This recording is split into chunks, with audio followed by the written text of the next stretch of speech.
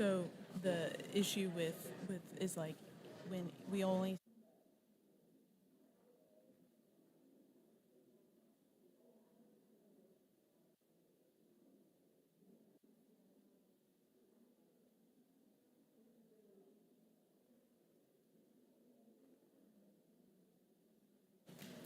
The Committee on Oversight and Accountability will come to order.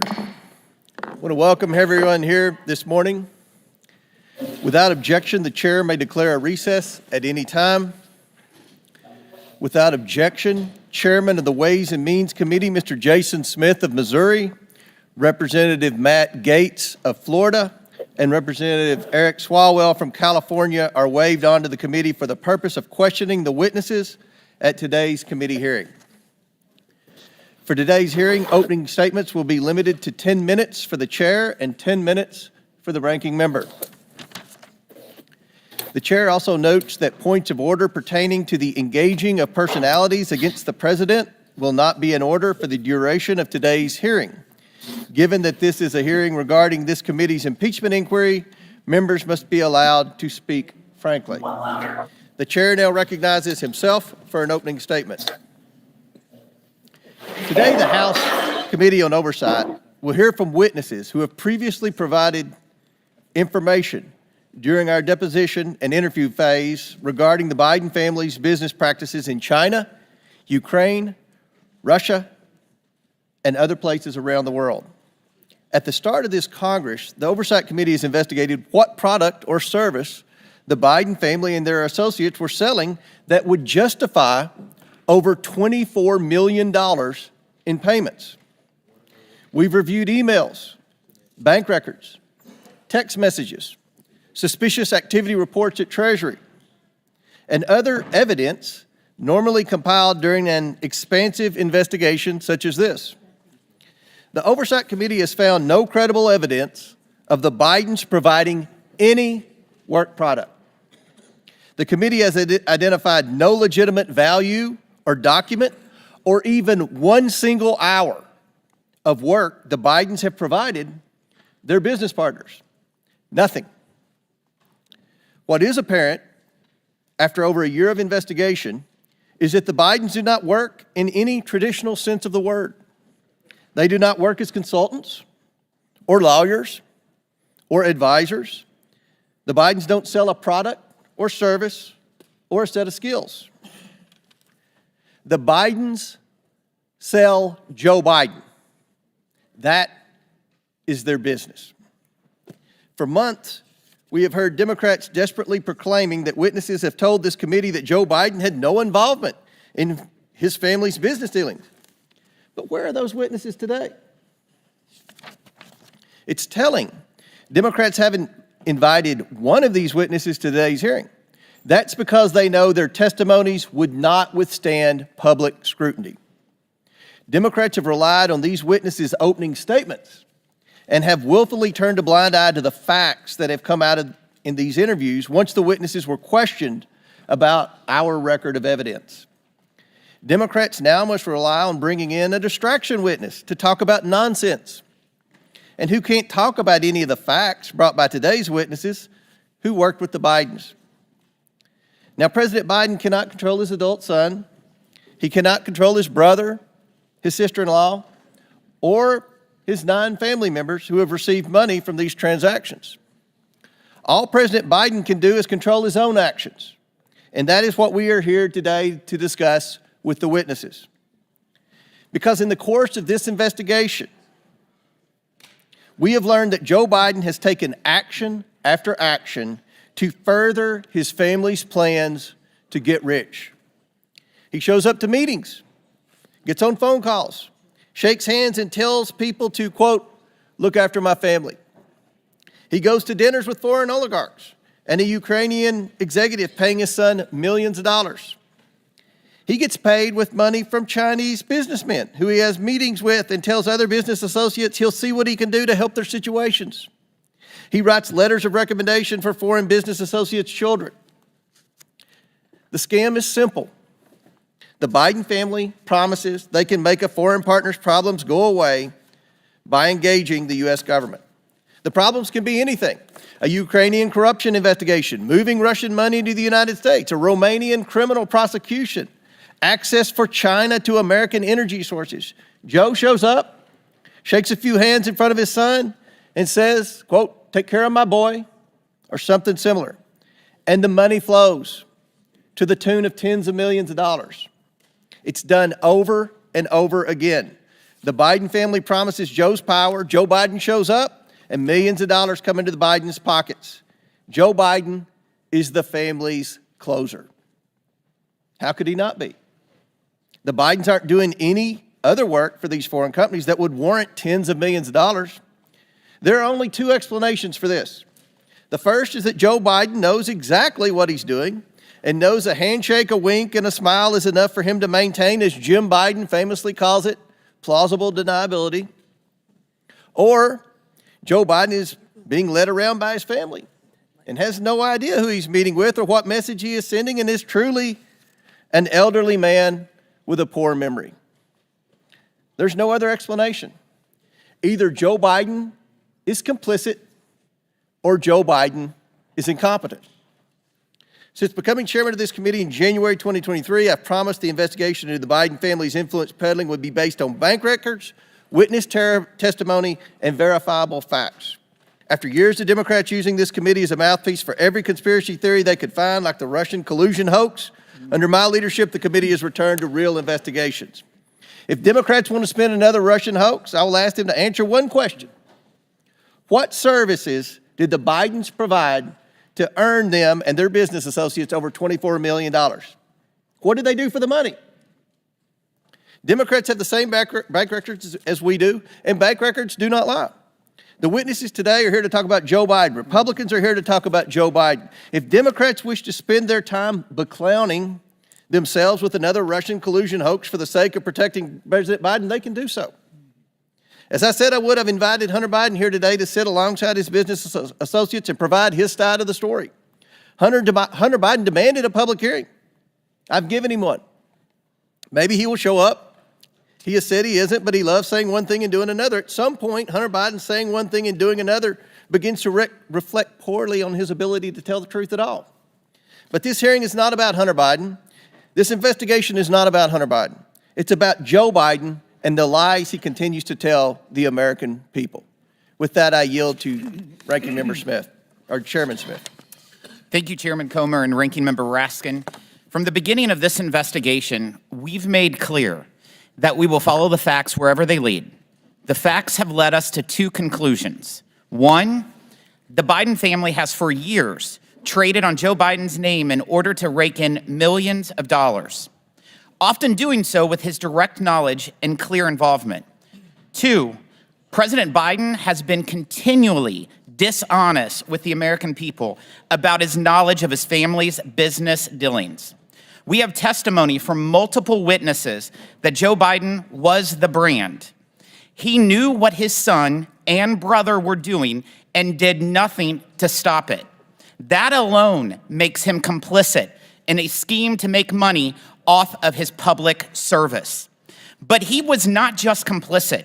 He was, as one of today's witnesses has testified, an enabler of this activity. The evidence of the two IRS whistleblowers who came to the Ways and Means Committee has been affirmed by volumes of material provided to Congress, by the testimony of others, and even by the Department of Justice, who finally brought charges against Hunter Biden that mirror those called for by the IRS investigators. The evidence obtained shows that, one, Joe Biden met with his son's business partners on multiple occasions. He used an alias to exchange dozens of emails with his son's bookkeeper. He took official government action that suspiciously coincided with those meetings and correspondence. The connections between Joe Biden and his son's business practices extended even to the Biden 2020 campaign. At the height of the Democrat primary, Kevin Morris, a Hollywood lawyer who met Hunter Biden at a Joe Biden campaign fundraiser, paid off Hunter Biden's tax liabilities because there was, in his words, quote, risk personally and politically. If that matter was not swept under the rug, investigators that were interested in pursuing a potential criminal campaign violation were told to stand down. The Biden family relied on the Biden brand so much that evidence has revealed that Hunter Biden believed that, quote, all this stuff, meaning his legal troubles, would all go away when his dad became president. Why did he believe that? Because for years, the Biden family has personally benefited from Joe Biden's position of power. Joe Biden knew this, he did nothing to stop it, and he lied about it. I yield to Jim Jordan, Chairman Jordan. I thank the gentleman. Who planted the pipe bombs on January 6th? Nobody seems to know. Who leaked the Dobbs draft opinion? You know, the leak that led to an assassination attempt on Justice Kavanaugh. How about this one? Who left cocaine at the White House? Biden administration doesn't seem to have time to answer these questions. They're too busy investigating parents at school board meetings, labeling Catholics extremists, retaliating against whistleblowers. They're too busy putting together a sweetheart deal for Hunter Biden, a deal that got laughed out of court. And the guy who put together the deal that got laughed out of court, that's the guy they name special counsel. You know what Democrats do have time for? Going after President Trump. They've been doing it for 8 years. They spied on his campaign. Then it was the Mueller investigation, 19 lawyers, 40 agents, $30 million, and found nothing. Then it was impeachment. Then it was raid his home. Then it was a special counsel. Then it was the 14th Amendment. The party of democracy said, we're going to keep the guy off the ballot who's leading in every single poll. The ranking member said that President Trump should be disqualified from even running for office. Thank goodness we have a Supreme Court who disagreed with the ranking member and the Democrats. 9-0. Not 5-4, not 6-3, not 7-2, not 8-1, 9-0. They disagreed. Now Democrats say, how dare Republicans investigate Joe Biden? How dare they look into the money, the business, and the brand? Millions of dollars, as the chairman said, millions of dollars from foreign entities run through 20 different companies for what? 20 different companies for what? Devin Archer told us what it was for. Access to the brand. And the brand was Joe Biden. The brand that played rounds of golf, took calls and meetings, attended lunches and dinners with Hunter Biden and his business partners. The brand that said, the brand that conditioned $1 billion of American tax money on the firing of the prosecutor pressuring the company Hunter Biden sat on the board of. And by the way, was getting paid $1 million a year.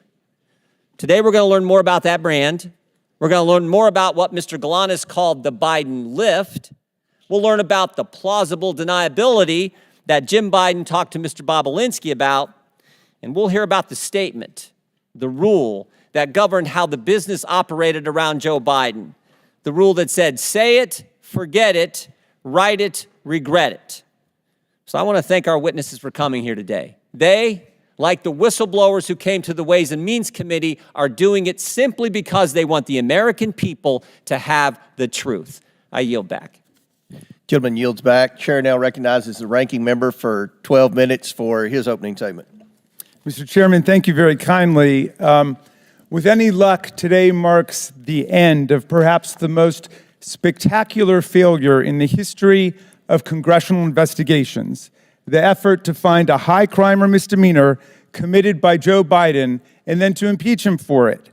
In prior hilarious episodes of this long-running madcap series, America got to see the following.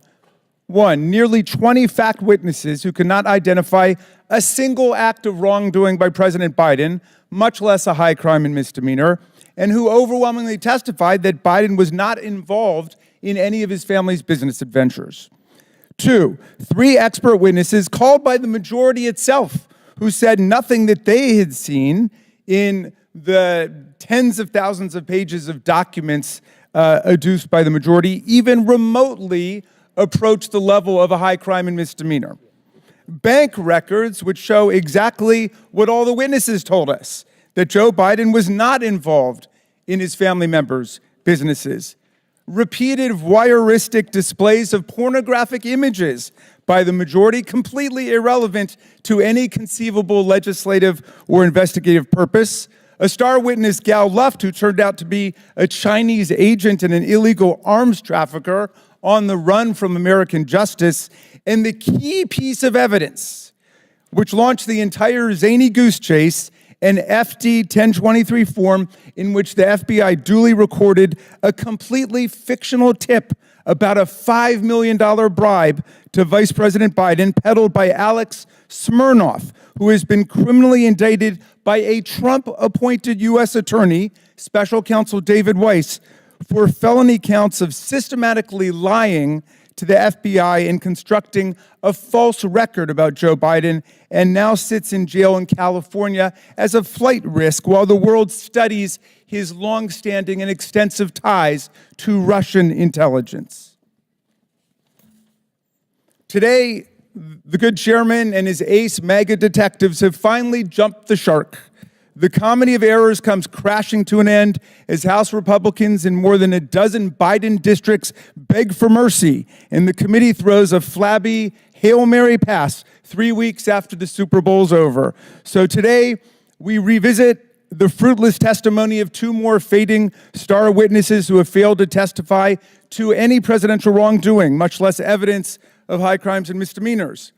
Both of the majority witnesses are frustrated would-be business partners of Hunter Biden, who tried to leverage the Biden name, or the Biden brand, as they keep calling it. But they never got any business off the ground for reasons that will become painfully obvious to anyone watching the proceedings today. Even Hunter Biden, laboring at the time under a serious substance abuse addiction, could tell these were not the type of people he should be doing business with. So rather than representing the Biden brand, which was their ardent wish, they now show up today as loyal servants of Trump world, each of them proudly represented by their very own former Trump White House attorney. The first is Mr. Bobulinski, the bitterly disappointed wannabe Hunter business partner whose famously litigious history includes unsuccessfully suing his own dying father's charity for nearly $1 million. And just last month, suing Cassidy Hutchinson for $10 million after she reported that Mr. Bobulinski, wearing a ski mask, met with Mark Meadows, which Ms. Hutchinson is now backed up with actual documentary photographic evidence, something in very short supply in this investigation. Mr. Bobulinski made his hazy allegations against the Bidens public for the first time at a press conference choreographed by the Trump for President campaign, which provided him a venue, a gaggle of journalists, and even a dress shirt that they went out and bought for him to wear to the event. Hours later, Mr. Bobulinski joined the second 2020 presidential debate as Donald Trump's personal guest, where he was seated with Kid Rock and Mark Meadows. The other star witness, Mr. Galanis, who I believe is appearing by Zoom today, is a serial fraudster and convicted con man, a term I would charitably not use on a witness, except it was explicitly bestowed upon him by not one, but two different U.S. federal district court judges, including the one who sentenced him to over 15 years in prison for defrauding union pension funds, a Native American tribe, and scores of innocent investors. Mr. Galanis was sentenced to pay restitution of over $80 million to his victims. That's a lot of money. That's what Donald Trump was sentenced to pay E. Jean Carroll for in that civil litigation. The very first record of Mr. Galanis' claims against the Biden family appeared, check this out, in the clemency petition that he sent from prison to President Trump. But the key point is this: even if we were to believe every single word offered by these utterly compromised and biased witnesses, Mr. Bobulinski and Mr. Galanis, their allegations don't identify any wrongdoing, much less an impeachable offense by President Biden. With the impeachment bus running on empty, our GO colleagues now are apparently preparing to save face by ending the impeachment farce with criminal referrals. But criminal referrals require evidence of crimes. And the only crimes we have seen are those of the GOP's own star witnesses, like Russian asset Alex Smirnoff, Chinese agent Gal Luft, Devin Archer, and Jason Galanis. The minority witness today, our witness, Lev Parnas, casts a piercing light on what's really taking place here. And Mr. Parnas has reason to know. He, too, used to be a mega sycophant peddling lies and disinformation to smear Joe Biden. Today, he joins a long line of self-exiles from Trump world who could no longer stomach all the corruption and deceit. People like Cassidy Hutchinson, people like Michael Cohen, Sarah Matthews, Alyssa Griffin, General James Mattis, the chair of the Joint Chiefs of Staff, Mark Milley, General John Kelly, and now Vice President Mike Pence, who refuses to endorse for president the man he served with. But we do have loyal sycophants still in the room, and one day I look forward to hearing their testimony about how they got sunk into this religious cult. Mr. Parnas wrote Chairman Comer and me a remarkable letter on July 23rd, 2023. This is the first time I'm meeting him today. He was Rudy Giuliani's right-hand man, his globe-trotting business partner and language interpreter in the mission to manufacture Ukraine and Burisma-related dirt and smears against Joe Biden in 2018 and 2019. He spent all of his time traveling around the world trying to stage evidence against Joe Biden. In his letter, Parnas explains that the desperate search to find evidence of any kind of Biden corruption was a complete and total bust because there was no evidence to find. He wrote to tell us that not only is there no evidence in Ukraine that Joe Biden did anything improper, but more darkly, the manic search for a smoking gun against Biden became a mission to invent and concoct evidence out of thin air with the active help of Russian intelligence assets and agents. A man, I'm getting to Russia. You haven't heard anything yet, Mr. Chairman. A man who has reckoned with his own moral descent into Trump world. Lev Parnas is ashamed of what he did to serve the interests of Russian propaganda and Putin's lies. And he wants America to know the truth. He can explain how the Russian-stimulated conspiracy theories and lies that he promoted with Rudy Giuliani live on in the tiresome fabrication spread by Alex Smirnoff and now repeated by this committee like Pavlov's dog. At every turn, my colleagues cry Russia hoax, even in the face of repeated warnings from Donald Trump's own Treasury Secretary and Secretary of State, from the intelligence community, from Robert Mueller, and most recently from Special Counsel Weiss, who was named to office by Donald Trump. As Secretary Mnuchin stated, quote, Russian disinformation campaigns targeting American citizens are a threat to our democracy. That's Secretary Mnuchin, someone that you guys usually defend, but my GOP colleagues continue to cry Russia hoax like cult members selling flowers at the airport. Our colleagues are the ones loyally amplifying the actual Russian hoax. Not the Russia hoax, the Russian hoax. The one that Giuliani and Trump and Smirnoff have eagerly adopted from Putin and his agents. They participate in this hoax while they shamefully block $60 billion in military assistance to President Zelensky and the besieged Ukrainian people 5 years after Trump and Giuliani tried to shake President Zelensky down for counterfeit dirt on Joe Biden. And while they continue to parrot these transparent Russian lies, Vladimir Putin wages his bloody aggressive war on Ukraine filled with atrocities like the mass kidnapping of children and the rape and slaughter of civilians. The MAGA right's wholesale adoption of this Russian hoax and their sellout of the Ukrainian people by the MAGA right is an historic betrayal of democracy, freedom, and the rule of law. But the defense of democracy begins with fidelity to the truth. And the Oversight Democrats, America's Truth Squad against this disinformation, is here today to set the record straight. I yield back to you, Mr. Chairman.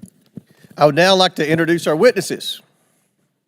Mr. Tony Bobulinski, Mr. Bobulinski was a business partner of Hunter Biden in a joint venture between a Chinese energy entity, CEFC. Mr. Bobulinski sat for a transcribed interview with the committee on February 13th, 2024. Mr. Lev Parnas. Mr. Parnas was not a business associate of the Biden family. Mr. Parnas is an entrepreneur, a political activist, and an author. And Mr. Jason Galanis. Mr. Galanis was a business partner of Hunter Biden. Mr. Galanis sat for a transcribed interview with this committee on February 23rd, 2024. We asked the Bureau of Prisons to make him available in person today. They would only provide Mr. Galanis for virtual testimony. Notably, Mr. Galanis applied for CARES Act home confinement, and after a lengthy approval process, was approved for home confinement on June 9th, 2023. On June 12th, 2023, I issued a subpoena to Devin Archer for testimony. On the following day, June 13th, 2023, Mr. Galanis' approval was reversed as a result of Department of Justice's intervention. So Mr. Galanis has remained in a federal prison facility. He is currently in Montgomery, Alabama. Mr. Galanis, can you please state for the record who else is in the room with you? Yes, Chairman Coleman. My counsel and advisor, Mark Paletta, and Nicholas Wise. Thank you. Pursuant to Committee Rule 9G, the witnesses will please stand and raise their right hands.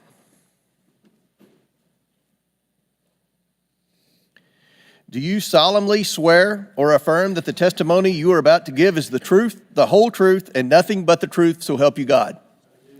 Let the record show that the witnesses all answered in the affirmative. Thank you. You all may be seated. We appreciate you all being here today and look forward to your testimony. Let me remind the witnesses that we have read your written statements and they will appear in full in the hearing record. Please limit your oral statements to 5 minutes. As a reminder, please press the button on the microphone in front of you so that it is on and members can hear you. When you begin to speak, the light in front of you will turn green. After 4 minutes, the light will turn yellow. And when the red light comes on, your 5 minutes has expired, and we would ask that you would please wrap it up as quickly as possible. I now recognize Mr. Bobulinski for his opening statement. Should I allow Hunter to give his opening statement first?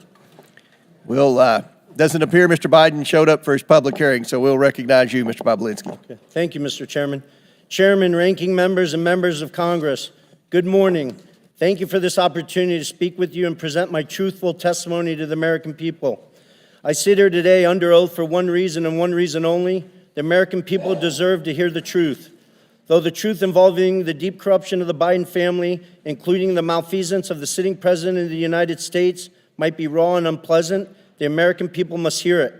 You're presented here today with two narratives in this investigation. A false one being pushed by Joe Biden, a serial liar and fabulous, now under this impeachment investigation for public corruption. His brother, Jim Biden, a 75-year-old man who can't keep his lies straight, including under oath. And his son, Hunter Biden, a chronic drug addict facing 2 indictments with 12 counts. You also have before you the truth, confirmed by multiple Biden family business partners over many years and backed up by mountains of irrefutable evidence, including text messages, emails, documents, recordings. I am the only Biden family business partner with an impeccable military record. I'm grateful that this country has given me the freedom to be successful. I worked hard to become independently wealthy. I've taken several businesses public, sold multiple businesses to some of the world's best private equity firms. In fact, my business success is why they sought me out. However, what they have done is repugnant to me. I am here today because I'm a patriot and I'm a truth teller. We keep hearing from certain corners that our democracy is at risk and democracy is on the ballot in 24. Yet the same people preaching this mantra know better. They continue to lie directly to the American people without hesitation and remorse. Rep. Dan Goldman and Jamie Raskin, both lawyers, and Mr. Goldman, a former prosecutor with the SDNY from New York, will continue to lie today in this hearing and then go straight to the media to tell more lies. Hunter Biden's defense attorney, Abby Lowell, weaponizes letters to Congress to try to smear my name Mr. and Chairman. misstate the cold hard facts Mr. Chairman. in an attempt to save his powerfully connected client Wait. and his father. I challenge Mr. Lowell to make those claims on national television so he can be held accountable for his lies. Prior to my successful business career, I was an officer in the United States Navy. At Navy's Elite Naval Nuclear Power Training Command, I later served as the command's chief technology officer. Please proceed. I apologize for the disruption from the. Okay. Am I supposed to say it's my time, Mr. Raskin? Yeah. But please, Mr. Bobulinski, please Okay. come to order. Mr. Bobulinski, please proceed. Okay. Please proceed. I apologize for the disruption from the minority. Okay. Well, Mr. Chairman, save his time, but he called members of this committee liars, and I just want to know whether the order and decorum requirements of House Rule 11 apply to witnesses appearing before the committee. All right. Does it apply or does it not?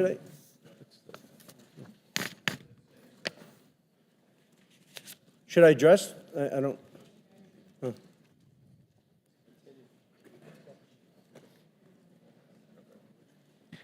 There's decorum from the members. We've asked for that. There's no language that I'm aware of pertaining to a witness. Thank you. So don't make sure we didn't waste any of his time on the opening statement.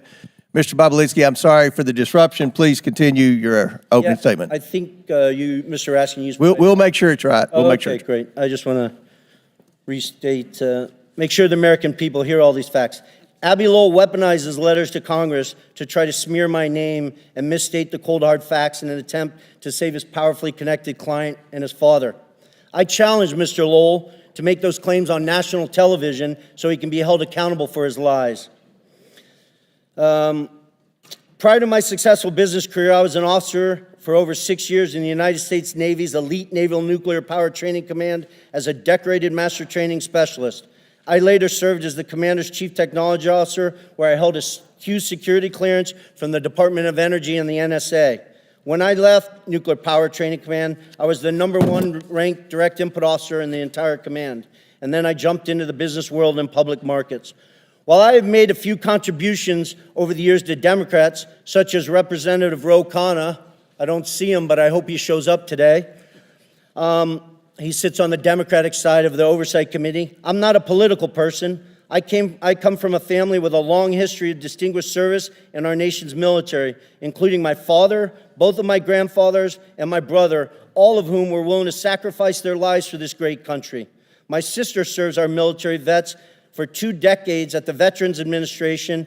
We've lived our life as a family in service to this great country. I hope the American people will pay close attention to this hearing. I also hope they will understand that some members of this committee will engage in absurd attacks and efforts to try to deflect attention from the facts. And I will present today by questioning my integrity and my patriotic duty. You may see me speak passionately at this hearing, but for good reason. Not only was I willing to die for this country, every single male member of my immediate family was willing to die for this country. I want to be crystal clear. From my direct personal experience and what I've subsequently come to learn, it is clear to me that Joe Biden was the brand being sold by the Biden family. His family's foreign influence peddling operation from China to Ukraine and elsewhere sold out to foreign actors who are seeking to gain influence and access to Joe Biden and the United States government. Joe Biden was more than a participant in and a beneficiary of his family's business. He was an active, aware enabler who met with business associates such as myself to further the business, despite being buffered by a complex scheme to maintain plausible deniability. I ask this big question. If there's no evidence of corruption here today, if Joe's conduct and the conduct of his family were fully legal and proper, then why are they so dishonest about it? Not just slight misrepresentations of fact, but deep untruths about the entire corrupt enterprise. Hunter Biden gave his transcribed interview on February 28th and lied throughout his testimony. Here's just one egregious example of Hunter's perjury. He lied to the committee on important details concerning his money demands and threats to CFC in text messages on July 30th and 31st, 2017. He leveraged his father's presence next to him in that infamous text to strong-arm CFC to paying Hunter immediately. Jim Biden also lied extensively throughout his transcribed interview on February 21st and perjured himself. An example of that, on page 100 of his transcript, Jim is asked specifically do you recall having a meeting with Hunter Biden, Tony Bobulinski, and Joe Biden? Jim's response, absolutely not. The committee was so shocked by his perjury that they asked him the same question multiple times. Each time he denied meeting with me and Joe Biden. After the committee showed him text messages confirming that I met with Joe Biden, Hunter Biden, and Jim Biden at the Beverly Hilton in May 2017, Jim Biden, with a former U.S. attorney lawyer sitting next to him, still denied that meeting took place. Hunter Biden, in his own transcribed interview, confirmed that that meeting took place.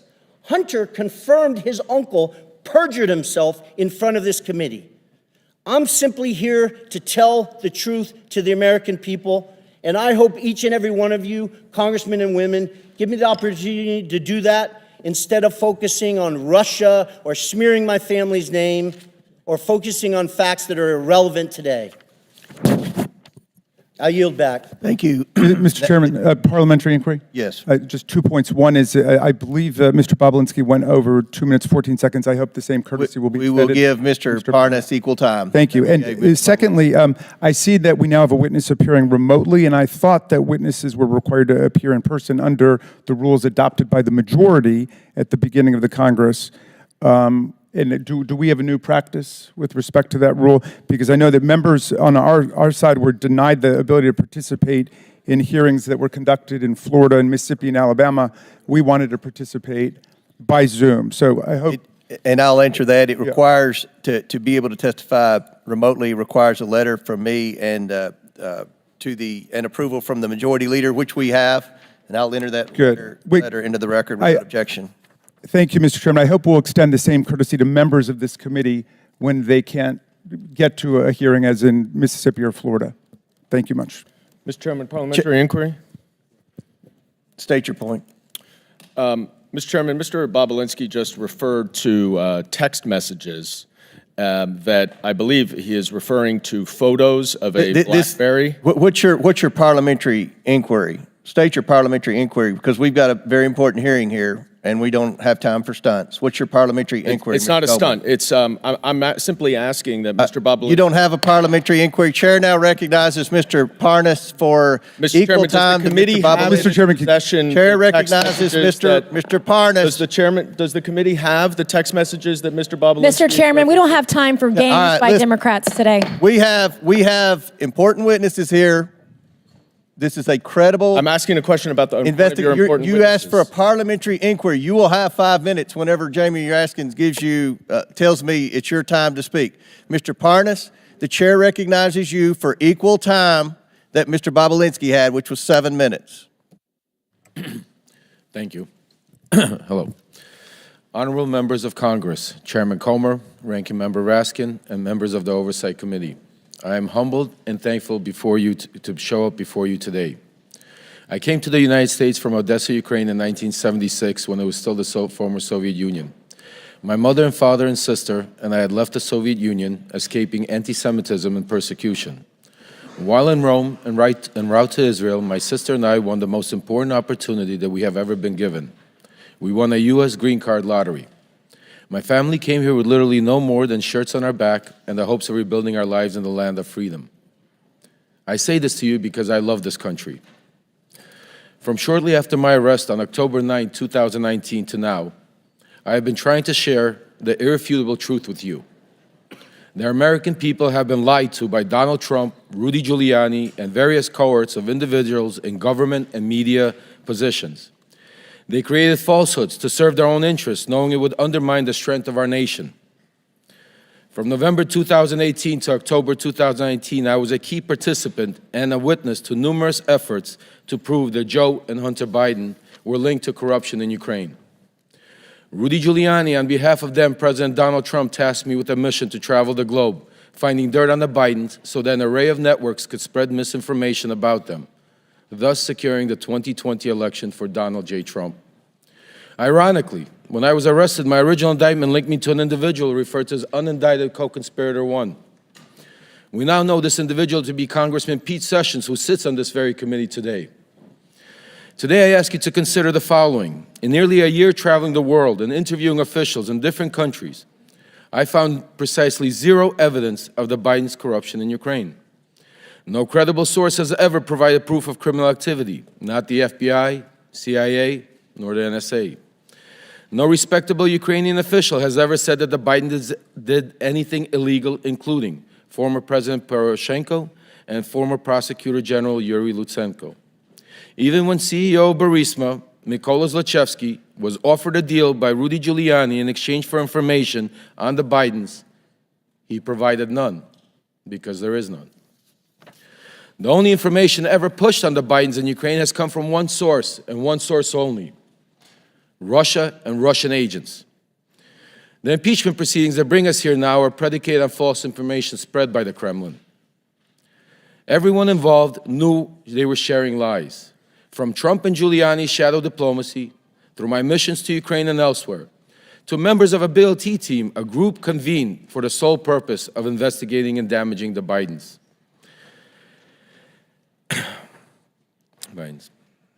Everything was for the ultimate benefit of Donald Trump and thereby Vladimir Putin. Because the team's investigations were centered around Biden and Ukraine, I was designated the point person in every matter they pursued. That is how I know with certainty that these Biden stories are untrue then and are untrue now. Congressman Pete Sessions, then Congressman Devin Nunes, Senator Ron Johnson, and many others understood they were pushing a false narrative. The same goes for John Solomon, Sean Hannity, and media personnel, particularly at Fox News, who used this narrative to manipulate the public ahead of the 2020 elections. Sadly, they are still doing this today as we approach the 2024 elections. We cannot separate this conspiracy from the Russian-Ukraine war because Trump has no intention to keep aiding Ukraine. Without the support of the United States and NATO, millions in Ukraine will suffer and die. If we allow Russia to defeat Ukraine, eventually that suffering will reach American shores. Today, I admit my own wrongdoings. I have been a convicted federal election campaign and fraud crimes and served my sentence. I do not hide that from reality. It is part of my truth. Despite rigorous attempts by those in power to silence me, I will be silenced no longer. Thank you to the committee for allowing me to speak. I look forward to answering any and all of your questions. Thank you. Chair now recognizes Mr. Galanis for his opening statement. Chairman Comer, Ranking Member Raskin, and members of the committee, my name is Jason Galanis. I was a business partner of Hunter Biden and Devin Archer, among others, during the years of 2014-2015. Our business included the acquisition of 85-year-old Wall Street firm Burnham & Company, the $1.5 billion surviving division of Drexel Burnham Lambert. Our objective was to build a diversified private equity platform, which would be anchored by globally known Wall Street brand together with a globally known political name, Biden. Our goal, that is Hunter Biden, Devin Archer, and me, was to make billions, not millions. The entire value add of Hunter Biden to our business was his family name and his access to his father, Vice President Joe Biden. In 2014, we believed that the Burnham enterprise would be significantly enhanced by forming a partnership with Harvest Fund Management, a $300 billion Chinese financial service company closely connected to the Chinese Communist Party. This effort was led by Hunter Biden's contact with Henry Zhao, the Harvest chairman. Mr. Zhao was interested in this partnership because of the game-changing value add of the Biden family, including Joe Biden, who was to be a member of the Burnham Harvest team post-vice presidency. My lawyers provided the committee a drafted email dated August 23rd, 2014, drafted for Hunter Biden that reflects this understanding. It states, and I quote, "Michael, please also remind Henry Zhao of our conversation about a board seat for a certain relation of mine. Devin and I golfed with that relation earlier this week, and we discussed this very idea. And as always, he remains very, very keen on the opportunity," end quote. I'm certain that this phrase, a certain relation of mine, refers to Vice President Biden. Devin told me about this golf course conversation shortly after it happened. Ultimately, this paragraph was deleted from the final version, with Hunter following our general rule of thumb on business deals: say it, forget it, write it, regret it. Further to that, I recall being with Hunter Biden and Devin Archer at the Peninsula Bar in New York, where Hunter took a call from his father and told him things were going well with Henry's Allen Harvest and that he might need a little help getting across the finish line. It was not the only time I heard Hunter speak with his father for business reasons. I was present when Hunter called his father on May 4th, 2014 on a cell phone, put it on speaker mode to have him say hello to Yelena Baturina, a Russian oligarch and an investor in Rosemont projects, and her husband, Yuri Luzkov, the former mayor of Moscow. Devin Archer was also there. Hunter said, quote, I'm here with our friends. I told you we're coming to town, and we wanted to say hello. The vice president said hello, some pleasantries, and I hope you had safe travels, and then said, quote, okay, you be good to my boy. Hunter responded by saying, everything is good, and we are moving ahead. The vice president said something about, quote, being helpful, and Hunter ended the call by saying he was going to call his father later. Before this call, Hunter sat next to Yelena Baturina at a table, and I heard him speaking on business matters generally. A few days after this May 4th party, an email my lawyer provided to this committee shows that Devin had confirmed Ms. Baturina was committed to a, quote, hard order of $10 to $20 million in a burden investment banking client. In an effort to build this financial platform, I engaged in unlawful conduct. Our companies were entrusted with $11 billion of union pension fund money, whose trust I betrayed. I pleaded guilty. I've had 8 years in federal custody to reflect on my actions. I'm profoundly sorry for committing these crimes. I deserve the lengthy sentence I received. Nevertheless, as I set out more fully in my full statement, I believe the SDNY prosecutors did not indict Hunter Biden on the same deal for political reasons, despite then available documentation that we were partners, were involved in decision-making that involved illegal self-dealing, and all of us had financially benefited from these schemes. In fact, Hunter Biden and Devin Archer's company, Rosemont Seneca Bohai, received $15 million from the tribal bonds fraudulent scheme to be invested in the Burnham Group. I've offered to supply this information to the government about Hunter Biden's crimes, but the prosecutors have been uninterested. And my request for commutation I filed in DOJ in December 2020 did provide information about Hunter's culpability. The DOJ has retaliated against me and vigorously objected to my being placed in home confinement pursuant to the CARES Act. I applied for home confinement on February 4th, 2023, and I was approved on June 9th. On June 12th, this committee issued a subpoena for Devin Archer, and the BOP reversed my approval on June 13th, with the SDNY prosecutors strongly objecting to my release. I've been appealing this reversal, and with each stage, the BOP reason for my denial has changed. During this period, the period beginning in January 2023, I was sexually assaulted by a member of the prison staff at FPC Pensacola. He persisted in sexually harassing me for many months thereafter. I had hoped to receive home confinement, which would remove me from danger. My judgment was clouded by the shame I felt for not being able to prevent the attacks. I was well aware, as inmates, all inmates are, that the Bureau of Prisons had a horrible record on these matters. I believe my disclosure would have made things worse for me. Unfortunately, the sexual harassment continued until early August, when the prison correctional officer's comments became more threatening. I feared for my safety. I decided to seek counseling from Chaplain Dixon the next day, on August 10, 2023. The chaplain was visibly upset by the events and asked to bring in Warden Salisbury, who quickly opened a PREA investigation, which is a reference to the Prison Rape Elimination Act passed by Congress. After further debriefings, I was immediately escorted to a vehicle and driven by senior staff hours to FPC Montgomery, a separate facility. I'm grateful the committee has opened up an investigation of these matters, and I appreciate Chairman Jordan and Comer and Subcommittee Chairman Biggs signing the letter. I believe I've been a victim of a pattern of retribution by the Department of Justice. I believe I'm putting myself at grave risk within the BOP for providing information on these matters concerning the president and his son. I've been treated professionally at Montgomery. I want to thank Case Manager Coordinator Anthony Barnes and Warden Randy Keys for their help in facilitating access to my attorney prior to this interview. Thank you, Mr. Galanis, and I want to thank all the witnesses again for being here today.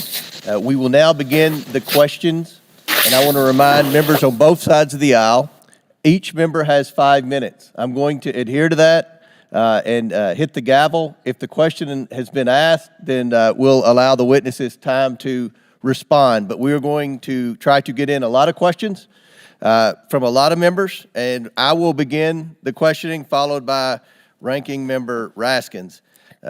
Again, Mr. Bobulinski, thank you for your service to our country, your military service. Appreciate you being here.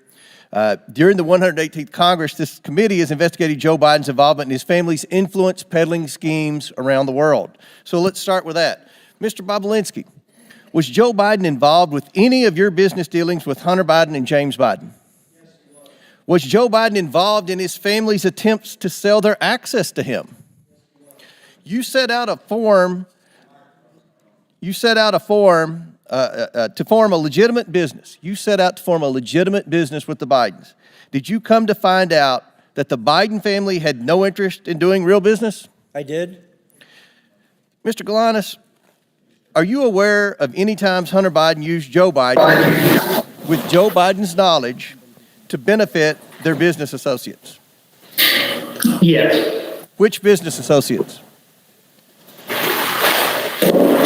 Yelena Baturina, Russian oligarch, testified about. Russian, Chinese, Chinese fund manager, Henry Zhao, and Nikolai Zlochevsky, a Ukrainian oligarch, oil and gas oligarch. Okay. Now that we've established that Joe Biden was involved in his family's business dealings, I'd like to turn to the financial records we've subpoenaed. One major point my Democrat colleagues downplay is how much money the Bidens accumulated from foreign business ventures in such a short period of time. We have over $24 million to the Biden family and their business associates from 2014, while Joe Biden was vice president, to 2019. Mr. Bobulinski, there came a time when you were attempting to raise $10 million from the Chinese to pursue an actual business deal, a real business deal. But it wouldn't be correct to say this was a $10 million deal, would it? What did the Bidens conceive of the business with the Chinese becoming? The Chinese were committing to deploying billions of dollars in infrastructure projects here in the United States as well as around the world. Mr. Galanis, what was the financial goal you, Mr. Archer, and Hunter Biden set out to achieve? Was it millions of dollars or billions of dollars? Billions of dollars. Billions Chairman. with a B. Yes, billions. Now I'd like to turn to some of the statements Joe Biden has made during his presidency about the findings of this investigation. Mr. Bobulinski, Joe Biden has said he never interacted with his family's business associates. Did he meet with you? He did. In fact, are you aware that Joe Biden also met with... I'm sorry, Mr. Chairman, he did Yes, go ahead. multiple times. Okay. Are you aware that Joe Biden also met with Rob Walker, Eric Sherwin, and Devin Archer too? I'm generally aware of it. Mr. Galanis, as you discussed earlier regarding Yelena Baturina, the Russian oligarch, you were present for Hunter Biden calling his then Vice President father with the Russian oligarch, Yelena Baturina. Present, correct? That's correct. You also were present for Hunter Biden's conversation with his father about a board seat on a Chinese company board. Is that correct? I was present for a call when Chinese transactions discussed, yes. So, Mr. Galanis, isn't it true that when Joe Biden said he didn't interact with his family's business associates, that's not true, is it? I believe it would be misleading to the point of being an untruth. I want to touch on the fact about the absent seat in the middle. Hunter Biden has chosen not to attend today's proceedings. I've given Mr. Biden exactly what he asked for before his deposition. It's clear that Hunter Biden knows his testimony would not withstand public scrutiny. Joe Biden has not been truthful about his participation in schemes to sell access and influence. And today's witnesses will show the American people a side of the story that the president and his allies on this side of the aisle are eager to hide. Mr. Bobulinski, can you tell us about your meeting at the Beverly Hilton with Joe Biden? The short version or a long version? Long version, but within a minute. Okay. So Hunter Biden, Jim Biden, and Joe Biden were in Los Angeles for a variety of business discussions. Joe was there to speak at the Milken Conference in May of 2017. I had lunch with Hunter Biden at the Chateau Marmont, and he had asked me to meet with his father that night. He set up a meeting at the Beverly Hilton where they hold the Milken Conference, and I got there a bit early and sat with Jim Biden, Hunter Biden, and we're just talking about what we were doing with the Chinese and the legal documents I was working through. And they had sort of coached me before Joe showed up to, listen, we're going to just keep things at a very high level. We're not going to go into a lot of details in this meeting. And I just remember that discussion generally because it just struck me as odd, honestly. Joe wasn't in the White House then, and that they were sort of framing it that way. And then Joe showed up, walked through the lobby of the Beverly Hilton Hotel. I stood up to shake his hand, and we sat down and spent 45 minutes to an hour going through my background. You met with him that long? Yes. This wasn't a handshake, right, a 2-second discussion about the weather. This was a 45-minute long meeting to an hour where we talked about a lot of stuff. Very good. Thank you. Chair now recognizes Ranking Member Raskin for his questions. But we're actually going to go to Mr. Garcia to begin. Great, thank you very much. And thank you again. I just want to, just for the record, be very clear that in Mr. Bobulinski's testimony, he has provided zero evidence of any sort of link between Hunter Biden and the president as far as it relates to the business dealings. And so once again, we're back to a hearing where no evidence is being provided of any sort of wrongdoing by the president. But I want to go back, that's a Mr. blatant Bobulinski, lie. actually it's my time, sir. Mr. Bobulinski, I want to go back to the private deposition that we had. I was one of a handful of Democrats in that private, on the record, under oath conversation we had. And during that deposition, I asked you a question of which you gave a false answer to, and I want to go back to that. I asked you specifically who got you into the presidential debate that was attended by you and others, and that, of course, was a huge moment in that campaign, and you could not recall. In fact, you said, quote, "I do not recall who got me into the debate." Do you remember telling me that, sir? You were playing semantics, trying to ask me as if somebody called me directly and gave me a ticket, like Sir, I'm going to a movie sir, I theater. asked you. I asked told you I'm going to that reclaim my my time, lawyers sir. I'm ordered going to me reclaim my time. What I Well, said you was, just asked me a question, Mr. I'm reclaiming my time. Thank you, sir. What I asked you was, do you recall who actually got you into the presidential debate? You actually said, quote, "I do not recall who got me into the debate." You did not remember who got you into the debate between President Biden and between Joe Biden and Donald Trump. That's not a true statement.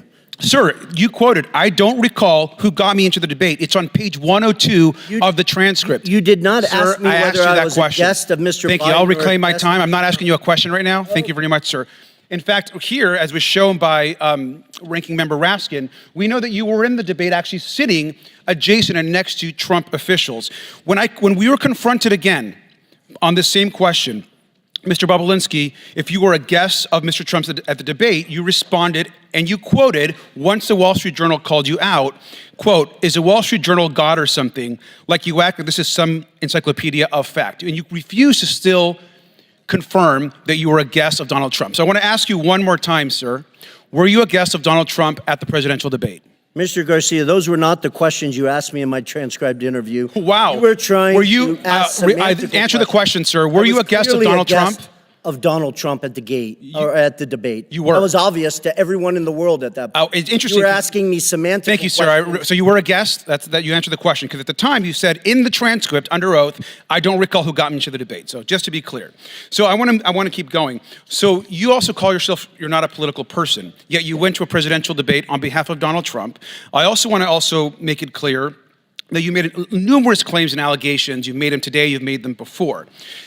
And yet, even though you're not a political person, this is also another photo of you. You actually chose to show up at a press conference for Donald Trump prior to the debate because you're not a political person. Did you show up to a press conference for Donald Trump before the debate? I can't qualify whether it was for Donald Trump. Do you know who invited you? Sir, who invited you to the debate? Donald Trump, you said. Who invited you to the press conference? Who invited me to get, my lawyers coordinated things, and I showed up at a. Well, sir, I will tell you, it was Did I Jason. go It was to- Jason Miller, who it's been very clear. It's been reported, who actually worked on the part of the Donald Trump campaign. Here you are at a Donald Trump press conference, and you can't remember how you got to the press conference. You refuse to answer how you actually got into the Donald Trump debate with Joe Biden. Do you remember speaking at the press conference? I do very clearly. You do. Do you know who Jason Miller is, sir? I do know of him, yes. Do you know that he was a Trump campaign staffer? Mr. Garcia, you keep asking me semantical questions. You underestimate that I had 3 lawyers around me that were coordinating my travel, where I was going, and stuff Well, sir, like that. interesting. So please stop. Well, I'll reclaim my time. Thank you very much. It's interesting, sir, because you show up to a pre-debate press conference. You show up to a presidential debate, both invited to by a person running for the presidency of the United States. You know the stakes are high, yet you have no idea how you got to the press conference. You don't remember how you got to the debate. And here you are speaking at a press conference I which do the remember national how I media, got- of which the national media, so how did you get to this press I conference? flew on a plane. Who invited you? Are we going in circles? Who, Mr. sir, Garcia? who invited you to the press conference? My lawyers told me I was invited to come to Tennessee. At that point, I was trying to get the truth and the facts out to the American people. At that moment in time, if I recall, I believe 80 million people watched that debate. And that was probably the Thank you, sir. I reclaim my time. Well, with that, I think it's very clear for someone that can't remember how I got to a Donald Trump press conference or a Donald Trump debate, you're completely an uncredible witness, sir. Thank you, and I yield back. Gentleman's time has expired. Chair now recognizes the Chairman of the House Ways and Means Committee, Jason Smith, for 5 minutes. Thank you, Mr. Chairman. We've previously heard from 2 IRS whistleblowers that Joe Biden was the brand being sold by his family members.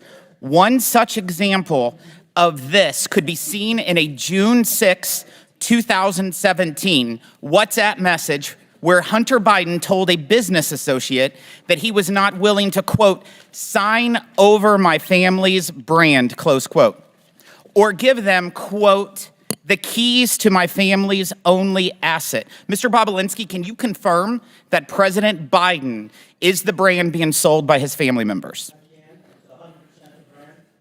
Thank you. During his deposition, Hunter Biden repeatedly testified under oath that his father was not involved in his business in any capacity, and that there wasn't even a connection between his father and his businesses. Here is just one example.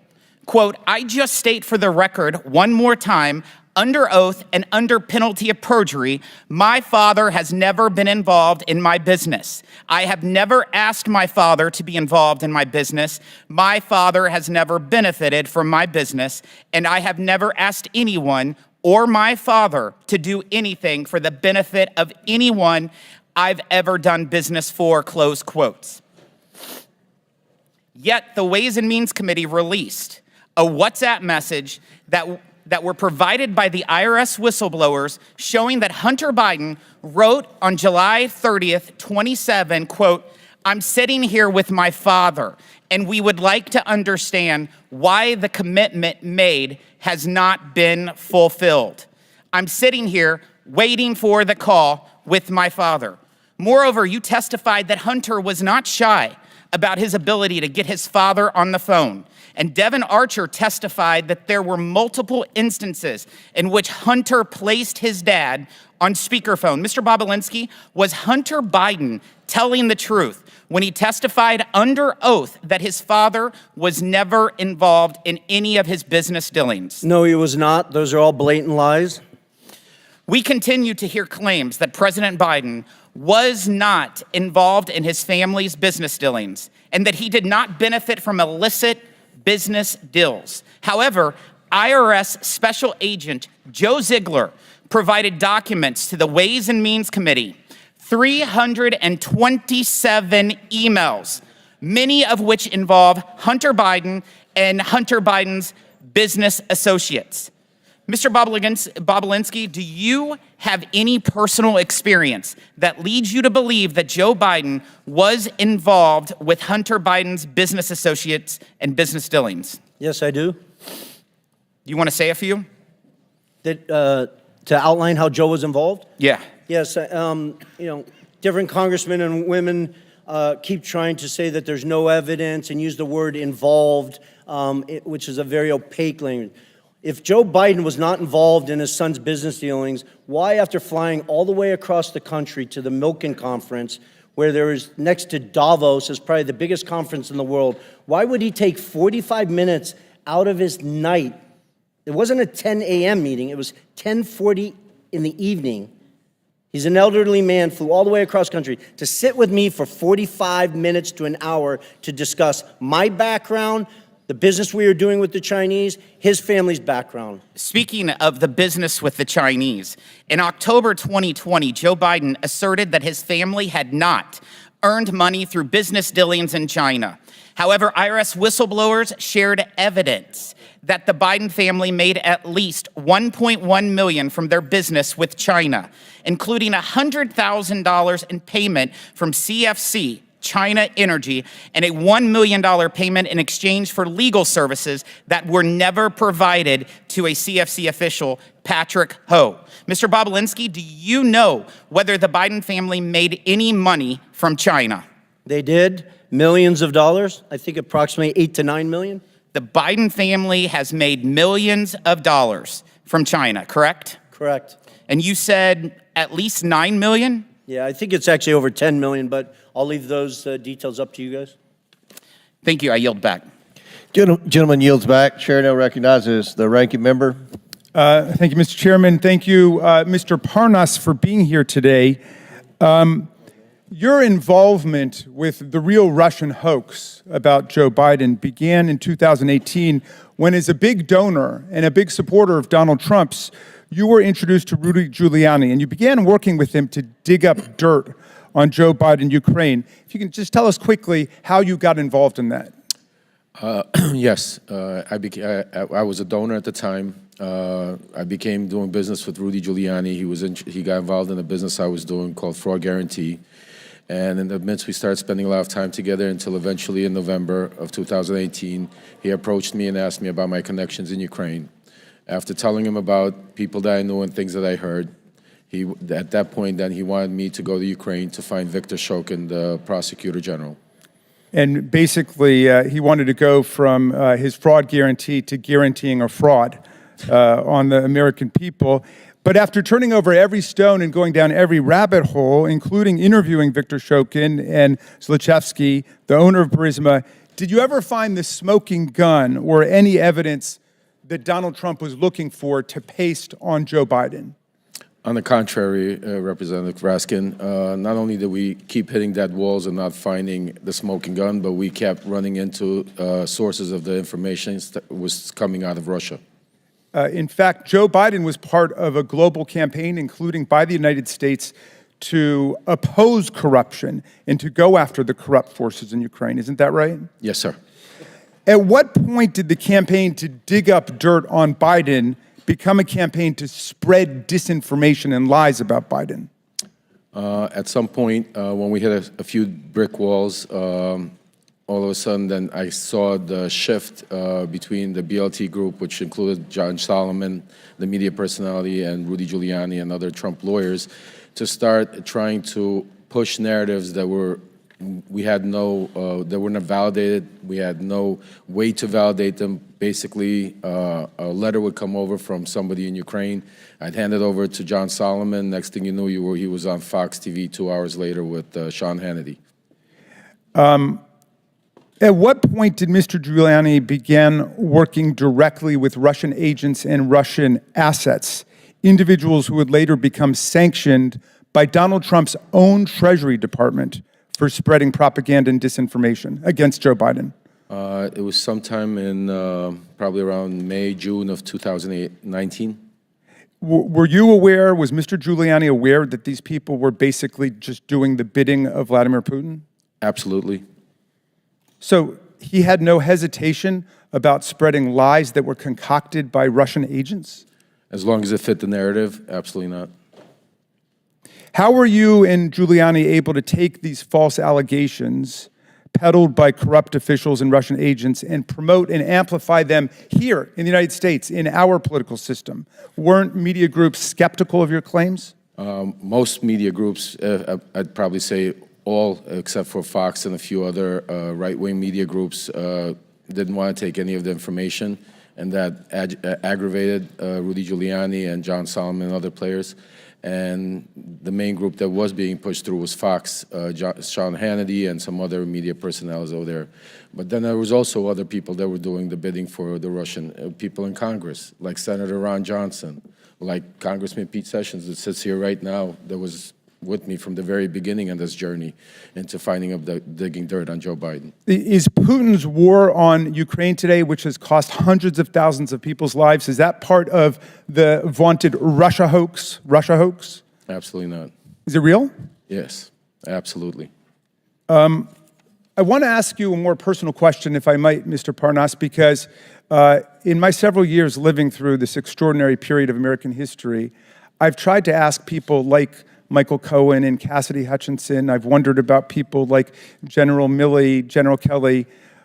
Why did you break with all of the deceit and corruption and lies of Donald Trump? How did you get out of that culture? I mean, it was very difficult. I actually had to hit a brick wall myself and get arrested, and to be able to get out of that cult, because when you're in that cult, when you're around them, you have blinders on, and you're only able to see a certain amount of information. You're only able to hear the certain amount of information. You're not allowed to go out of the circle. And if you go outside of the circle, then you're not in the circle. So eventually, you brainwash yourself to believing certain things that are not true. When I was arrested and had some time to reflect and really understand what was going on, I started realizing, looking back and thinking back to moments in time where I started thinking myself that this can't be true and we're doing something wrong. Well, thank you for telling the truth and helping America to end this nightmare. I yield back to you, Mr. Chairman. Chair now recognizes the chairman of the House Judiciary Committee, Jim Jordan. Thank you, Mr. Chairman. The ranking member just said that quote, Joe Biden was opposed to corruption. Really? So opposed, he leveraged $1 billion of American tax money to fire the prosecutor in Ukraine who was investigating Zolochevsky at Burisma, the company Hunter Biden sat on the board of. Wow. And the prosecutor who replaced Shokin, that Mr. Parnas referenced in his opening statement, Mr. Lutsenko, guess what he did? He took Zolochevsky off the wanted list and dropped the charges. Wow, he's really, really opposed to corruption there. Mr. Bobulinski, who's the big guy? Joe Biden. Are you sure about that? Because when Joe Biden. You're sure? I'm 1,000% sure. Because when Hunter Biden did his deposition under oath, he said, I don't know who it is, even though he was copied on an email that said H will hold 10% for the big guy. You sure it's the big guy is Joe Biden? 1,000%. And there's other text messages that back that up, that the brave whistleblowers, Shapley and Ziegler, have produced. Not from my phones, not from my BlackBerry that I took screenshots from. They took them from subpoenas directly from Apple's iCloud that back up the fact that Hunter knew the big guy was Joe Biden. The big guy is the brand. The big guy is the lift. The big guy is the one who showed up at golf outings, who took phone calls and meetings and lunches and dinners with Hunter Biden and his business associates. Is that right? Correct. Mr. Galanis, you referenced in your opening statement, May 4th, 2014, you were at a party at a restaurant in Brooklyn, New York. Can you tell me who else was there? Yeah, it was a birthday party, so there were more than 100 people there, but amongst them was Devin Archer, myself, the host, Alex Kuklarski, Yelena Baturna, her husband, and then Hunter Biden joined. Tell us, I think you referenced a phone call that took place. Tell the committee what happened with that phone call. Who was involved in that phone call? As I testified in my opening statement, it was Yelena Baturina, her husband, myself, Hunter initiating it, Joe Biden on the speakerphone, and Devin Archer. So there was a little pull aside where that group of people you just described were pulled aside, and Hunter Biden called his father's or called the vice president. Is that accurate? That's accurate. And then tell me what was discussed on the call. The discussion I testified was a relatively short discussion, but it was a discussion about their Yelena and Yuri coming to town. That as I testified specifically, they talked about being good to his boy, and it was ended. Well, let me ask you this. And mentioning that. Mr. Excuse me? Galanis, let me ask you this. Did you get the impression Joe Biden was expecting the call? Yes, to me, it was clearly set up ahead of time. It was an arranged call. So this was arranged, this was coordinated. Hunter Biden calls his father, then vice president, and I think in your deposition he said this, "I'm here with our friends that I told you were coming to town." So it's our friends, and I told you this was going to happen, which suggests that it was most definitely coordinated. Is that accurate? That's accurate, yes. And again, can you tell the committee who Miss Baturina is again? A Russian billionaire, wife of the former mayor of Moscow, served for near 20 years as the mayor. She's the wealthiest woman in Russia. She'd already given money. That's correct. She'd already given money to Hunter Biden and his business before this meeting in May, and then subsequent to that meeting, she committed to give more money. Is that accurate? That's accurate. So subsequent to the coordinated call, the arranged call that Hunter Biden had with the Vice President of the United States, the wealthiest woman in Russia commits to give millions of dollars more to Hunter Biden's business. Is that all accurate, Mr. Galanis? That is accurate, yes. And again, this was a pull-aside done at this meeting, and you think and you know that it was coordinated. Is this what they call access to the brand, access to the Biden lift? Is that what you would describe it as, Mr. Galanis? I don't think there's any doubt that that was the intent of the call and the objective, yes. And it followed the motto. It followed the statement that you all agreed to: say it, forget it, write it, regret it. This wasn't put in writing. This was a phone call on a speaker that was all, there's no writing about this. It was all done that way. That was how the business operated. Is that correct, Mr. Galanis? Yes. I yield back. Gentleman yields back. Chair now recognizes Mr. Lynch from Massachusetts for 5 minutes. Thank you, Mr. Chairman. I want to make an observation here. I've been on this committee, this investigating committee, for over 20 years. And as an attorney before that, I've had sufficient training and experience to say that with high confidence that when you review the entire record of evidence of these hearings going back over a year, you've actually provided more evidence to impeach Donald Trump for a third time than you have in so much as laying a glove on President Biden. We keep on hearing about the Biden family. When you hear someone say the Biden family, that translates into, we have no evidence on the president, so we're going to use the Biden family to try to implicate President Biden. But by the constant bumbling and continually shifting arguments here, you've done nothing more than exonerate President Biden. We heard initially for months, we heard about the Hunter Biden laptop. And, there were absolutely some embarrassing photos on that and some awful information about Hunter Biden's personal life. I will admit that. Then you bring in your own witnesses, your legal experts before this committee and have them testify. And what they said was amazing. They said there was no evidence to even suggest that there was support for articles of impeachment against the president. That was your legal experts, the Republican legal experts that said that. Then we have statements by Mr. Jordan saying that Mr. Smirnov was the most corroborating witness that the Republicans had, the strongest witness that they had. And, of course, after that, we find out through the Trump-appointed prosecutor that all of the information that Mr. Smirnov had provided was fabricated, false, and submitted by the inducement of Russian agents going after President Biden and trying to undermine our democratic system.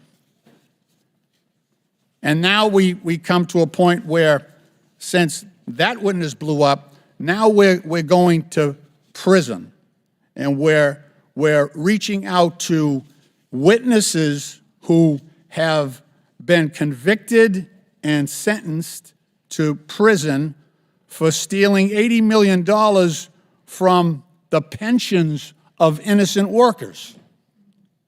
We can't get any lower at this point. That's your star witness. I want to remind people, he's sitting in prison. That's why he can't be here today. He's sitting in prison for scamming workers' pensions.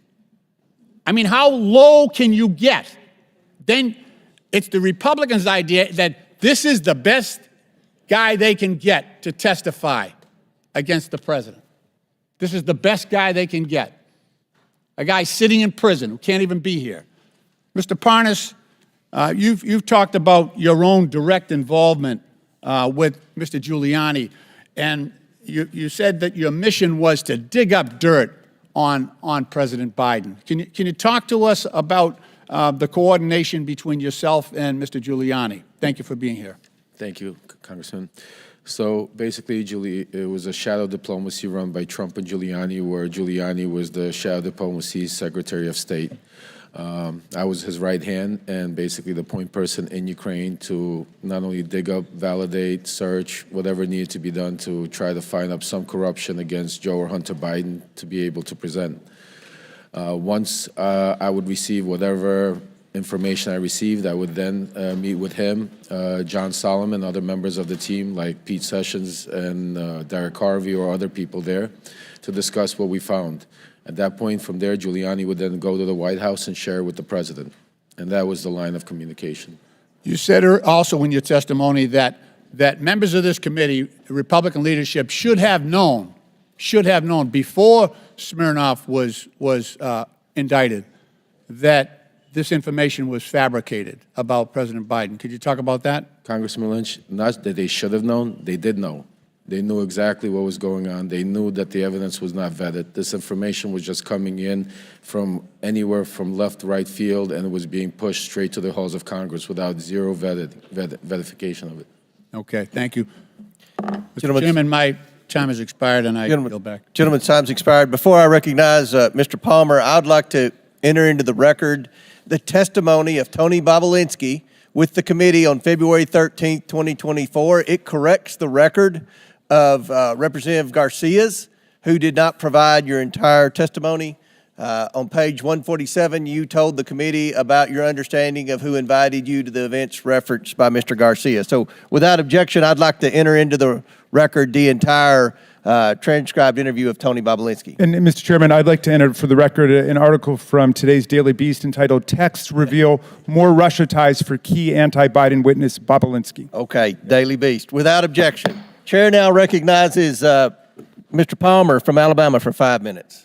Mr. Bobulinski, I have very limited time, and I want to get through a lot of information, so please answer these questions with a yes or no, if you don't mind. You have met Joe Biden, isn't that correct? Correct. In fact, you had a meeting with Joe Biden, isn't that correct? 2 of them. One of those times was before the Milken Conference in Los Angeles, May of 2017, is that correct? It was during the Milken Conference. You provided a great deal of documentation to this committee.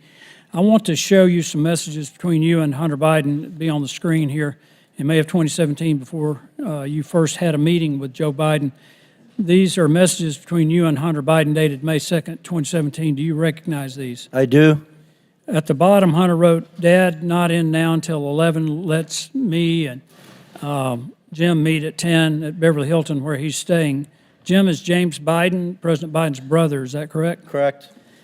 The next set of messages is, if you put those on the screen, is between another business associate of Hunter Biden's and you. His name is James. Do you recognize it? I do. At the top, you write, "About to meet Hunter, Jim, and I guess Joe at Beverly Hilton Hotel." Joe is now President Joe Biden. Is that correct? Correct. This chat between you and Joe Biden, Joe Biden's brother, you write to Jim, "Great to meet you and spend some time together. Please thank Joe for this time. It was great to talk. Thanks, Tony B." You met with Joe Biden, Hunter Biden, and Jim Biden the night before the Milken Conference in 2017. Is that correct? I did, and Jim Biden perjured himself by trying to deny that Thank meeting. you, Mr. Bobulinski. That was at the Beverly Hilton, correct? Correct. You can provide more details around that meeting. What was the purpose of that meeting? I didn't ask for the meeting, so I wish Hunter Biden was sitting next to me and he could under oath describe it. But the only reason why I was meeting with Joe Biden and the only reason why I was there is because I was the CEO of the enterprise that they were putting together with the Chinese company CFC. So can you give me a little more detail about what was discussed in the meeting? Well, as I said earlier, before Joe Biden showed up, Hunter and Jim Biden coached me, said a sort of outline that we wouldn't go into a lot of details. So through the 45 to 60-minute meeting I had with Joe Biden, I think it was about 10:40 p.m. after he flew across country, we talked about my background, my family's military background, the different business ventures I'd done around the world, the family I worked with. Joe spent time talking about his family, some of the tragedies that they had lived through. And at a high level, Hunter actually introduced me to Joe because before Joe came and sat down with us, Hunter said, hey, give me 5 to 10 minutes. I need to read my father in on it. So when you're referencing Joe and Hunter's father, you're referencing President Joe Biden. I am. Correct. These 4 images, well, in this message you sent to James again, you said you spent more time with Joe and Jim this morning, and to be factually correct, that's President Joe Biden and James Biden, his brother. Also saw them last night, including Hunter. These 4 images show a pretty clear record of your meeting with Joe Biden in May of 2017, Mr. Bobulinski. Hunter Biden, during his transcribed interview, testified that the meeting did in fact take place. And after being asked, did Mr. Bobulinski meet with your father during the trip, Hunter stated he met with him in the lobby of the hotel. When asked who attended the meeting, Hunter replied, my uncle and myself. But when asked whether the meeting at the Beverly Hilton between Joe Biden, Jim Biden, Hunter Biden, and Tony Bobulinski took place, Jim Biden testified, absolutely not. These stories don't match up. Mr. Chairman, Jim Biden also told the committee that Joe Biden did not meet the Chinese businessman Xi Jinping. Rob Walker, by known as a friendly witness committee, said the opposite. So, Mr. Chairman, it appears to me that there are material inconsistencies between the witnesses' testimony. These witnesses' statements appear to me to be irreconcilable. In short, Mr. Chairman, someone appears to be lying to the committee. The inconsistent testimony seems to come from Jim Biden, the president's brother. Lying to Congress is a serious offense, Mr. Chairman, a criminal one, in fact. And if the Bidens or anyone else has come before this committee and lied to this committee, I strongly encourage the committee to pursue criminal referrals to the Department of Justice. One last thing that I want to ask, and Mr. Bobulinski or Mr. Galanis, have either of you heard of any offer of a pardon for anyone involved or associated with or a partner to the Biden family enterprise corruption investigation? I'm sorry, that was a question. Have I heard Have you anything heard of anyone being suggested that a pardon might be in order for anyone associated with this enterprise? I have not. Thank you, Mr. Bobulinski. Thank you, Mr. Chairman. I yield back. Mr. Chairman, I just have a parliamentary inquiry. We've heard for months now and seen the photo of that BlackBerry with the cracked screen. Does the committee have in its possession the data from Mr. Bobulinski's phone from which he's allegedly taken these pictures? Because I think we need the data that they keep referring to. And maybe Mr. Bobulinski could just turn it over to us, or we could subpoena it today. We have the images that we have shared with you. Right, I saw the picture of the cracked BlackBerry, but do we have the underlying texts that are being referred to by my friend Mr. Palmer?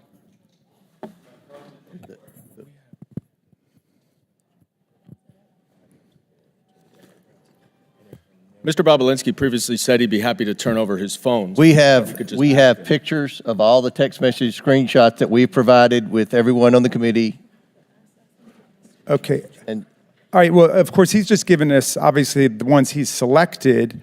I'm wondering whether we could get all of those texts, and I would move that the committee subpoena Mr. Bobulinski's BlackBerry phone on which messages with Hunter Biden and the Oneida Holdings partners are saved.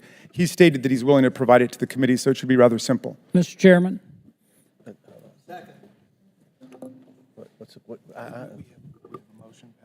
Yeah. Okay, there's a motion to subpoena Bobulinski's BlackBerry. Yeah, with the texts that were just referenced by Mr. Palmer. Chair recognizes Mr. Jordan. I move the table the motion. There's a motion to table. I request the motion is to table is not debatable. As many are in favor of tabling, may signify by saying aye. Aye. All those opposed signify by saying no. No. In the opinion of the chair, the ayes have it, and the motion to table is agreed to. Mr. Chairman, what we're doing is we're tabling evidence here, which you keep relying on, so I'm going to ask for a recorded vote for that. Yeah. That just makes no sense. A recorded vote is ordered. We'll suspend for a moment. We don't, this is a Because still people ain't. committee hearing. We don't have the clerk. Will somebody go find the clerk? I know.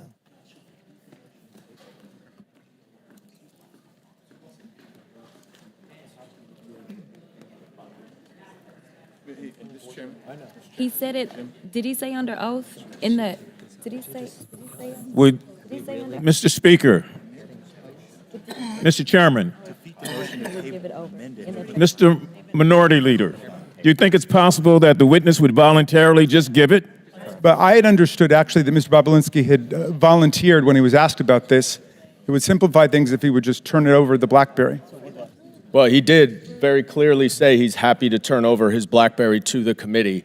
We then asked for it at the deposition. He didn't. We've asked the majority to ask for Mr. it. Goldman, you're out of order. We're in suspension here waiting for the clerk to come so we can take the vote that your side of the aisle requested. You can't make this stuff up. You can't. This is Jurassic Park. Gee.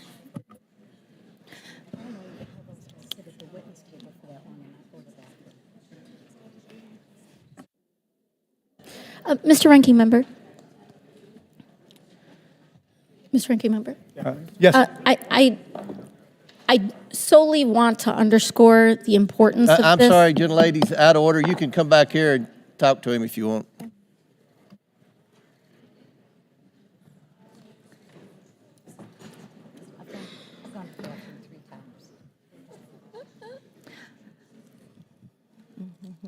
Mr. Chairman. Mr. Chairman. Yes. We don't even have. You're gonna. I said Ms. Ocasio-Cortez would have to come up. You will as well. Sorry.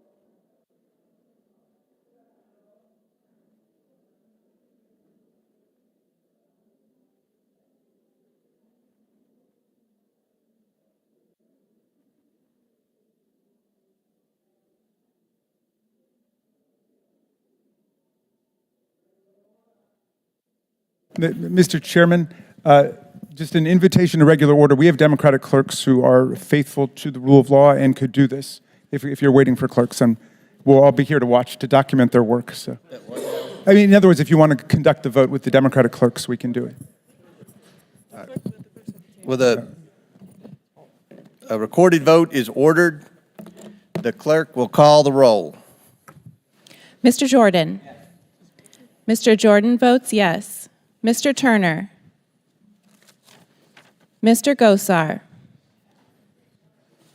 Ms. Fox. Mr. Grothman. Mr. Grothman votes yes. Mr. Cloud. Mr. Cloud votes yes. Mr. Palmer. Mr. Palmer votes aye. Mr. Higgins. Mr. Higgins votes yes. Mr. Sessions. Mr. Sessions votes aye. Mr. Biggs. Mr. Biggs votes aye. Ms. Mace. Ms. Mace votes aye. Mr. LaTurner. Mr. LaTurner votes aye. Mr. Fallon. Mr. Donalds. Mr. Donalds votes yes. Mr. Perry. Mr. Timmons. Mr. Timmons votes aye. Mr. Burchett. Ms. Green. Aye. Ms. Green votes aye. Ms. McLean. Ms. McLean votes aye. Ms. Boebert. Mr. Fry. Mr. Fry votes aye. Ms. Luna. Mr. Langworthy. Mr. Langworthy votes aye. Mr. Burleson. Mr. Waltz. Mr. Waltz votes aye. Mr. Raskin. No. Mr. Raskin votes no. Ms. Norton. Mr. Lynch. No. Mr. Lynch votes no. Mr. Connolly. Nay. Mr. Connolly votes nay. Mr. Krishnamurthy. No. Mr. Krishnamurthy votes no. Mr. Khanna. Mr. Mfume. No. Mr. Mfume votes no. Ms. Ocasio-Cortez. Nay. Ms. Ocasio-Cortez votes nay. Ms. Porter. Ms. Bush. Ms. Brown. Ms. Stansbury. Mr. Garcia. Mr. Garcia votes no. Mr. Frost. Ms. Lee. Ms. Lee votes no. Mr. Kassar. Mr. Kassar votes no. Ms. Crockett. No. Ms. Crockett votes no. Mr. Goldman. No. Mr. Goldman votes no. Mr. Moskowitz. Mr. Moskowitz votes no. Ms. Tlaib. Ms. Tlaib votes no. Ms. Presley. Ms. Presley votes no. Mr. Chairman. I vote yes. And how is Mr. Burleson recorded? Mr. Chairman votes yes. Mr. Burleson is not recorded. Mr. Burleson votes yes. How is Ms. Boebert recorded? Ms. Boebert is not recorded. Ms. Boebert votes aye. How is Mr. Turner recorded? Mr. Turner is not recorded. Mr. Turner votes aye. How is Mr. Frost recorded? Mr. Frost is not recorded. Mr. Frost votes no. Porter. How is Mr. Fallon recorded? Mr. Fallon is not recorded. Mr. Fallon votes aye. How is Ms. Porter recorded? Ms. Porter is not recorded. No. Ms. Porter votes no. Will the clerk tally the report?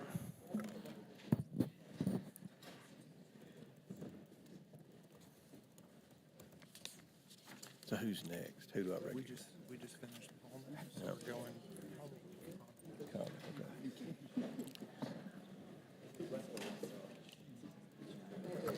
Mr. Chairman, on this vote, the ayes are 21, the nays are 16. The ayes have it. The motion passes. Chair now recognizes Mr. Conley for 5 minutes. Thank you, Mr. Chairman. Mr. Bobulinski, in your deposition, you were asked about taking a picture of your phone, and you said, and I quote, "I still have that phone. I could put that phone on this table right here, and every person in this room could look at that individual text and validate that it's a legitimate text and the date and time stamp on it." Are you willing to provide the committee voluntarily with the BlackBerry referenced and that phone? I'm willing to sit in a room with both the chairman and the ranking member with my phone and their staff, and we can go through each and every text message. As I said in my interview, I had a forensics expert plug into my BlackBerry, somebody who's done extensive work for the FBI for over 10 years with an interest of pulling all the data off that phone so I could provide it to the committee. Unfortunately, they were using Cellbrite software, which is the software that the FBI uses, and they were unable to pull the data off the phone. Okay. So I am more than willing to sit in a room with the Mr. Chairman and the ranking member and their staffs with that BlackBerry fully charged, and we can go through each and every message if Well, that's helpful. that's some progress, and I appreciate that, but you can understand, I'm sure, why the committee wants to look at prima facie evidence on its own. Well, I can't, not understand excuse why me, you're sir. trying to Excuse me, imply sir. that I This haven't is, cooperated. Mr. Bobulinski, this is my time.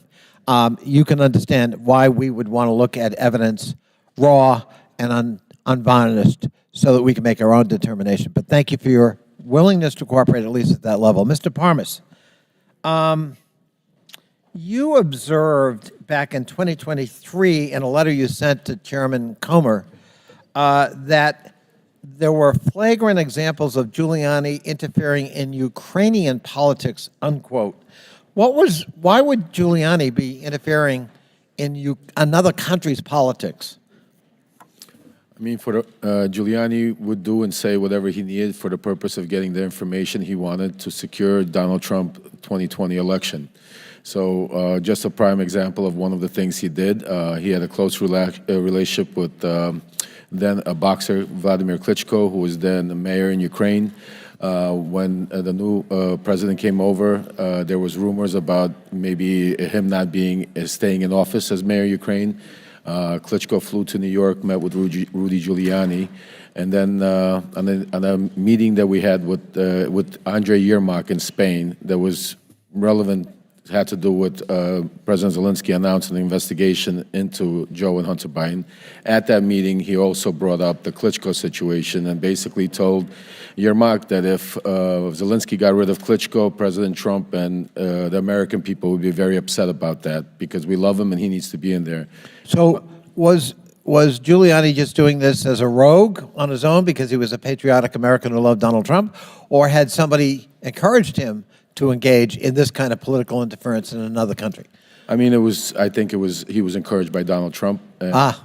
Personally? Personally, yes. That's your testimony? Yes, sir. Thank you.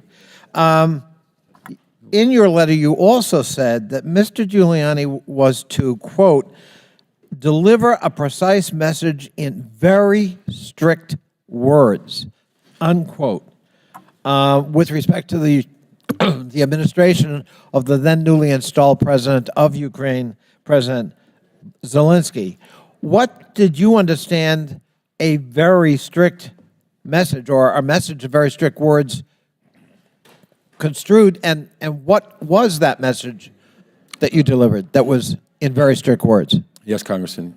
He basically told me not to be nice, to be very stern, and relay the message that unless Zelensky announced an investigation into the Bidens by Monday, this was Sunday, that there would be no cooperation, no aid to Ukraine from the United States, and the Vice President Pence at the time that was scheduled to appear for the inauguration would not appear to the inauguration. That would seem to corroborate that very famous and beautiful telephone conversation between President Trump then and President Zelensky, basically saying, but I need a favor, and hinting that there'd be withholding of military aid until that favor was delivered. Is that fair? Oh, absolutely. I was a part of setting up that phone call, that famous phone call that Trump had with Zelensky. I think your testimony is very important, Mr. Parnas, and it's under oath, Yes, sir. I thank you. I yield back. Chair now recognizes Ms. Taylor Greene from Georgia for 5 minutes. Thank you, Mr. Chairman. Joe Biden continues to lie to the American people about his role in his family's businesses. In 2020, he stood up on stage of a presidential debate and told the American people that his family didn't take any money from China. That was a lie. Not only was it a lie, he knew it was a lie. He knew it because he met with his son Hunter Biden's Chinese business associates. I want to talk about CEFC, which is the China Energy Fund Committee. Mr. Bobulinski, who is Chairman Yi? Chairman Yi was the chairman of CEFC. Thank you. Jim Biden told the FBI and IRS that Chairman Yi was the protege of Xi Jinping, the leader of China and the Chinese Communist Party. Mr. Bobulinski, Rob Walker told this committee that Joe Biden met Chairman Yi. Are you aware of that? Yes or no? I am now. I wasn't at the time. And Joe Biden also met with you, is that right? Yes, he did. Twice. Who is Director Zhang? Director Zhang was the number 2 at CFC. The executive director of CEFC, the number 2? Yeah, he was the number 2 executive, but really the point person that I worked with and the Biden family worked with, and he's the individual that Hunter Biden was shaking down at the end of July 2017, demanding that they fund the $10 million. They ultimately sent 5, but $10 million directly to Hunter Biden's account, Owasco. Thank you, Mr. Bobulinski. I want to show you a text message that Hunter Biden sent to you and his other business associates. I'm holding it right here. I'll read it to you. Hey, Tony, I have an idea. In light of the fact we are at an impasse of sorts, and both James' lawyers and my chairman gave an emphatic no, I think we should all meet in Romania. He's speaking about my chairman. When Hunter Biden came in for his deposition, he said that he was referring to Chairman Yi, and that the rest of your group referred to Zhang as a different chairman. Does this make any sense to you? That's a lie. I never heard Director Zhang referenced as chairman, and I had direct communications with Director Zhang over WeChat, met him in Romania, met him in Moscow, met him around the world in New York, trying to develop this business, and he was never referred to as the chairman, first of all. Second of all, that makes absolutely no sense in the context of this message because we are discussing Oneida Holdings, LLC. Thank you. So he was not the chairman, just to clarify. Yes Correct. or no? Okay. So I want to show you another text. When he said his chairman, he was talking about his dad. This is from Rob Walker. It didn't seem to make much sense to Rob Walker either. So he said that when Hunter, he said this to you, when Hunter was talking about his chairman, he was talking about his dad. When Rob Walker came in to give his transcribed interview to the committee, he basically said, well, Hunter was high or confused or mad. And Rob Walker said that he was just trying to calm things down between you and Hunter. But that doesn't really answer the question about who Hunter Biden is talking about. Hunter Biden lied to this committee. So here, clearly, he says, Rob Walker's saying he's talking about his dad. So I want to be very clear. We've established that Zhang is not the chairman, obviously. Is that correct? Yes or no? Correct. Let me show you another message. This message doesn't call Zhang Chairman Zhang, does it? It just says the Chinese want to do business with the Bidens. As a matter of fact, it says, both coming to be my partner, to be partners with the Bidens, with an S. He, Zhang, is implied, has implied that the number 1 has made it clear and available to him. Who is the number 1? The number 1 is Xi Jinping. Xi Jinping, the president of China? Yes or no? The leader of the Communist Party, the CCP? Yes. Is the number 1? Yes, that's the number 1 that Hunter was referencing in that message. Now, let's be very clear. This was in 2017, but I would like to make it known for this committee that Joe Biden told the press in 2016, as a matter of fact, I quote, Yeah, I am. I am going to run in 2020. He told the press in 2016 that he was running for president of the United States in 2020. So here is the Bidens doing business in China in 2017 when everybody knew he was planning to be president of the United States. Do you see that to be a serious problem, Mr. Bobulinski? I do, and I wish this committee would thoroughly investigate it and focus on all the evidence that the SDNY has on CFC. They had FISA warrants, so they were recording conversations, and I wish they disclose all that data and fact to this committee. Thank you, Mr. Bobulinski. I yield, Mr. Chairman. Gentlelady yields back. Chair now recognize Mr. Krishnamurti for 5 minutes. Thank you, Mr. Chair. Mr. Parnas, Rudy Giuliani tasked you with, quote, a mission to travel the globe to find dirt to damage the Biden's reputation in the 2018-2019 timeframe, right? Correct, yes. And this was in an effort to secure Trump's Re-election in re-election 2020. as president in 2020, right? Correct, yes. And by dirt, you mean evidence of wrongdoing or criminality, right? Yes, sir. And in your travels, you found, quote, precisely zero proof of the Biden's criminality, right? Correct. And there was no evidence of the Biden's corruption in Ukraine because, as you said, there truly was none, right? Correct, yes, sir. Now, interestingly, you have looked for dirt around the world about the Bidens and specifically Joe Biden in particular, and you say the FBI, CIA, NSA have all failed to produce any evidence of criminal wrongdoing, right? Correct. Not only that, but former Ukrainian President Petro Poroshenko stated, quote, there's not a single word of truth to these allegations about Joe Biden, right? Absolutely, yes, sir. Now, there's a guy named Yuri Lutsenko, who's the former prosecutor general of Ukraine, and he also, quote, confirmed that nothing ties the Bidens to criminal activity in Ukraine, right? Correct. And then there's another prosecutor general named Viktor Shokin, who also said he conceded, quote, that he had no evidence that either Joe or Hunter Biden had ever interfered with Ukrainian law, right? Yes, sir. And the reason you know this is because you talked to each of these people, right? Yes, sir. And your job was to try to dig up dirt or manufacture dirt, right? Yes, sir. And yet we have conducted months of hearings, and because there's been no evidence of wrongdoing, you've called this whole impeachment inquiry a, quote, wild goose chase, right? Yes, sir. Now, interestingly, we've heard from the other side that, quote, the real quid pro quo wasn't Donald Trump. It was Joe Biden when he tried to hold up foreign aid when he was vice president in exchange for firing the federal prosecutor in Ukraine that was investigating the corruption from his son. Now, you, again, looked for evidence to support this claim. There is no evidence, correct? Correct, that was false. In fact, firing the prosecutor would make it more likely that they would go after the company in question, Burisma, not less, right?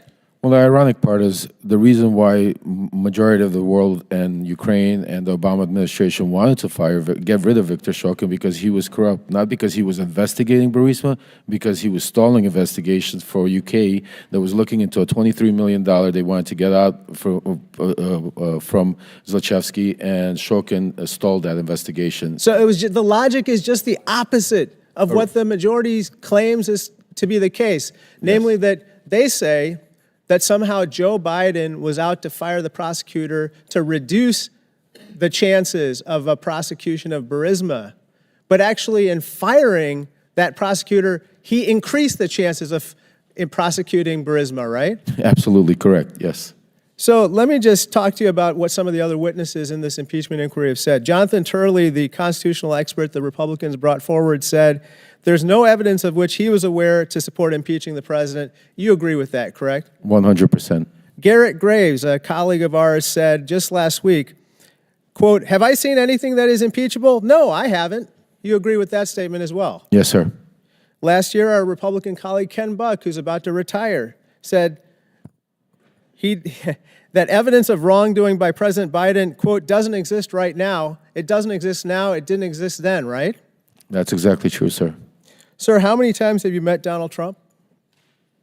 Well over 10 times, I'd say. I'd have to count, but lots of times. Is there anything that you'd like to relate to us about your conversations with Donald Trump that would bear on the conduct of these proceedings? I mean, Donald Trump was aware of everything that was going on that day in the Red Room when we were in the White House.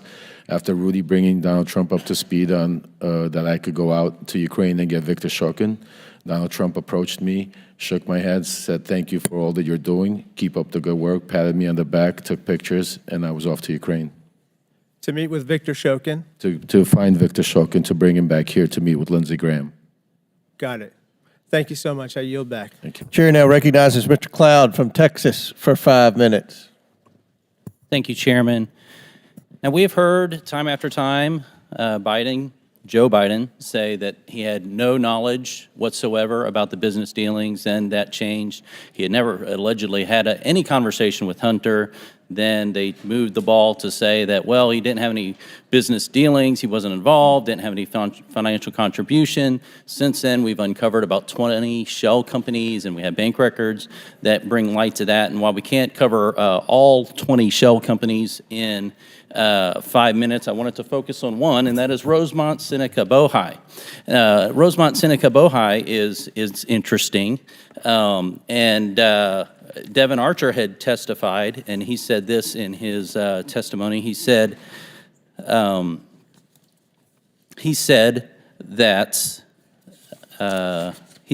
this entity, quote, was used as a common entity, owned 50-50 on a handshake deal between Devin and Hunter splitting these shares. Actually, that was your words, Mr. Galanis. Do you stand by those words? Yes, I do. And Devin Archer agreed with that. He said Hunter was a corporate secretary of RSB and had a handshake 50-50 ownership deal. Is that correct? That's correct, yes. And primarily this company was set up to initially as a place to hold equity from the equity stake of Bohai Harvest. Is that correct? What I was told by the partners at the time, it was set up to do that and invest in other businesses. I think Devin Archer subsequently testified to that effect, and it included monies that were paid from the bond fraud, $15 million that was wired to that RSB account as well. Yeah. So it conducted multiple transactions as you depicted in that diagram. And even if this were legal and there was no impropriety here, it's very concerning because this company set up to basically compete against America's energy interests at the behest of CCP. Then we have other flows into Rosemont Seneca Bohai from Burisma. We all know about Hunter's $1 million salary that he received for sitting on the board and providing no actual function there.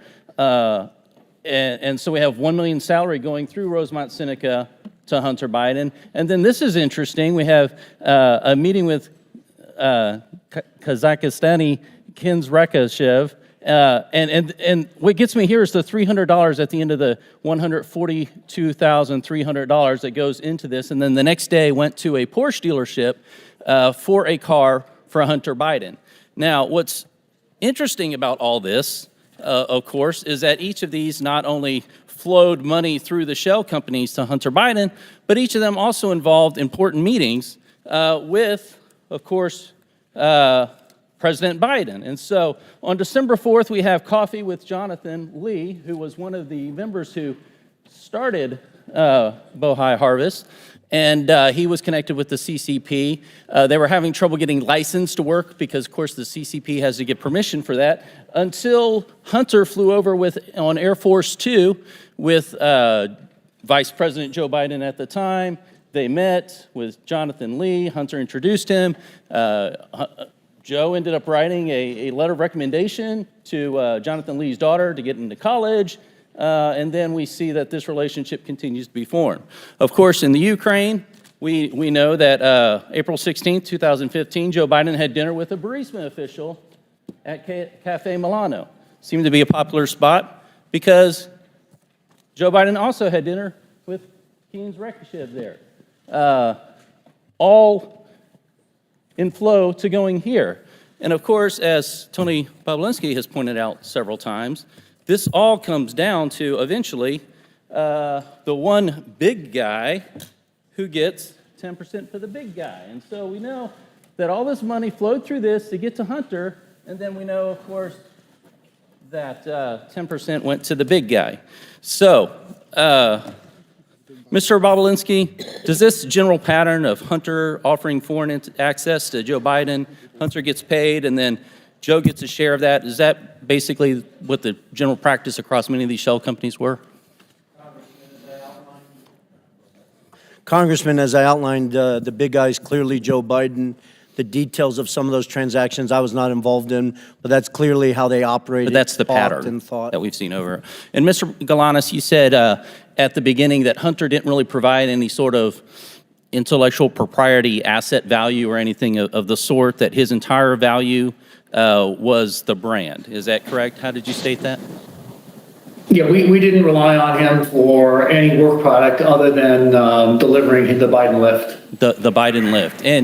And one more question for you, Mr. Galanis. Did you offer to provide information on Hunter Biden and Devon Archer back in 2016 to prosecutors and the SEC, and what happened there? Yes, through counsel, I had offered to provide information specifically on that to the SDNY. And I subsequently also did the same thing to the Securities and Exchange Commission, which was interested in, subsequently was told to quash that interest. I understood that to be an order from the Southern District of New York to quash the SEC information. Thank you, Chairman. I yield back. Gentlemen's time's expired. Chair now recognizes Mr. Goldman for 5 minutes.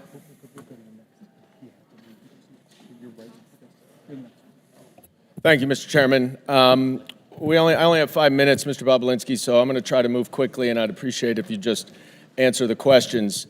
You testified that Joe Biden was involved in your business venture related to Oneida Holdings and Hunter Biden. So I want to drill down on the crux of what your testimony is. Oneida Holdings is the business venture that you are referring to, correct? When I'm referring to what? Can you Any business you did with the Bidens? My reference is the Sinohawk Holdings LLC, and Oneida Holdings LLC owned 50% of that. Right. And Oneida Holdings was the 50% that was on the American side of that Sinohawk deal, right? It was the 50% that was the Biden side of it. Some of the, James Gillier is not an American, so. Sorry, fair enough. And it was a joint partnership memorialized in an incorporating document, correct? And it had equal shares divided among 5 partners. Is that right? Well, I can't. Well, are you asking me about what you're holding up? Because you're sir, was it an equal? Were there equal 20% shares among 5 partners? In what? Oneida Holdings. In the final signed documents? Yes. Is that what you're asking me? Yes. It is? Not complicated. Well, it is because. All right, you're just filibustering now. The answer is, you're filibustering, I get it, that there were 5 partners, Hunter Biden, Jim Biden, Rob Walker, James Gilliar, and you. Each owned 20%. Do you well, they didn't each own, their LLCs owned it, which is a material Do you difference. see Joe Biden or an LLC related to Joe Biden on this? I don't know if Joe Biden owned any of Jim Biden's LLC or Hunter Biden's LLC. I'll leave that up to the committee. Okay. And do you know when this agreement was entered into? The poster Take it board that down. you're holding up or the actual legal document that was signed? The agreement, sir. The agreement. The agreement was signed May 22nd, 2017. Who was the vice president then? May 22nd, you said? I think it was Mike Pence. And who was the president? Donald Trump. Okay. And when did you first meet Hunter Biden? I first met Hunter Biden in early 2017. When? When in 2017? A day or The month. an hour The month is or a good. month? I believe I briefly met him in New York, but I spent the first meeting I had extensive time with him was in early May 2017. Okay. And that was around the same time that you had those 2 meetings with Joe Biden, right? It was, but prior to that, I had numerous So, look, discussions you have with said, Hunter. you have said I had that- lawyers Sir, working through the documents that you're Can I asking. please reclaim my time, sir? As I Okay. said, we have to move quickly here. Unfortunately, in your testimony earlier today, one of my colleagues asked you about that meeting at the bar, 45 minutes to 60 minutes. And you were also asked about that in your transcribed interview. And in neither of your answers did you mention any discussion that you had at that meeting with Joe Biden about the Chinese business venture. Yet, in grandiose terms here today, you have declared that Joe Biden was involved and that you have mountains of irrefutable evidence to support it. So let's look at the mountains of irrefutable evidence. You provided the committee with a screenshot of a text message that is between James Gilliard and you, dated May 11th, 2017. You see this? I don't know if you can see it. If you can't see, it's just you and James Gilliard, though, right? You remember this text message, I'm sure. Generally, yes. All right. And in it, Gilliard writes, "Man, you are right. Let's get the company set up, then tell H and family the high stakes and get Joe involved." And 2 days later, Mr. Gilliard sent an email to you, CCing Rob Walker and Hunter Biden, in which he suggested a division of the company and included a proposal of, quote, 10% held by H for the big guy, question mark. You remember that, right? The infamous email with the big guy? Yes, Yeah. I do. Did anyone ever respond to that email? Yes, they did, numerous times. Sorry. Did Hunter anyone Biden ever- himself excuse me, did. Excuse me, you're right. Well, no, I Did think anyone that's e- important because Sir, Hunter did anyone Biden has ever claimed that he didn't Can you answer my respond to it, questions? and he responded to Okay. it, I believe, You're 3 just going to times. filibuster. I reclaim my time that's running out, but I will say no one responded to the big guy reference for 10. Thank you So for making my what- point. They didn't have to respond Right. because And they then, all knew the big sir, guy was Joe I Biden. reclaim my time. Mr. Chairman, please control the witness. I would like to get a little extra time, Mr. Chairman, because I want to read what Mr. Gilliard said to the Wall Street Journal. Quote, "I would like to clear up any speculation that former Vice President was involved with the 2017 discussions about our potential business structure. I am unaware of any involvement at any time of the former Vice President. The activity in question never delivered and project revenue. 9 days later, the agreement without Joe Biden was signed. You and James Gilliard wanted Joe Biden involved, and that is why Hunter Biden dumped you and did the business That's a on his blatant own. lie, Mr. And I yield Goldman. You back. know better. Chairman's time's expired. Chair now recognizes Mr. Higgins from Louisiana for 5 minutes. Thank you, Mr. Chairman. Mr. Bobulinski, thank you for being here today, and we appreciate the candor of your responses, sir, which is reflective of the way you handled yourself in private testimony and deposition. So I thank you for communicating truthfully to the American people today. I'm going to ask you about the China Energy Fund Committee, the CEFC. You familiar with that, sir? I am. Was this a multi-billion-dollar company, like a Fortune 500 company at one time? It's before even they went bigger than that. bankrupt? If you go back and look at its financials in 2016 and 17, it was probably one of the 5 largest private companies in China. So exactly. So this was a major operation that had a lot of money, and apparently, I'm going to hold up a memo here from this is a chart from the second bank memo, and it shows disbursement of a total of almost $24 million for diamonds. So you have a major Chinese company spending a lot of money on diamonds, and apparently diamonds were used as a means of payment for the Biden family. We know that the Bidens have testified that admitted to having 2 diamonds. We suspect that there are many, many more, $23 million worth of diamonds. Are you familiar with the exchange of valuable assets to pay the Bidens other than electronic transfers of monies? Are you aware of payments in diamonds, payment in cash, payment in board memberships, et cetera? Am I generally aware of it, Yes, or was sir. I involved? Yeah, I read Jim Biden's and Hunter Biden's transcript multiple times. Jim Biden in that transcript references 2 diamonds that were given to Hunter Biden.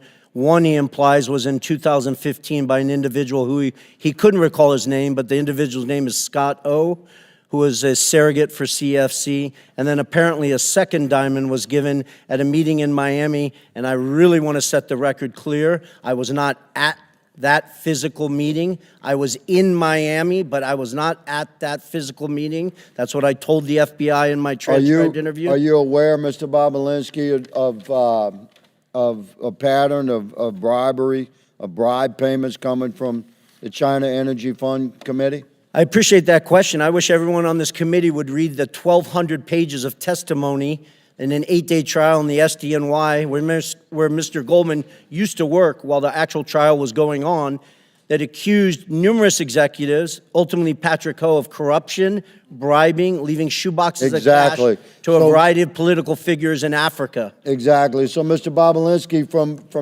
from your perch within the Biden family operations and their interactions with major businesses in China in the exchange of millions of dollars that are known, we've tracked them through bank records, through suspicious activity reports, through emails, through communications that this committee has documented. There's no debate that millions and millions of dollars flowed into the Biden family's bank accounts. But the existence of other forms of payment is fascinating because diamonds are untraceable. We really don't know how many diamonds the Bidens received, do we?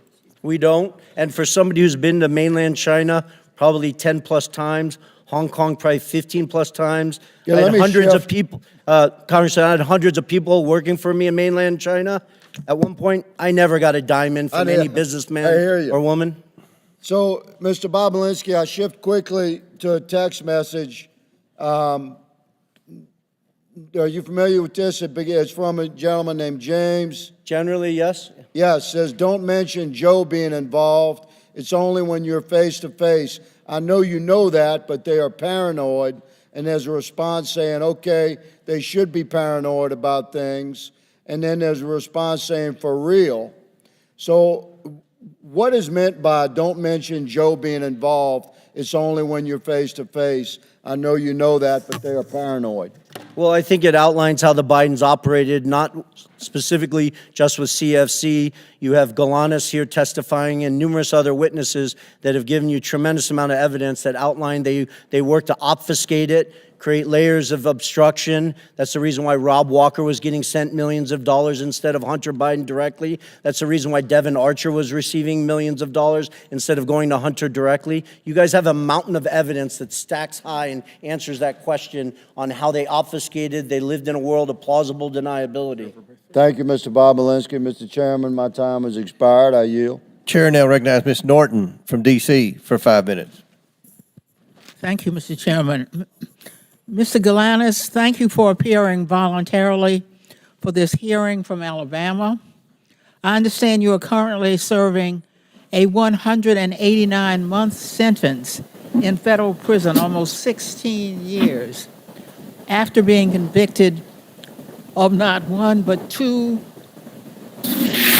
but not one, not two, but three different schemes.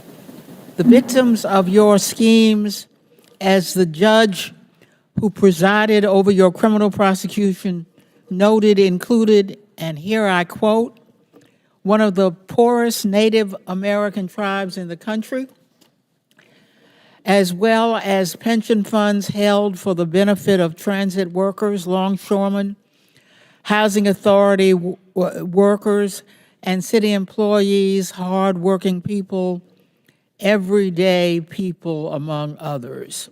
The court also noted that you personally benefited from these schemes, and again I quote, using over $8 million, almost $9 million, for lavish personal expenditures, including home expenses, automobiles, travel, clothing, jewelry expenses, and meanwhile, investors were left with nothing. But this is not your only encounter with prosecutors. In another case, the Security and Exchange Commission charged you in 2005 with accounting fraud in connection with your involvement with Penthouse magazine. And in 2010, you were convicted of attempted tax evasion and were sentenced to 5 years probation in order to pay nearly $2 million in restitution. In imposing your prison sentence, the judge noted that you are, and here I quote, an extremely talented man, extremely gifted in his interpersonal skills, uncommonly so. He is very persuasive as an individual, and those were the tools in his tool bag of the fraud he committed and the people he ensnared, his intelligence, his interpersonal skills, his charm, if you will. And this is something that is not unseen in people who are commonly referred to as con artists. Another judge who presided over your case referred to you as, quote, a skillful con artist. A skillful con artist, that is who my Republican colleagues are relying on to carry their water in this sham impeachment inquiry after their last star witness, the author of the infamous FBI Form 1023, was indicted for lying and outed as a likely Republican agent. It is time we put an end to this pathetic and desperate inquiry. I yield my remaining time to Ranking Member Raskin. Ms. Norton, thank you very much.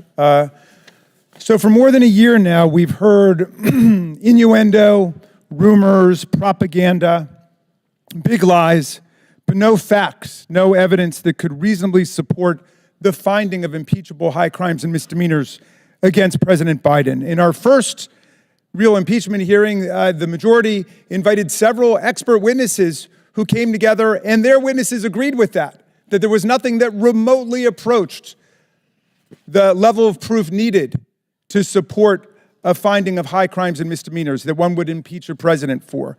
And now we come back again today, and the majority has two witnesses. One, the designated con man as determined by two different federal courts, not without talent, but someone who deploys his talent towards the purposes of exploiting Native American Indian tribes, pensioners, and other innocent investors. And then Mr. Bobulinski, who offers a lot of rhetoric and a lot of hot air, but absolutely no facts that could indict the President of the United States for high crimes and misdemeanors, impeachable offenses against the Republic, the kinds of offenses which James Madison said are great attacks on the Republic itself, great affronts to our Republican form of government. And nobody on their side can even tell us what is the impeachable high crime and misdemeanor, which suggests that they are moving in the direction of criminal referrals, and they should start by looking at their own witnesses. I yield back to you, Mr. Chairman. And I'd like to remind the ranking member and Ms. Norton, the witness, Mr. Galanis, was partners with Hunter Biden. That's why he's here. We have their partners. You could have invited partners, but you invited this guy. Yeah, Donald Trump's partner, Mr. Parnas, who was working with Donald Trump and Rudy Giuliani. Rudy Giuliani's partner. Okay, yeah. All right. Chair recognizes Mr. Groffman. Yeah, we got a variety of things I'd like to go through, but first, Mr. Lynch complained about Mr. Galanis testifying from prison. So I'd like to ask unanimous consent to enter into the record the Department of Justice's own press release announcing the sentencing of the Democrats' witness, Lev Parnas, to 20 months in prison for, among other things, making false statements. Without objection on Donald Trump's partner. You're Thank you. Now, Mr. Chairman, you know, we had originally hoped that we'd see a few more witnesses to here today. They're not here, but I would like to run a brief tape because I showed up today hoping I'd be asking these witnesses a little bit more about this tape. I know that, you know, there's some mystery, or some people feel it's still ambiguous as to how this prosecutor was fired in Ukraine, and I wonder if this tape could do a little bit more to shed light on why that prosecutor was fired and why we want Hunter Biden and Mr. Archer here today.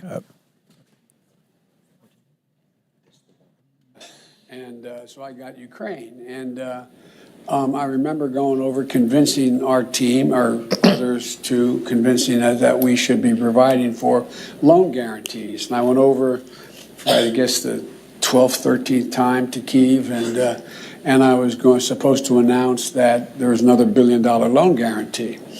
And I had gotten a commitment from Poroshenko and from Yatsenyuk that they would take action against the state prosecutor, and they didn't. So they said they were walking out to press conference. I said, no, I said, I'm not going to, or we're not going to give you the $1 billion. They said, you have no authority. You're not the president. The president said. I said, call him. I said, I'm telling you, you're not getting the $1 billion. I said, you're not getting the $1 billion. I'm going to be leaving here. And I think it was, 6 hours? I said, I'm leaving in 6 hours. If the prosecutor's not fired, you're not getting the money. Well, son of a bitch. Got fired. And they put in place someone who...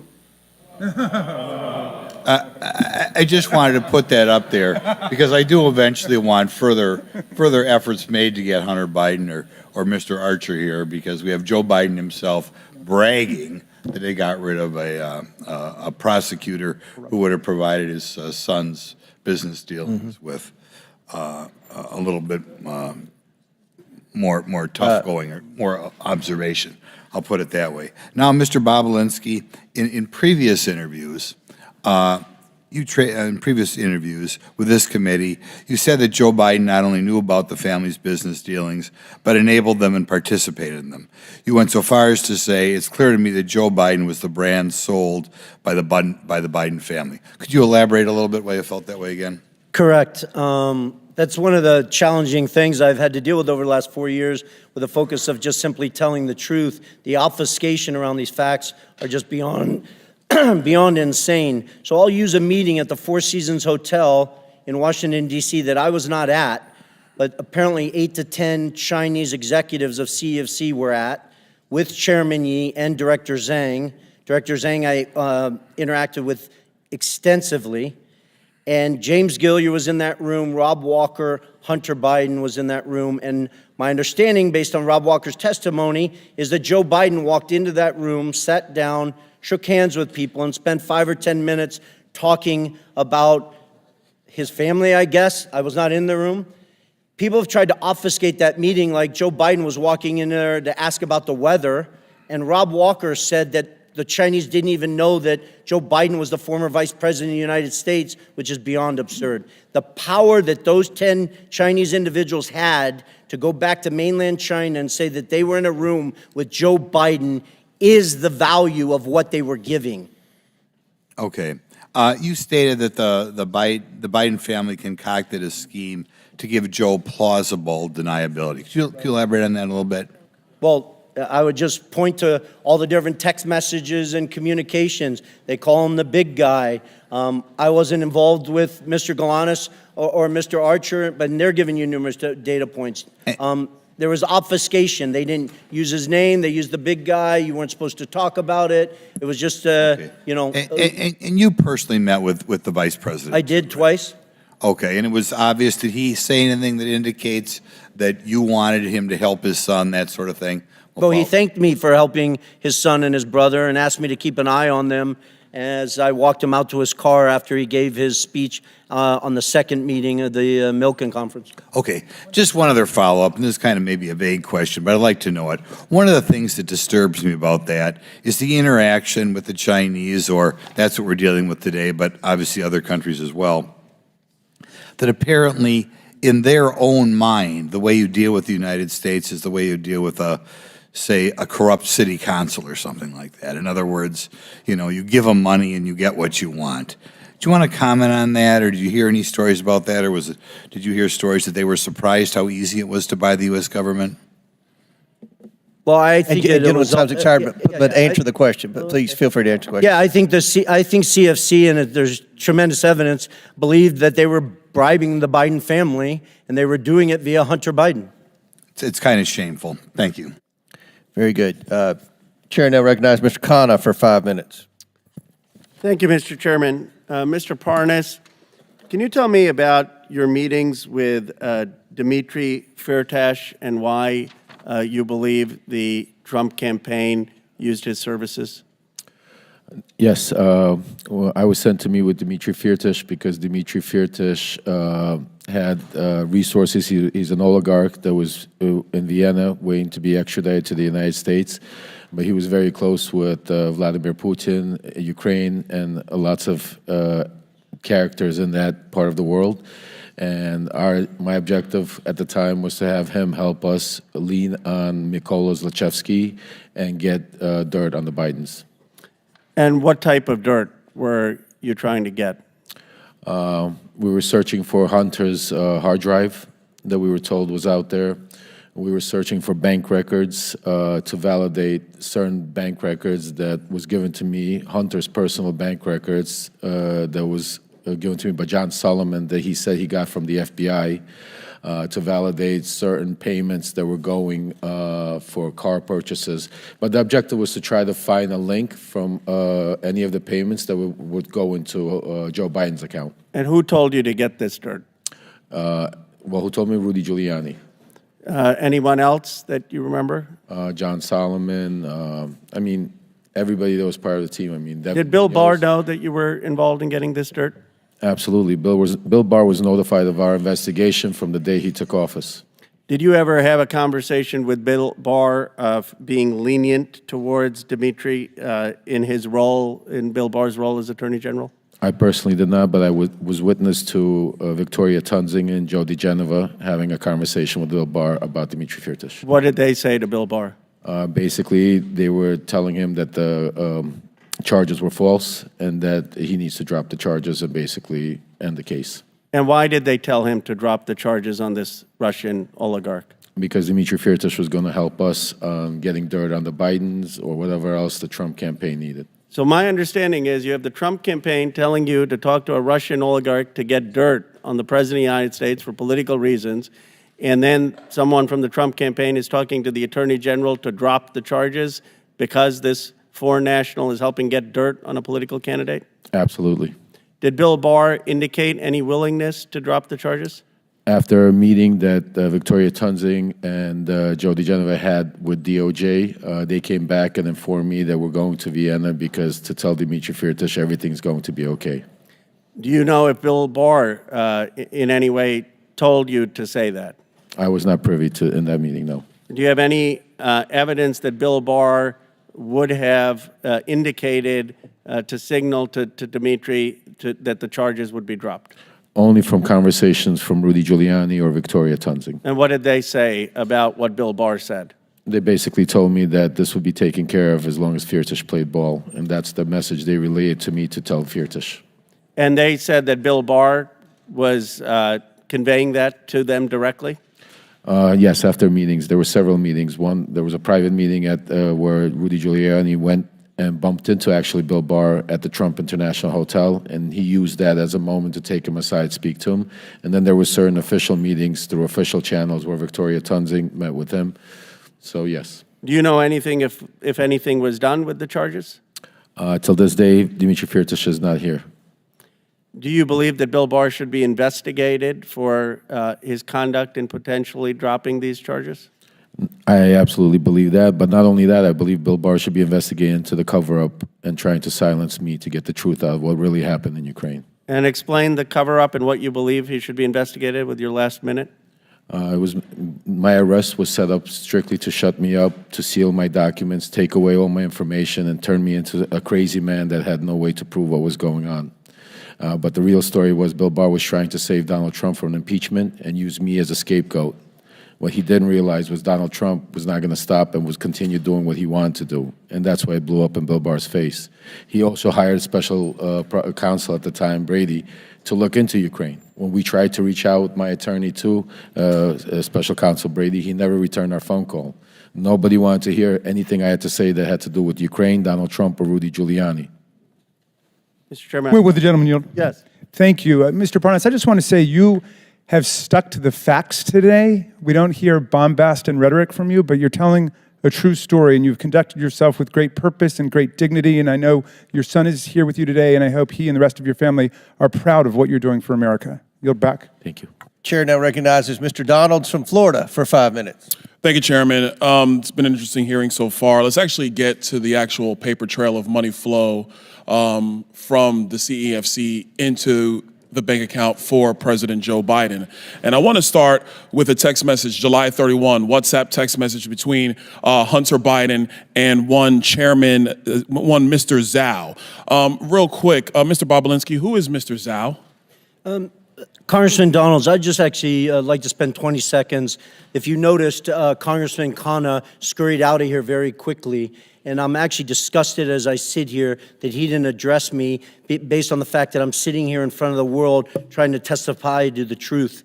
In October 2020, I have messages I'm willing to produce to both the Democrats and the Republicans that Ro Khanna sent to me saying, you have always demonstrated to me that you're nothing but an honest with the highest integrity individual, and I was begging for him to go on CNN and tell the world in October 2020. I have extensive emails with Congressman Ro Khanna in 2021 and 2022 where I begged him and his staff to sit down with me and look at my BlackBerry phones that the Democrats are so focused on, to hire forensics experts and go through all of the factual information I had. So the fact that he did not even address me and then scurried out of here is disgusting to me. All right. Sorry, Mr. Donalds. I'll answer your question now. All right, so we're gonna have to come off of that because now we're at 3 minutes, 30 seconds. Yep. Mr. Chairman, for the record, I want to submit into the record 2 different WhatsApp text messages. One, July 31, between Hunter Biden and Mr. Zhao of CEFC, which stipulates that Hunter Biden wants to be able to move on from and get the contract resolved, get the deal resolved, and that Mr. Zhao responds and says, yes, the CEFC is willing to cooperate with the family. On August 31, there's another exchange, this time August 3rd, 2017, between Hunter Biden and Mr. Ganwei Dong. And in this message, they're talking about the stipulations of the arrangement between the Biden family and CEFC. I want to submit both WhatsApp text messages for the record, Mr. Chairman. Without objection to order. Okay, now to the money flow, because this is where the rubber meets the road. On August 3rd, they actually stipulate through WhatsApp text messages the exact stipulations of the deal. On August 4th, $100,000 is wired into Owasco PC from CEFC infrastructure. Mr. Chairman, I want to submit for the record a portion of the bank statement for the time period August 3rd of 2017 to August 31, 2017, stipulating $100,000 going from CEFC into the bank account of Hunter Biden through Owasco PC. Without objection to ordered. On August 8th, 4 days later, $5 million is then transferred from the Northern International Capital account of $5 million to Hudson West III. Hudson West III is a bank account controlled by Hunter Biden and Mr. Ganwei, aka Kevin Dong, who is a CEFC associate. That money comes from the Northern International Capital bank account that is tied to the CCP. Mr. Chairman, I want to submit for the record the bank statement demonstrating that transfer. Without objection to ordered. Okay, moving on. On August 8th, the same time period, there is a wire transfer of $400,000 to Owasco PC from the Hudson West III bank account. That $400,000, Mr. Chairman, I have the transfer records in the bank accounts from the August time period. I want to submit that for the record. Without objection to ordered. Now, here's where the fun stuff comes in, everybody, and I got a minute to do it, so we're going to get this done. On August 14th, there is $150,000 that is transferred from Owasco PC, which is controlled by Hunter Biden, to Lion Hall Group, which is controlled by James Biden. I have the records here, Mr. Chairman, of the $150,000 that has gone to Lion Hall Group from Owasco PC. I want to submit that for the record. Without objection to ordered. On August 28th, and I believe we have a screenshot for everybody in the room. On August 28th, Mr. Chairman, we have the withdrawal ticket from Lion Hall Group that is signed by Sarah Biden, who is the wife of Jim Biden, for $50,000 to withdraw from Lion Hall Group. I want to submit that withdrawal receipt for the record. Without objection to ordered. On September 3rd, on August 28th, actually, Mr. Chairman, we have the deposit reference into Sarah Jones Biden's account on the same day she withdrew it from Lion Hall. I want to submit that. Without objection to ordered. Last document. On September 3rd, 2007, from Sarah Biden's own personal account, there is a check that is written to Joseph Robinette Biden Jr., the President of the United States today, for $40,000, signed loan repayment. A loan repayment, by the way, that Joe Biden's own personal accountant, Mr. Eric Schwerin, has no record for. I want to submit that for the record, Mr. Chairman. Without objection, so ordered. To the members of the committee, it is clear that the source of this money came from CEFC, and that CEFC is a company that is directly linked to the CCP and actually the chairman of the CCP, the chairman of the Chinese Communist Party, Chairman Xi Jinping. With that, I yield. Very good. Mr. Chairman, I've got a UC request, if that's okay.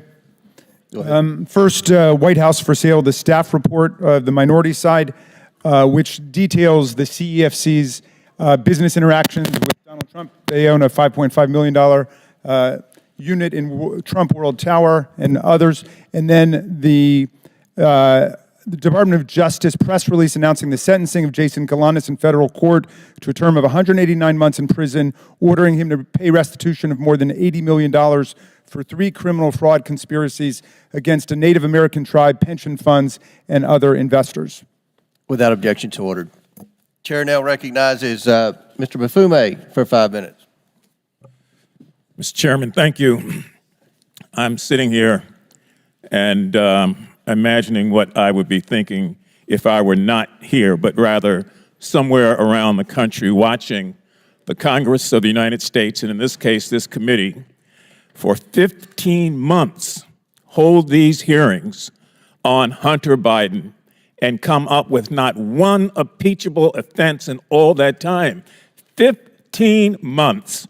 Over 10,000 documents and more, as you can see today as a result of that. This is a do-nothing Congress. And we should be doing the jobs that we were sent here to do, which is not to have investigation hearing after investigation hearing over and over and over again, and then run to our favorite TV outlet to give interviews afterwards. We were sent here to get a job done. Taxpayers are looking at all of us.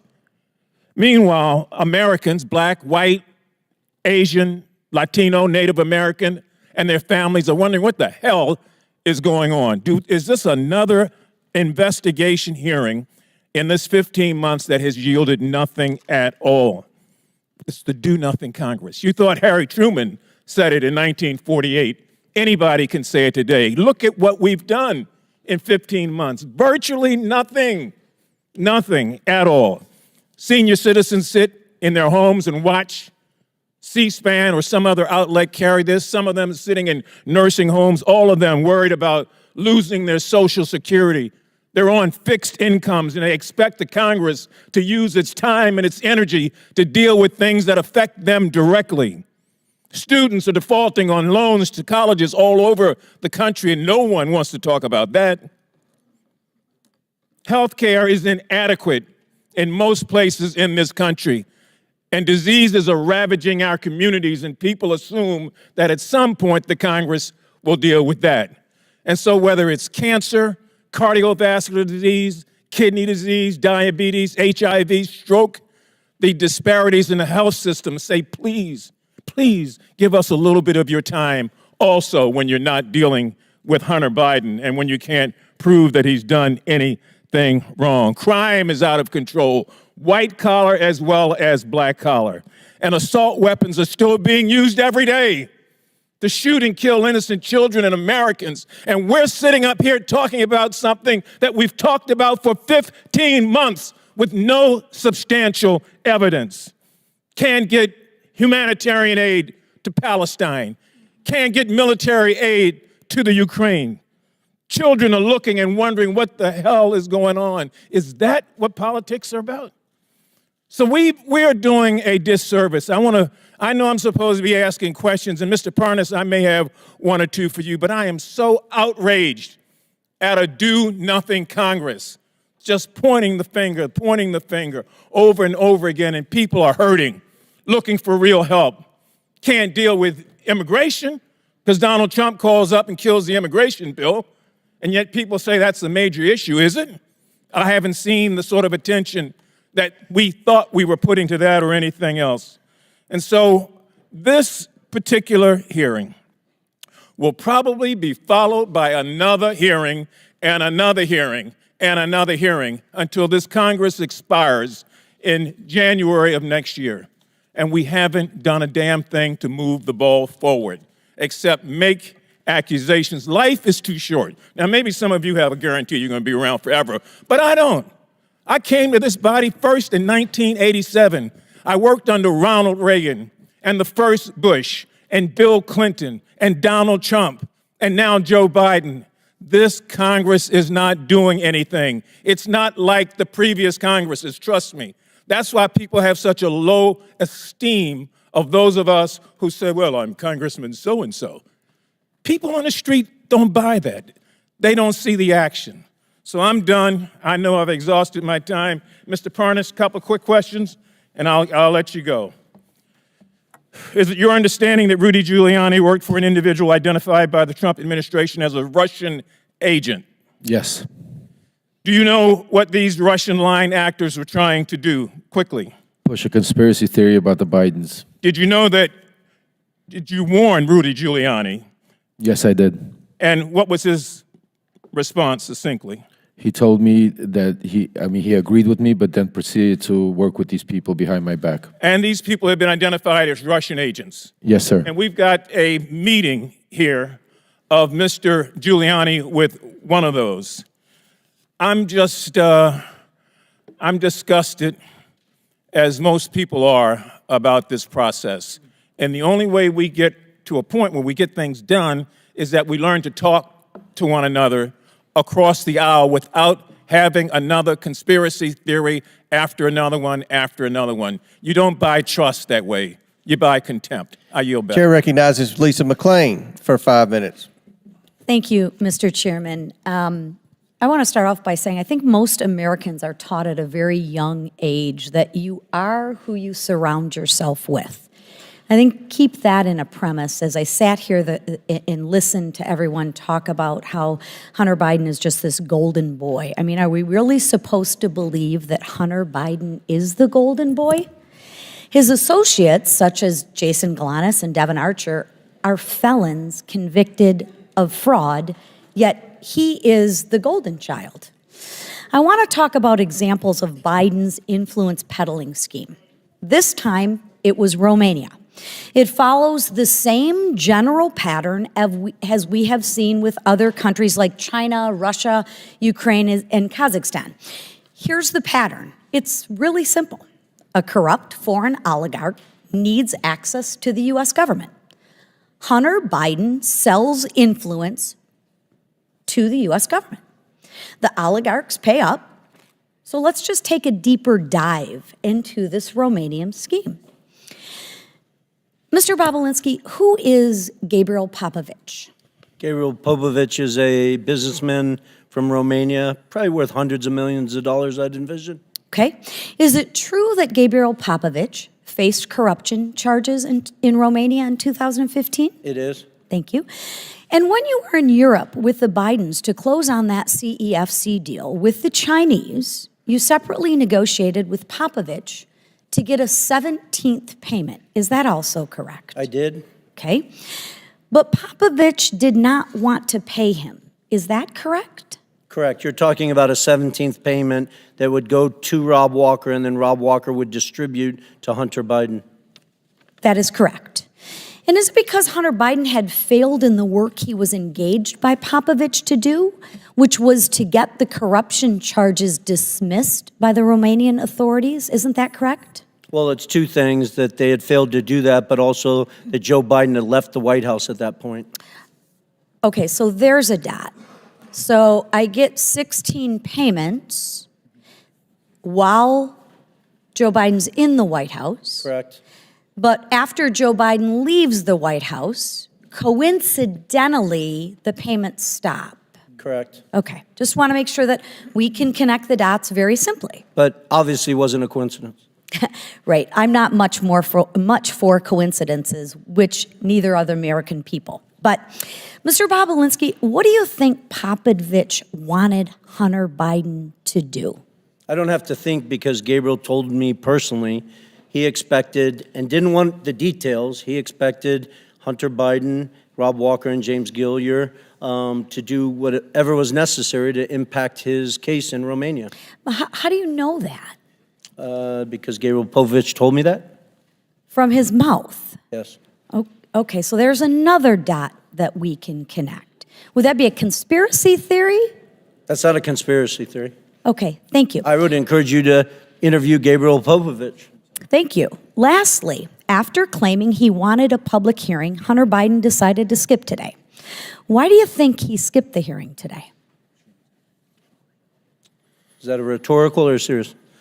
Well, I don't think he wanted to sit next to me because obviously I've emphatically stated he perjured himself in his transcribed interview with the committee, as did his uncle, Jim Biden. And for every fact he claims or wants to say I was high on drugs or obfuscate, I can show a document, a text message, a recording that is confirmed that he's lying. Well, let's not let the facts get in the way of a good story, right? Here are the facts. Highly disappointing that he's not here, though. I would agree. Here are the facts. Hunter Biden was engaged by a foreign principal, Gabriel Popovich. It is well known that Hunter Biden met with the ambassador to Romania, Hans Klem, in November of 2015. Hunter Biden was not registered under FARA. He stopped getting paid as soon as his father leaves office until you got Popovich to send Hunter Biden one more payment. Seriously, what services was Hunter Biden providing to the Romanian oligarchs for millions of dollars? We've yet to hear it. As far as the committee knows, Hunter Biden was never registered under the Foreign Agents Registration Act. If the Department of Justice applied the same standards it did in the Paul Manafort case, Hunter would be in more trouble than he is already in. Mr. Chairman, there are real FARA issues here that we need to continue to look at. And with that, I thank you for being here, and I thank you, Mr. Chairman. Absolutely. Thank you. Good job. Chair now recognizes Ms. Ocasio-Cortez from New York. Thank you, Mr. Chair. Mr. Bobulinski, I heard your opening statement. It's submitted to the record, part of our proceedings. I have a quick question. Simple. Is it your testimony today that you personally witnessed President Joe Biden commit a crime? I believe the fact that he was sitting with me while I was putting together a business deal. Did you witness the president commit a crime? Is it your testimony today? Yes. And what crime have you witnessed? How much time do I have to go through it? It is simple. You name the crime. Did you watch him steal something? Corruption statutes, RICO and conspiracy. What is it? What is the crime, sir? Specifically. You asked me to answer the question. I answered the question. No. RICO, you're obviously not familiar with. Corruption Excuse statutes. me, sir. Excuse me, sir. RICO is not a crime. It is a category. What is the crime? It's a category of crimes that you're then charged You under have charges. a long 100 You list have of charges. Sir, please want me to name the exact statute under RICO? Yes. Well, it's funny. In this committee room, everyone's not here. There's over 18 All right, sir. I reclaim my lawyers time. that went to law school. I I'll leave reclaim it my up time. to you guys Okay, to thank define you, the sir. I statute reclaim my under time. RICO. Clearly, what we are seeing here today is a continuation of the 15-month saga of the Republican majority lost in the desert. Impeachment 101. The majority party, or whomever is raising impeachment, must accuse the president of a high crime, a specific high crime or misdemeanor. I would like to submit to the record HRES 918, the House resolution to open this impeachment inquiry. Without objection to order. This resolution does not outline a high crime or misdemeanor. It's not here. Now, when we compare the chairman's opening from his previous opening, he's talking about Ukraine and Burisma and all of this. This entire inquiry is based on a blockbuster piece of information that was in a classified SCIF room. And inside that room was a document alleging President Biden directly of a $10 million bribery scheme, a $10 million bribery scheme, extremely serious. What happened? What happened a month ago, Mr. Chairman? That document, the FBI arrested the person who offered those allegations for falsifying his testimony to the FBI. This entire impeachment inquiry is based on an actual, provable individual who has lied. Now, responsible leadership would withdraw an inquiry based on that. Withdraw it. Instead, what we are seeing is that this committee was warned about the falsehoods of these allegations long before that, warned by Trump's Secretary of State Mike Pompeo, and yet they proceeded anyway. The chairman proceeded anyway. This committee was warned by Rudy Giuliani associate right here, Lev Parnas, after that document about the falsehoods of this. Then held hearings where your own expert witnesses said that there was no grounds for impeachment, and you proceeded anyway. And finally, as if none of this was enough, the FBI arrested the individual who was the source of the entire, to quote the chairman, heart of the matter, to launch this impeachment inquiry, and proceeded anyway. At this point, the story is not the fact that the basis of this impeachment inquiry is wrong. The story is why it's proceeding anyway. Why is this committee proceeding based on false charges? And by the way, no charges. I have yet to hear in the chairman's opening the allegation that they are specifically charging the President of the United States with. I'm hearing about Biden family. I'm hearing about this and that. I am not hearing the specific allegation by this committee. What is it? It's not here, and that is the problem. The story is when this committee knew that they were working with falsified evidence. That's the story. And with that, I yield back. Gentlelady yields back. Chair now recognizes Ms. Mace from South Carolina for 5 minutes. Thank you, Mr. Chairman. On March 1st, 2024, Joe Biden stated he did not interact with Hunter or Jim Biden business associates. Mr. Chairman, I'd like to ask unanimous consent to enter into a record New York Post article. Biden insists he did not interact with his Without objections ordered. We're going to go fast here. I have strictly yes or no questions. On that note, the New York Post article, Joe Biden also said, read the record of every single witness. So I did. I first read Devin Archer's deposition, and he interacted with Joe Biden. Then I read the transcripts of Rob Walker, Eric Schwerin, George Burgess, Kevin Morris, Tony Bobulinski, and Jason Galanis. And every single one of them interacted with Joe Biden. And that's just the people we interviewed. Mr. Galanis, my first questions are for you. Did Hunter Biden call Joe Biden with Elena Badarina on the line on May 4th, 2014, yes or no? Yes. In that call, did Hunter Biden state on this call with Joe Biden that everything is good and we're moving forward? Yes, he did. Okay, on the same call, did Joe Biden in the call was saying, okay, then you be good to my boy? Yes, he said that as well. Okay, did Badarina agree to put $20 million into one of Hunter Biden's business projects days later after this phone call? Yes. Okay, did Hunter Biden ever take a call from Joe Biden while at the Peninsula Bar in New York? I'm sorry, I didn't hear that. Did Hunter Biden ever take a call from Joe Biden while at the Peninsula Bar in New York? Yes, he did. During this call, did Hunter Biden update Joe Biden on progress in landing a business partnership with Harvest Fund Management? Yes. Okay. Was Harvest a $300 billion Chinese financial services company closely tied to the Chinese Communist Party? Yes, it was. Okay. Is Hunter And Biden it is. Hunter Biden involved with Harvest? Hunter Biden is involved in Harvest in two ways, through BHR, which is the fund Yes or that no? Was Hunter Harvest is Biden the Biden involved with Harvest? Yes or no? Yes. Okay. As part of the deal, Extensive emails to that effect. as also. part of the deal, did Hunter Biden want the company to reserve a board seat for Joe Biden? Yes. Okay. Did Henry Zhao, a Chinese businessman, want assurances Joe Biden would join the board? Yes or no? Yes, he did. Okay. Did He's Hunter expressed Biden? that in emails as well. Okay. Thank you. And Did Hunter in Biden? conversations. Did Hunter Biden draft an email stating, please also remind Henry Zhao of our conversation about a board seat for a certain relation of mine? Devin and I golfed with that relation earlier this week, and we discussed this very idea again. And as always, he remains very, very keen on the opportunity. Here is a photo of Joe Biden and Devin Archer and Hunter Biden golfing days before the alleged email draft. Do you believe a certain relation of mine refers to Joe Biden? I don't think there's any question. It was based on first-hand conversations with Devin Archer, who was in that picture and at that golf meeting. Did Yes. you ever meet with Devin Archer where Hunter took calls from his father? Yes. Okay, during one of these phone calls, and Hunter Biden told Joe Biden that he and Henry Zhao needed help getting, quote, getting across the finish line.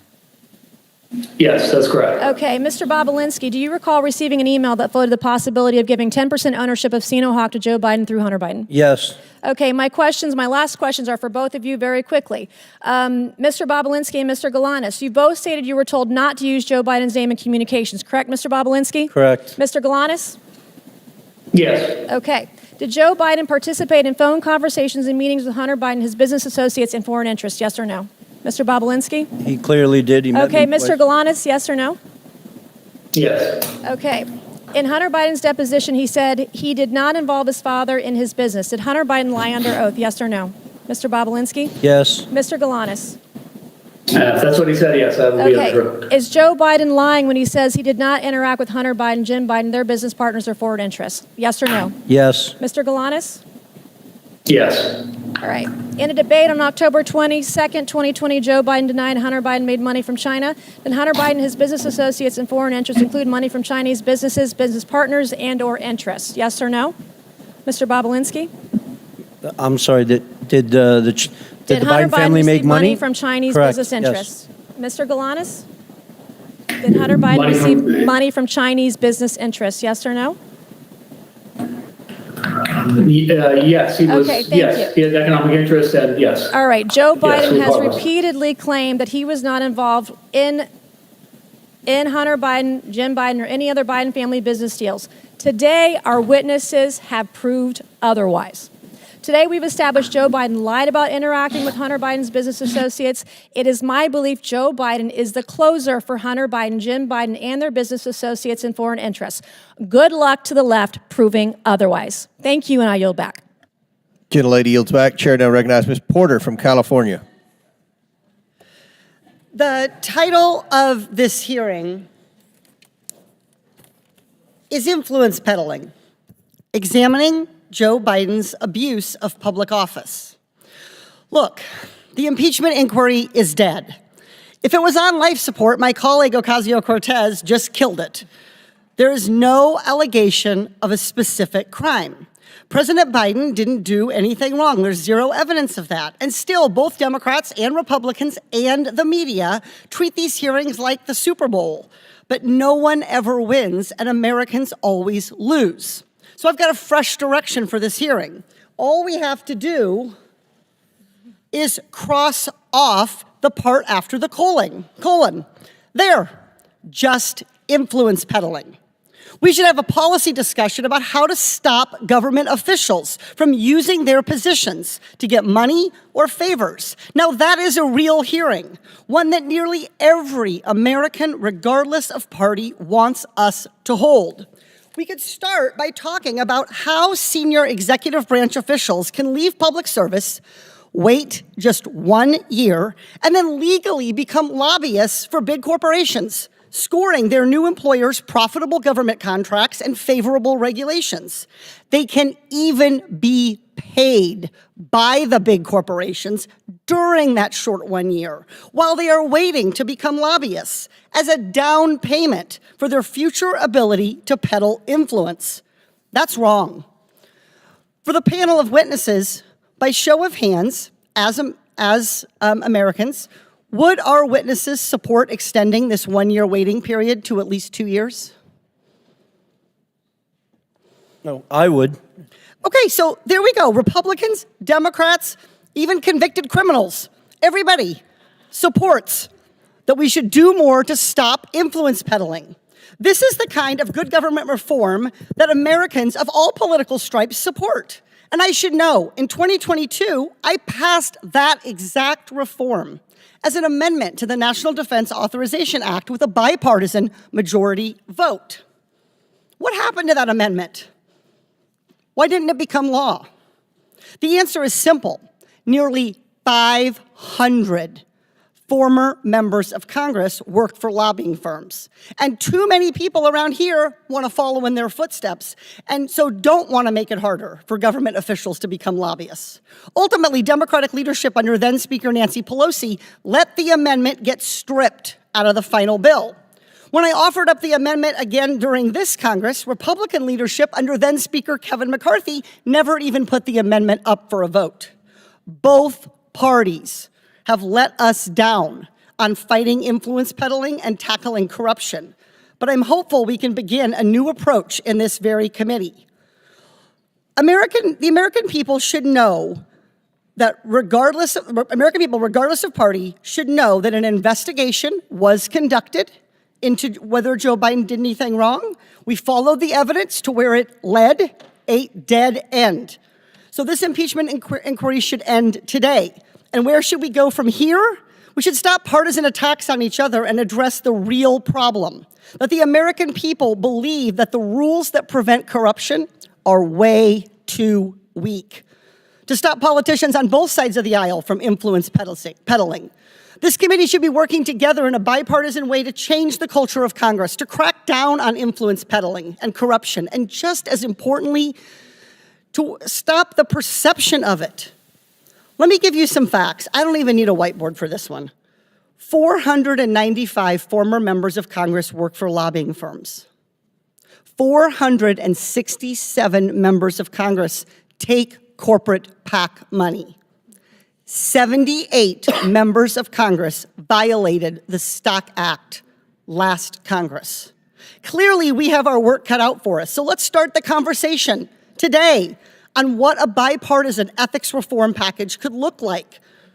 Here are the organizations that could have come today as witnesses so we could have had a productive conversation. Oversight staff, do you have your notebooks ready? Citizens for Responsibility and Ethics in Washington, Common Cause, Project on Government Oversight, Public Citizen. With the right witnesses and the commitment to doing what the American people want, this committee can have a real conversation about the problem of influence peddling. And we can pass legislation to create badly needed ethics guardrails. That would be real work, not a real circus. I yield back. Before I recognize Mr. Timmons, Ms. Porter, I think you are sincere, and I look forward to working with you on that legislation. Chairman, can we take a 5-minute break? I need to go to the bathroom. Let us get one more, and then we'll do that. Chair recognizes Mr. Timmons for 5 minutes, then we'll take a break because we have votes coming up anyway. Thank you, Mr. Chairman. At our hearing last July, I laid out the scheme that the Bidens concocted to sell the Biden brand, netting almost $30 million for various members of the Biden family. This scheme was repeated with various clients in Kazakhstan, China, Romania, Russia, and Ukraine. I'm going to spend my time on just one instance, Ukraine, specifically involving Burisma, which netted Hunter over $3 million during a 3-year period. And to clarify the criminal offenses being alleged, for Hunter Biden, it is conspiracy to commit bribery, 18 U.S.C. Section 201 B, 2A, and C. And for Joe Biden, it's conspiracy to commit extortion under color of official right, 18 U.S.C. Section 1951 B2. And if you want a refresher on those, just look up Senator Menendez and his wife's indictment. So let's start with this. Foreign client has a problem. I've got an email here from Vadim Pozharsky, the Secretary of Burisma. And he is advocating that Hunter Biden intervene with high-level U.S. officials to facilitate meetings and communications expressing their positive opinion of Zlochevsky, the president of Burisma, to the Ukrainian president, chief of staff, prosecutor general, with the ultimate purpose to close down any cases against Zlochevsky in Ukraine. This is dated November 2nd. Now, keep in mind, and again, foreign client has a problem. Zlochevsky is being investigated by Viktor Shokin, the Inspector General of Ukraine, and he needs help, the Biden brand. So here we got bank records galore of Hunter Biden receiving, prior to this email, over $1 million. After this email, $2 million. You'll find out in a second he really earned his fee. So again, client pays a Biden $3 million. Next, what happens? What happens? This is great. 11 days later, we have the U.S. Embassy in Ukraine announcing that Vice President Biden is traveling to Ukraine on December 7th. Oh, interesting. Vice President Biden travels to the country. Here we got a great photo of him touching down. They're very proud of themselves. So Vice President Biden leverages U.S. policy to achieve a favorable outcome for the client. We've all seen the video. He brags about leveraging U.S. foreign loan guarantees to get the Ukrainian government to fire Viktor Shokin to end the investigation. Again, we've got the email from Podarsky saying that we need to leverage you, who have not provided value yet for your $1 million in service, Hunter. He brings in the big guy.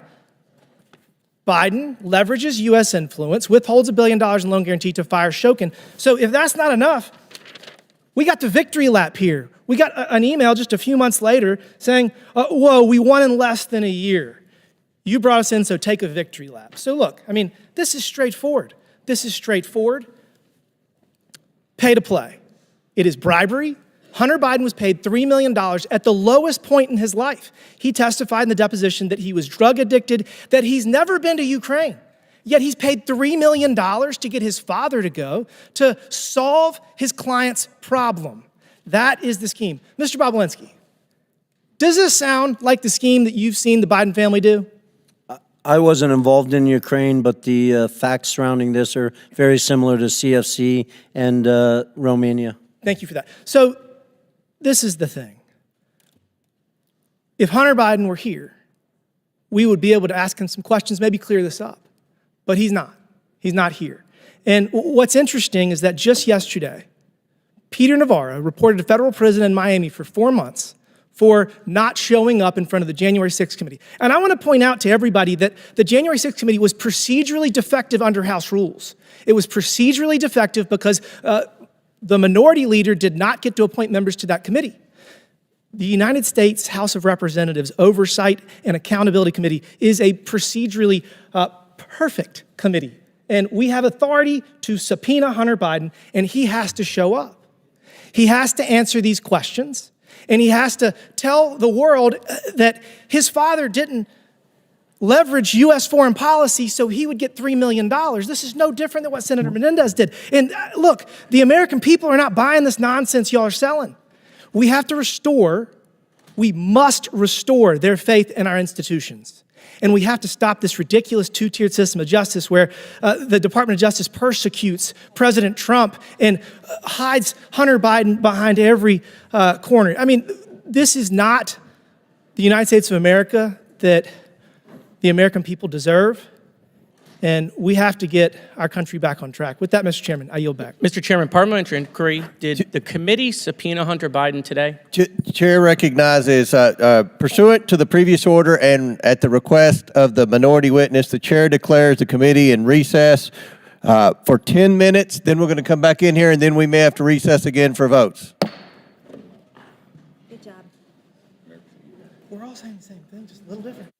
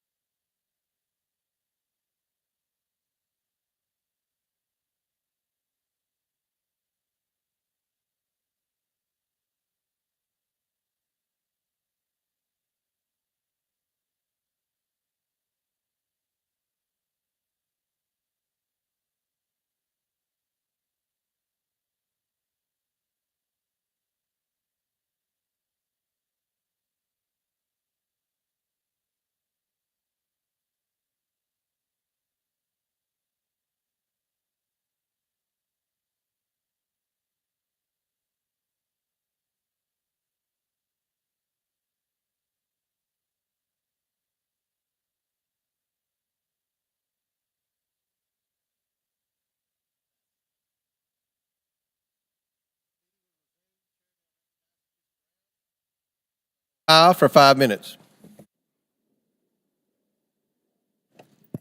Thank you, Mr. Chairman. Today's hearing is another unfortunate attempt by my Republican colleagues to muddy the water in an election year with no proof, no evidence, no wrongdoing at all by President Biden. The American people are tired of this charade. As I said before, my Republican colleagues simply grasp at straws that do not exist. While House Democrats in the Biden-Harris administration work to cut costs of prescription drugs, expand student loan forgiveness, and mitigate the threat of gun violence, Republican members of Congress continue to chase after Russian disinformation campaigns from the 2020 election, which have been thoroughly debunked again and again. And as usual, in this committee, we know who is in charge. It is the bondless, broke bluffer, twice impeached, 4 times indicted, insurrection initiator, election denying, self-declared dictator on day one, and puppet for Putin. The one who wants to terminate the Constitution and defund the FBI. The one who romanticized exchanging of love letters with North Korean dictator Kim Jong-un. The one who just last week embraced autocrat Orban of Hungary to discuss their diabolical plans to destroy our democracy. The one who proposed a policy to ban Muslims from this country. The one who just this week said any Jewish person who votes for a Democrat hates their religion and Israel. The one who called neo-Nazis carrying tiki torches chanting Jews will not replace us, good people. The one who referred to African nations as, I quote, shithole countries. The one who called NFL players, the majority whom are black, sons of bitches for taking a knee in protest of the ever-present racial inequality and police brutality that continues to pervade our justice system. The one who called Mexicans rapists and promised to build a wall and have them pay for it, and in case you missed it, it didn't happen. The one who told women of color from born in the United States, elected to Congress and serving on this very committee, to go back to their own countries. The one who bragged about grabbing women by their private parts. The one who confused his rape victim, whom he claimed was not his type, for his very own ex-wife. The one who is an admitted and committed adulterer who attempted to pay off a porn star for her silence. The one who has publicly mocked people with disabilities. The one who dodged the draft and referred to prisoners of war as losers, the very people who pay a high price so we could enjoy the freedoms that far too many of us take for granted. The one who boasted about being able to stand in the middle of Fifth Avenue to shoot someone and not lose votes. The one who promoted political and physical violence multiple times, including most recently at my rally in my home state of Ohio, where he declared there would be a bloodbath if he didn't win. The one who intentionally denied COVID was deadly and eventually suggested injecting bleach into our bodies to kill the respiratory virus that took the lives of 1 million people in the United States. The one who ordered his son-in-law get top secret security clearance, overruling concerns flagged by intelligence officials, who, according to this committee's chairman, admitted the former president's son-in-law crossed the line of ethics by accepting a $2 billion investment into that very same son-in-law's fledgling firm only 6 months after leaving the White House. If any of this sounds crazy, it's because it is. This might sound unbelievable, but it's all true. These are facts. Indisputable facts, a thing that is known and proven to be true. This may be a foreign concept to some of my colleagues, but for those of us who still have a relationship with the truth, please know this is not an exhaustive list of inappropriate, unethical, and questionable behavior by the maniacal manipulator of Mar-a-Lago, because I could go on, but I only have 5 minutes. Yet here we are again, trying to make sense out of nonsense. I would humbly, respectfully ask my Republican colleagues on this committee to stop falling over yourselves to win the approval of one, because millions of people are depending on you to defend our delicate democracy. And with that, I yield the remainder of my time to Chair, now. the ranking member. 7 seconds. Oh, I don't know that there's much time left, but thank you for that eloquent and compressed recitation of some of what we've lived with over the last few years. Chair recognizes Mr. LaTurner from Kansas for 5 minutes. Mr. Bobulinski, I want to talk about May of 2017. To be clear, Hunter Biden was doing business with CEFC while his dad was VP. Are you aware of that now? Yes. Rob Walker told us that during his transcribed interview before the committee. But I want to talk to you about your meeting with Joe Biden, Hunter Biden, and Jim Biden in May of 2017. Other members are going to bring up the meeting you had with Joe Biden at the Beverly Hilton the night before the Milken Conference, but I want to talk about the next day when you went as Joe Biden's guest to the Milken Conference. So, you watched Joe Biden deliver a speech that day. Then you had a follow-up conversation with Joe Biden. Isn't that correct? Correct. What did Joe Biden tell you during that conversation? Well, as I've already publicly shared, I was brought backstage by his team because he had just given his keynote, and we just exchanged pleasantries, and then I walked him out to his car, and he specifically thanked me for the work I was doing with his son and his brother and asked me to keep an eye on them. And my understanding is, Mr. Bobulinski, that after Joe Biden had left, you went across the street to the Peninsula Hotel and had a long conversation with his brother, Jim Biden. Isn't that correct? I did. It's my understanding that you asked him how the Biden family does the business that they do, while Joe Biden is such a prominent political figure. What was Jim Biden's response to you? Correct. I was actually concerned and asking from a position of concern, and Jim Biden's response to me was plausible deniability. Plausible deniability. And by that you mean Joe Biden would be kept in the loop, but you weren't supposed to talk about it, especially in writing. Mr. Galanis, during your transcribed interview with the committees, you said a very interesting phrase. Say it, forget it, write it, regret it. Does this sound familiar? Is this consistent with your understanding of how the Bidens do business, Mr. Galanis? Yeah, very, very much so. That was an operating principle, yes.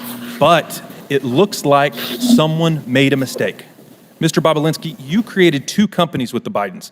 I want to show you an infamous email discussing the ownership structure of one of those companies, CEFC.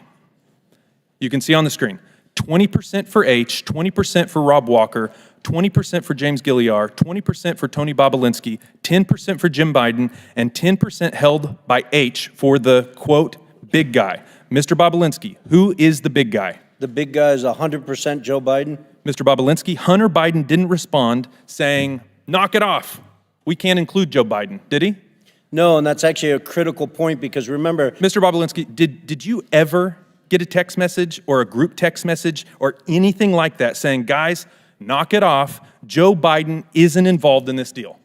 No, the whistleblowers actually have a text exchange where they're talking about everything else but that, and the reason why they weren't talking about it is because everyone knew Joe Biden was the big guy. Hunter Biden begged for a public hearing, but it turns out he is too afraid of accountability to show up and tell the truth to the American people. But Americans don't need Hunter's testimony to know they are being gaslit by this president. It's blatantly obvious to anyone paying attention that Joe Biden is the big guy. The CEFC deal broke the say it, forget it, write it, regret it rule of the Biden family businesses, and now they are trying to cover it up. Joe Biden said repeatedly that his family never made a dime from China. But Mr. Bobulinski just confirmed that Hunter, Jim, and the big guy himself all got a cut from the CEFC China energy deal. Let me be clear. The only service the Biden family ever provided was their ability to leverage the office of the Vice President of the United States to cash in overseas. My Democrat colleagues are going to try and tell you that Joe Biden wasn't on the final ownership structure agreement, but isn't it true? If someone was holding Joe Biden's stake in the company, it wouldn't appear in the document. Isn't that the whole point of this email, to hold Joe Biden's stake so his name wouldn't be in the document? Isn't this just plausible deniability in action, Mr. Bobulinski? It appears that way. But plausible deniability only gets you so far. Now, I want to fast forward from May to the end of July of 2017 when the Bidens cut you out of the deal. I want to show you a message that Hunter sent to his Chinese business partners. Please put it up on the screen. Hunter writes, quote, I am sitting here with my father and we would like to understand why the commitment made has not been fulfilled. So, when Hunter Biden is desperate for money, Jim Biden's old trick of plausible deniability doesn't cut it. And when desperate times call for desperate measures, Hunter Biden let the cat out of the bag, said the quiet part out loud, and gave the game away by calling on his father to help him shake down his Chinese business partners for the money. And it worked. Mr. Chairman, I yield back. Mr. Chairman, just point of inquiry. What was the last image we saw that you put up? Where did that come from? I just want to authenticate that. This is the Ways and Means Committee Exhibit 300. Must be the Irish whistleblower note. All right. Not an inquiry, though. Anyway, Chair recognizes Ms. Stansberry for the last question. All right, well, thank you, Mr. Chairman, and welcome to the GOP's day-long campaign for Donald Trump. I want to start with Mr. Galanis to help connect some dots that have not yet been connected in this hearing. Mr. Galanis, you are serving just under 16 years for, among other things, as was been said today, defrauding a tribal nation and specifically a tribal corporation held by the Oglala Sioux, which is why you are testifying from a prison today. But I'd like to ask you, Mr. Galanis, have you had an attorney representing you before this committee that you retained last December? And that attorney's name is Mr. Mark Paoletta, correct? That's correct. And when you first testified before this committee in a taped interview, you were actually stopped by Mr. Paoletta from answering just a simple question about how you met him and who exactly was paying your legal fees. Now, I want to make sure that the American people understand exactly who Mr. Paoletta is, because he is, in fact, a former lawyer to Donald Trump who served in the administration in the Office of Management and Budget and was at the center of the Ukrainian pressure campaign for which Donald Trump was impeached. And in fact, Mr. Paoletta was Trump's chief OMB lawyer when he withheld aid to Ukraine to try to extort the Ukrainian government into investigating Joe Biden to support Donald Trump's campaign. And Mr. Paoletta literally wrote the memo to help withhold those funds. Now, I want to dig in a little bit on this pressure campaign, and Mr. Lev Parnas is here to discuss as an eyewitness who was there. Mr. Parnas, we appreciate you being here, and I want to move through this quickly, so just ask for simple yes and no answers. You've testified here today that Donald Trump repeatedly asked you, and through Rudy Giuliani, to put pressure on the Ukrainian government to dig up dirt on Joe Biden to support Trump's campaign, correct? 100% yes. And as we can see here in this picture, you were very much a business associate of Rudy Giuliani during this time. And as established in your testimony, you traveled to and met with Ukrainian officials and told them that the White House would withhold its support and aid to Ukraine if it did not cooperate with this bribery, essentially. That's correct. And as we all know, Donald Trump's administration, and specifically the Office of Management and Budget, did withhold that foreign aid in 2019. And here's the guy who did it. And he's representing the witness who's literally on Zoom with us for this committee today. And it's the reason why Donald Trump was impeached the first time. And the man at the center of that scheme is involved in the House GOP's inquiry. But I also want to point out that Mr. Paoletta is also involved in and very much in bed with the Thomases. In fact, he represented Miss Jenny Thomas, Clarence Thomas's wife, in her involvement in the Stop the Steal before the January 6th committee, and actually also goes on vacation with Mr. Harlan Crow and the Thomases. So this man has quite an interesting roster and participation in this hearing. But the bigger picture here is that Mr. Paoletta's presence is yet another indication of the way in which this hearing and this impeachment inquiry is part of Donald Trump's larger misinformation campaign, just like it was in 2020, where in addition to pressuring and withholding aid to Ukraine, Rudy Giuliani and the Trump Organization, as Mr. Parnas has established, planted the story in the media. And now here we are 4 years later as they've dredged it back up and are planting it back in the media using Congress. using this committee and using a baseless impeachment supported by Donald Trump's own allies on this committee to push that information out. As members on this committee have trafficked in false evidence that was planted by a Russian operative to the FBI and is now in jail for that. All of this is in the service of propping up the criminal enterprise for which Donald Trump is at the top and has already been twice impeached. Rudy Giuliani and others have been exposed as they continue to traffic in Russian disinformation that not only props up Donald Trump, but it props up Vladimir Putin himself and his goals back in Russia and in Ukraine. So I just want to point out here that once again, as I said when we had a false impeachment hearing a few months ago, that once again we see the Time's expired. Gentlelady's time's expired. Little hands of Donald Trump all over this hearing. And just want to state, you made a mistake and said that Mr. Parnas was a Republican witness. He is very much your witness, not a Republican witness. But I was a Republican for Donald Trump. Mr. Chairman, I do not Pursuant- believe I said that, so we can... Pursuant to the previous order, the chair declares the committee in recess due to votes. Subject to the call of the chair, we will reconvene 10 minutes after the 3 votes. All right.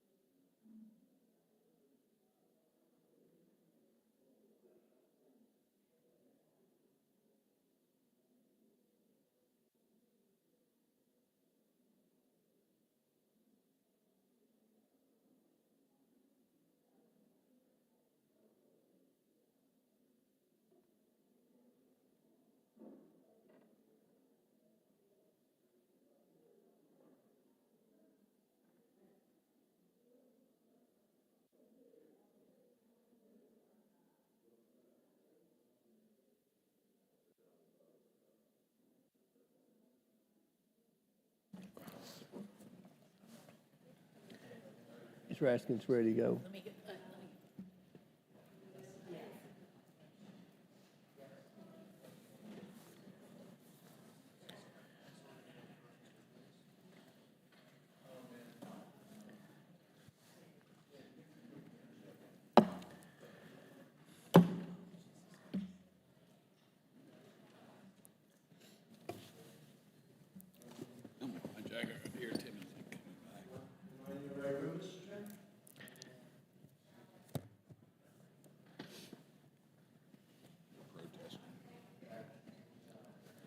Scared him off.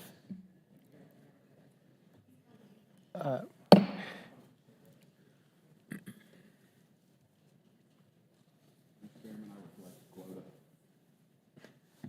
right, committee will reconvene. Chair now recognize Mr. Perry from Pennsylvania for 5 minutes. Well, thank you, Mr. Chairman. Mr. Galanis, I'm going to turn my questions to you. I hope I can see you on the screen here shortly. Are you there, Mr. Galanis? There you are. Okay.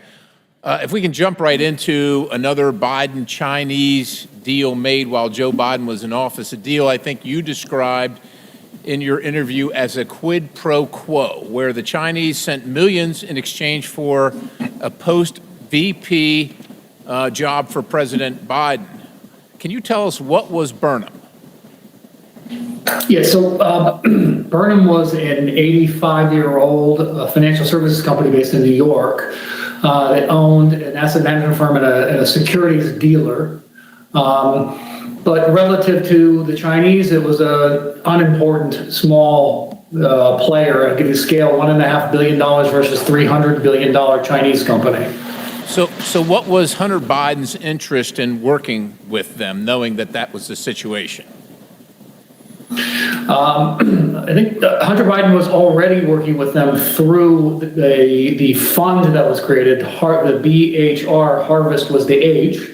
And as described in some of Hunter's emails that I had provided to the committee, he described the activity with BHR, meaning the harvest activity, as one of his only focuses, and his other focus would be the activity between Harvest directly and Burnham directly in a combination. So his stated objective, in his own words, in writing, was those were to be his only focus and his only priority in working with the Chinese on a go-forward basis. Did you also say that he said the interest in working with Burnham was to make billions instead of millions? Is that right? Yeah, I did say that, and that was on the basis of looking to become a much larger company where his equity interest would be worth a lot of money, billions, not millions. And you said the Harvest Fund was a $300 billion Chinese financial services company.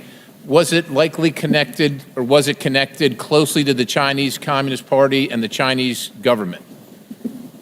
That's my understanding. Okay. And who was Henry Zhao?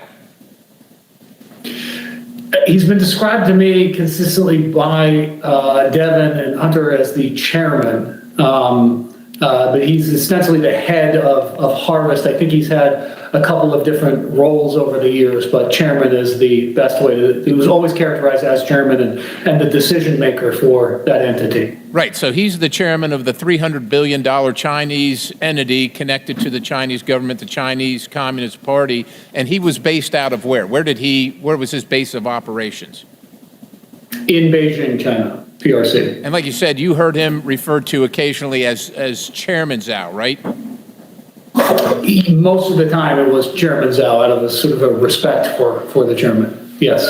Okay, so now there came to a point where Hunter wanted to bring Henry Zhao, the chairman of Harvest, and their billions of dollars from China into business with Burnham. Is that right? That's correct.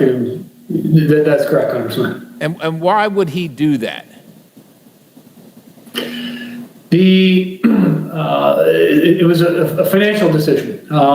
Chinese offered money, and he offered political access. Okay. It was in exchange. Fair enough. It's pretty obvious what Harvest brings, right? $300 billion. But why would Harvest be interested in Burnham versus other financial institutions? I'm sure there are other ones out there, and like you said, it was fairly small. Harvest is $300 billion. Why would they care about this small Burnham? What was the interest for them? mean, the self-evident answer is the political access, and then sort of underscoring that is there are at least 2 emails produced that talk about exactly that, the influence of what Hunter had characterized as Henry Zhao's interest in the access vehicle. So that was sort of explicit and in writing. Okay, so Joe Biden was going to sit on the board of a Chinese company connected to the highest levels of the Chinese government, the Chinese Communist Party. Stepping back in your dealings with Hunter, what was the value that Hunter brought to the table? It was the access to the inducement to induce companies like this Harvest Group to participate in Burnham. So it was we'll call it relationship capital that he brought to the table, not financial capital. Relationship capital, economic value to the business. Relationship capital that you described as the Biden lift. What was the Biden lift? Biden lift was simply Hunter's access to his father and his father's power and prestige in influencing the growth of a financial services business, which was largely reliant on its reputation and ability to attract other clients. I'm running out of time here, but it sounds like a quid pro quo to me. Sir, what did Harvest did in fact invest money in Burnham? You called it a material inducement. Can you explain what that means? And do you know how much the Chinese paid? I believe I was out of the picture toward the end of 2015. I believe that they ended up paying $4 million into Burnham. I believe, though, as a result of the legal entanglements that I encountered, that the transactions didn't happen in the way people expected or that they had written about in terms of what the Chinese were expected to do. All right, Mr. Galanis, I just want one last question. I'm going to show you a draft email that you provided to the committee. Mr. Chairman, I yield. Objection on time. Good job. Chair now recognizes Ms. Crockett for 1 minute, or 5 minutes. 1 minute. All right. First of all, Mr. Bobulinski, do you know who Elections LLC is? Yeah. Mike. Well, it's not a who. Okay. Well, do you know what it is? Yes, it's a LLC. Okay. And is it the LLC that your attorney works for? I believe so, yes. You believe so. Okay. So at this point in time, I'd ask unanimous consent to enter into the record a document indicating that the law firm representing Tony Bobulinski was paid $10,000 as recently as January of this year by the Save America PAC, which you may recognize as Donald Trump's PAC. Without objection. Thank you. Now, so far in this hearing, it has felt like the worst episode of The Apprentice. I'm sure you're familiar with that show. It seems like my colleagues and maybe you and some others are trying to become the next vice president of the United States of America. You're auditioning or something like that because, Mr. Bobulinski, I know that you take exception to the fact that your credibility has been called into question over and over. But when someone comes to testify under oath, whether it's before this committee, behind closed doors, or in person, then we have to evaluate someone's credibility. And sir, I definitely have always had issues with your credibility, as I know that you are very well aware of. So let me remind you of what happened behind closed doors. Well, you should ask O'Connor about my credibility. I haven't asked you a question, okay? You are? When I haven't. So when I ask you a question, that's when you answer. Otherwise, I'm talking. So, excuse me? With my time, because it's my time, I want to be clear that when we were behind closed doors, you called a number of people liars. You called the Wall Street Journal liars. You called Cassidy Hutchinson a liar. You called the FBI a liar. You called Rob Walker a liar. You called James Gilliar a liar. You called Hunter Biden a liar. You called Jim Biden a liar. And just today, you added to your list, you called my colleague, Congressman Mr. Goldman, a liar as well. It seems like, according to you, the only person that's telling the truth is you and everyone else is lying. But I want to move on to something else. Is that a question? It's not a question. Oh, okay. You'll know when I ask you a question, I promise. Thank you. So the other thing that I want to talk about is the fact that my colleague from the other side of the aisle talked about the company that we keep. And she wanted to go through a list of people that she felt like were bad company, because right now the majority has been relying upon the testimony of someone who's currently sitting in federal prison. And we know that your company is the company of somebody who's been found liable of fraud, as well as defamation, as well as sexual assault, and for whatever reason can't pay his bills at this point in time. But I'm gonna ask Mr. Parnas, so this is a question to him. Are you aware if Trump had any associates that have been found guilty of anything? Yes, lots of them. Lots of them. Me included. You included. Okay, so when you were called here to testify, you weren't called here to testify for any other reason than to tell the truth. Is that correct? Yes, Congresswoman. Now, we started this whole sham off because of the 1023, and that was debunked by you, was it not? Yes, Congresswoman. Way before we started this impeachment inquiry. And you mentioned a number of times this guy by the name of Rudy Giuliani. Yes. Now, you know, everybody is so stressed about the fact that Hunter ain't here today. But you know, Hunter came and testified behind closed doors for over 6 hours. And every single one of them, they weren't limited to 5 minutes. They could ask whatever they wanted to. And there's a full transcript of his testimony. So I don't know what else they wanted to do besides the fact that they wanted to put on a show. But let me tell you something. This whole thing is based upon something that Giuliani came up with. Yes. And we tried to subpoena him, that's what I remember. If anybody else remember, we asked, we said, hey, we should subpoena Giuliani. But you know, kind of like when we were trying to get his cell phone, they shut it down, right? Like they don't want the facts. But you would agree with me that considering the fact that you were working under Rudy Giuliani at the time that you went over to Ukraine, that he has maybe some valuable information that he could offer this committee as to whether or not there's anything that we should be investigating in the first place. Absolutely, Congresswoman. I wish that this committee would subpoena Rudy Giuliani, put him under oath alongside me to get to the bottom of the truth of what actually happened in Ukraine and to the manipulation that Trump and Giuliani and the team went to do. I agree with you, but somehow it doesn't look like we're going to get there, and I thank you for your time. With that, I'll yield. Time's expired. Chair now recognizes Mr. Biggs from Arizona. Thank you, Mr. Chairman. Mr. Galanis, on May 9th, 2014, you received an email from Devin Archer confirming, or you wrote an email confirming that Ms. Badarina was investing with Burnham Investments, $15 to $20 million. Is that true? Yes, Congressman. And let's talk about the predicate for that. Ms. Badarina is the richest woman in Russia, and you knew her. And were you invited to a party that she attended? Yes, in Brooklyn, yes. Let's have the invitation up, please. And here's a copy of the invitation that you received. Is that right? Don't yet see it, Congressman. I did receive an email invitation, so yes. An email invitation. And did you go to that party? Yes, I did attend that party, yes. And was Hunter Biden at that party? Yes, he was. And we know that he was because we have a confirmation of his calendar, which is the next exhibit. It was noted on there, and he showed up there. And so all of that's true. It's all verified right there. And Yelena Baturina and her then husband Yuri, they were at the party, right? Correct. With Devin Archer as well? That's correct.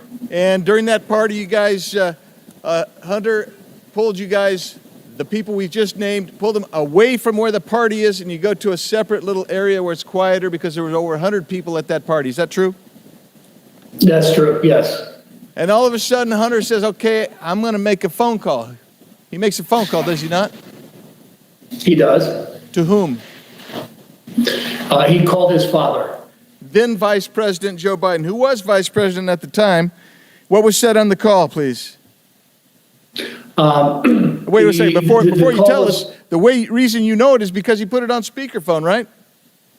He did. After he said hello, and then he put it on speakerphone, so I was first party to hearing it. And initially, Please sum it up.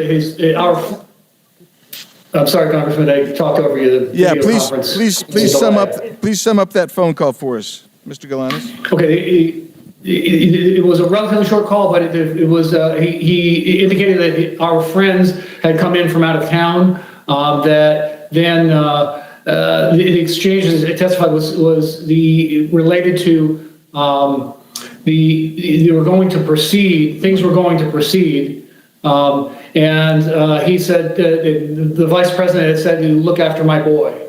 And it was 5 days after that party that you received word from Devon that Ms. Batarina was in for $15 to $20 million with you guys, right? That's correct. Let's go to a different issue. Let's go to the harvest issue. And I'll just refresh everyone's recollection. When Devon Archer was there, because at that time he had to come in, he came on in, and we had this great conversation with him. I said, hey, did Hunter ever indicate to you that the Chinese anticipated that after his father was out of office, he might join their company with one of their companies as a paid advisor? Mr. Archer says, did he intimate that? I said, did he indicate that to you? Mr. Archer, I don't recall, but potentially. I don't recall, but potentially. And I said, you don't recall, but it's not new to you. The concept is not new to you. Is that what you're saying? He said, no, it's not new to me. Why wasn't it new to him? Why wasn't it new to him? It wasn't new. It's because that was... Yeah, go ahead. It was an explicit discussion amongst us that was an inducement to the Chinese to invest in the Burnham business. That being the VP's position post his position, official position. On a board of advisors, paid board of advisors. Of the Chinese company, Harvest, yes. And when you say us, who was the us that was discussing that? What I was referring to and just making that comment was Hunter, Devon, and myself. Let's go to something else. There was a broader sort of circulation group about that, and that was reflected in an email from a staff member at Thornton Group who circulated the draft email that also reflected that he had a similar conversation and drafted a letter based on that understanding. How long have you been incarcerated, Mr. Galanis? I've been incarcerated for 8 years, Congressman. And you offered to tell the Southern District of New York and SEC about Hunter Biden's company, Rosemont Seneca Bohai, and they rejected your offer, didn't they? On multiple occasions, that's correct. And why do you think they rejected that offer? Chairman, I think he's over. Time's expired, but please answer the question. Answer the question, Mr. Galanis. All I can tell you is what counsel said to me. Which was? Okay. Counsel had indicated to me that he had never seen a prosecution reject information, particularly paper-based information, that could have corroborated my verbal statements. Thank you. My time has expired. Thank you. Very good. Chair recognizes Ms. Bush for 5 minutes. Thank you, Mr. Chairman. St. Louis and I are here today once again to focus on the real issues that affect our communities instead of this partisan circus. Let me start by saying that influence peddling is absolutely a very serious issue, full stop. But we all know the truth. Donald Trump is the quintessential influence peddler in chief. Despite this, for well over a year now, House Republicans have spent dozens of hours of precious committee time hearing testimony from nearly 20 witnesses on their baseless and increasingly embarrassing attempts to link President Biden to actions of his family members and implicate him by association. Even after all this time and effort, they haven't been able to muster up any credible links between the president and his son's business dealings. All they have proven is that they will do whatever it takes, including using their razor-thin majority and chairmanships to waste the people's time. Let's let today's hearing be the final nail in the coffin of this sham impeachment investigation. I urge my Republican colleagues to admit that their quest to impeach the president has completely collapsed. They have fallen short, and with each passing deal, they are losing votes and credibility, even within their own conference. It's time for them to move on. But that's not likely to happen because my Republican colleagues don't care about responsible governance or making people's lives better. They don't have an affirmative agenda. They would rather distract us all with these unfounded accusations against the president. So it's no coincidence that under Republican leadership, 2023 marked the most unproductive year in modern history for Congress. Aside from a failed impeachment investigation, an unprecedented 3-week stint without a speaker, and bringing our country to the brink of a catastrophic government shutdown multiple times, Republicans have done absolutely nothing to demonstrate why they deserve to control any chamber of Congress, let alone the White House, for which their cult leader, a twice impeached, 4 times indicted former president, is running to gain influence and control again. They're just grasping at straws, and it'd be comical if it wasn't leading to real harm and real hurt in our communities. The people of our country are the ones paying the price for their failure to actually govern. Instead of wasting all of our time, our hours and hours going down fake rabbit holes and amplifying baseless conspiracies, we could focus on actual policy. We could focus on substance. We could focus on saving and improving the lives of our constituents, not misusing precious time and resources of this committee. What I'd rather focus on is the people who don't have the money and resources to buy influence, the millions of people in our districts who have been harmed by the ongoing refusal of the federal government to take full responsibility for the Manhattan Project waste, and who are still getting sick from exposure to toxic radioactive waste their own government created. It still lingers in communities all across the country, like in St. Louis, Missouri, where proper cleanup still remains undone.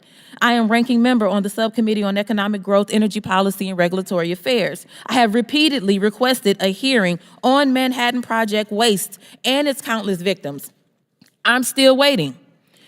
We could focus on ending the crisis of gun violence in this country. Every day, 327 people are shot in the United States. Every year, 42,654 people die from gun violence. More children die from guns than anything else in this country. Why are we not acting to protect them? How are we not treating this like the public health emergency that it is? We could focus on improving the lives of incarcerated individuals and weaning ourselves off of the carceral state. A currently incarcerated individual is your star witness today. I applaud your inclusivity. And surely, if folks convicted of crimes can testify before Congress, they should be allowed to vote. Why not enfranchise them? What about reproductive rights and freedom? We have a public health crisis in this country where millions of people of reproductive age can't get the care that they need. People in St. Louis are being forced to give birth against their will. Republicans need to use abortion care just like the rest of us. Why not meaningfully address this issue? We need to focus on ending the atrocities in Gaza and Israel. Since January, malnutrition in children under 5 has nearly doubled. Global experts warn famine is imminent for 1.1 million people, half the population due to catastrophic food insecurity. Why are we not acting to reinstate UNRWA, prevent famine and the spread of disease, and ending the continued slaughter of Palestinians? We do not have infinite time and resources. I will stop there. Thank you, and I yield the balance of my time to Rep. Goldman. Thank you very much, Ms. 10 seconds. I want to just point to a photo here. Mr. Bobulinski, you have testified that Cassidy Hutchinson's account that you met Mark Meadows, then Chief of Staff for Donald Trump, at a Trump rally in Georgia behind Secret Service cars. You were wearing Time's a mask. expired. Sir, you went over a minute late with Mr. Perry. If we could have a little extra time. The Trump rally that you said Time's that she expired. was lying. Chair now recognizes Mr. Sessions for 5 minutes. Mr. Chairman, could we have some basic equity? If someone else wants to yield, she had 8 seconds to yield him, and he's got up here with a speech. He's already abused his privilege by making a motion that wasn't even a motion.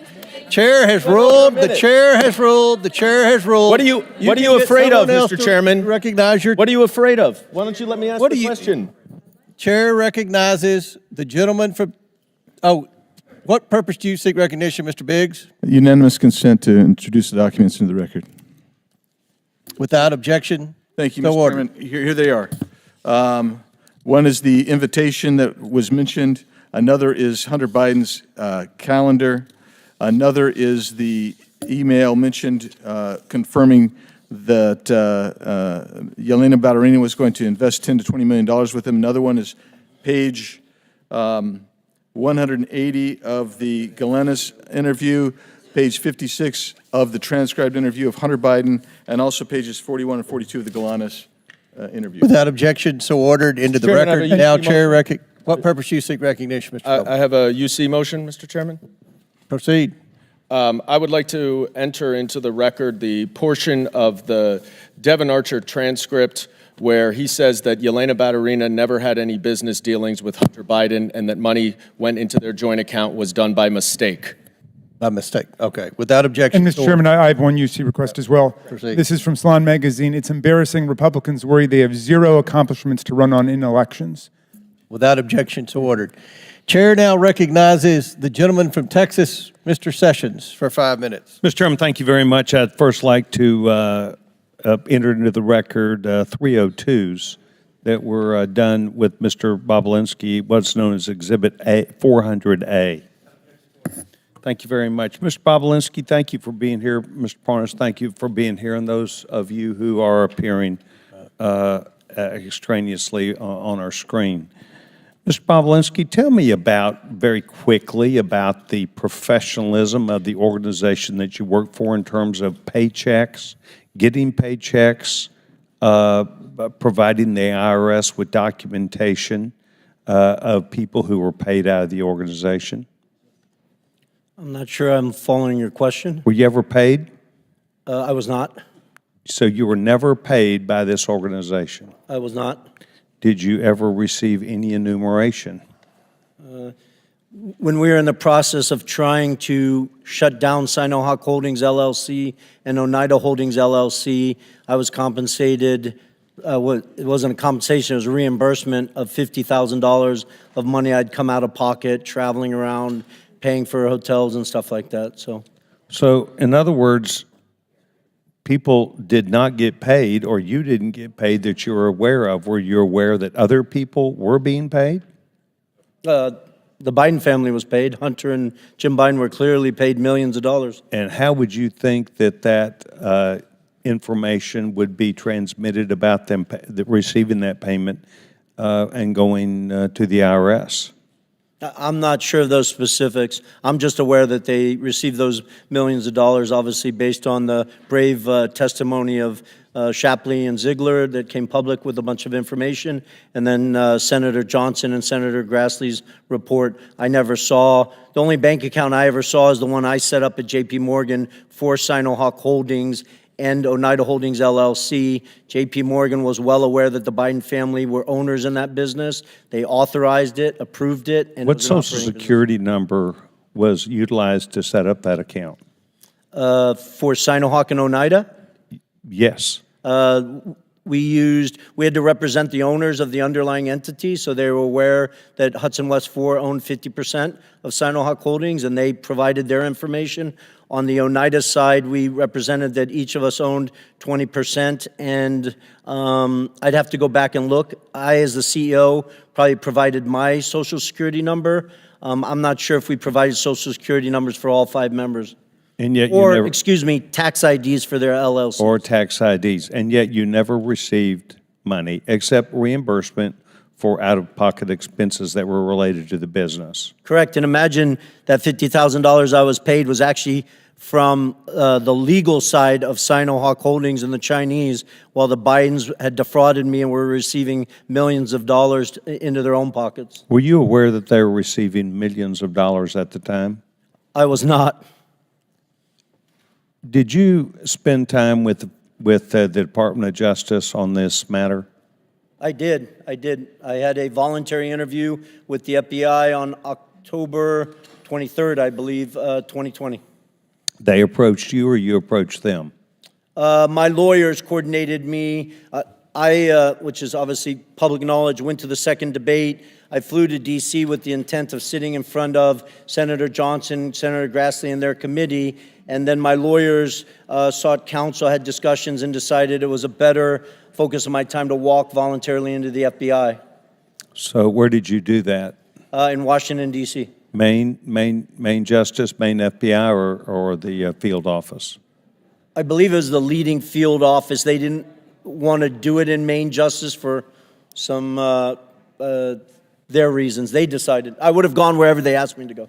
Did they tell you at the time that you were providing information that if you provided information that was not true and correct, that you could be held liable for that under criminal statute? Yeah, yes, of course. I appreciate you asking that question. I was operated as if I misrepresented, misstated, lied, that I was committing criminal offenses, which I take very seriously based on the fact that I was willing to die for this country. And to just correct Ms. Crockett's statement earlier, I didn't accuse the FBI of lying.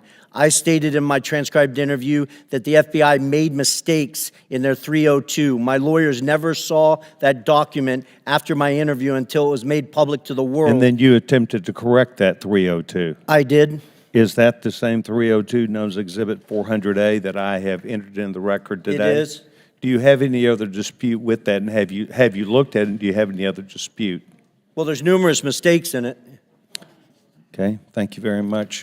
Do you have any reason to believe that all of these SAR reports that have come out of banks were all fraud? And gentleman's time's expired, but he asked a question about the SARS reports. No, I mean, just the number of SARS reports should give every American pause. The average American in this country will never receive a single SAR in their entire life. So for a family or an individual to have over what I've publicly seen, 150 of them, is just extraordinary. Okay. I want to thank all the witnesses that are here today, Mr. Chairman. Thank you very much. Gentleman's time's expired. Chair now recognizes Mr. Frost.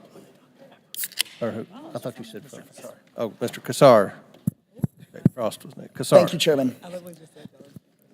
And if I could have my full 5 minutes, I'd appreciate that. Reset the clock for 5 minutes for Mr. Kassar. Thank you, Chairman.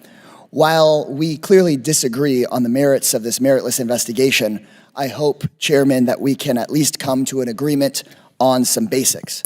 I believe that you and I can agree that presidents and White House officials should not be unduly influenced by foreign powers.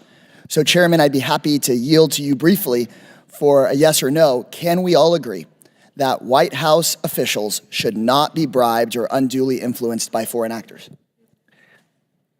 It's your time. You can ask. We have witnesses here. I would assume that you would agree. We have witnesses. If you want to ask the witnesses question, or you want to waste time with me, I'm not wasting time with you. I think that we've been disagreeing all day. I hope we can come to an agreement that White House officials should not be bribed or unduly influenced by foreign powers. I think you and I agree on this point. I see you nodding your head. I assume that that is a yes. I'm glad that we can work as an oversight committee on investigations, do the work we need to do, and make sure that no one in the White House has betrayed the public trust. We've spent countless hours talking about Hunter Biden, investigating every single person it seems like he's ever shaken hands with. We've not found a shred of evidence that connects it to the President of the United States or anyone with any say over U.S. policy. But someone who has worked in the White House did accept money from a foreign power. Donald Trump's son-in-law, Jared Kushner, received a staggering $2 billion from Saudi Arabia for his brand new private equity firm. And while Hunter Biden never had any say over U.S. policy, Mr. Kushner got this $2 billion 6 months after working in the White House as a senior advisor on Middle East policy. Mr. Kushner had no experience in private equity. In fact, he was so inexperienced that Saudi officials tried to block the transfer of the money until the Crown Prince overruled them. While working at the White House, Mr. Kushner pushed through a $110 billion weapons sale for Saudi Arabia. I'm finishing my point and then I'm happy to talk about it. He then defended the deal in the wake of the Saudi government's murder of journalist Jamal Khashoggi. And while this may all just be a coincidence, there's many questions. Like, was any of this money passed along to Trump? Was the Saudi money a thank you for a job well done in the White House? Was Jared given this money in exchange for anything else? Or did someone with no experience just have a lucky payday?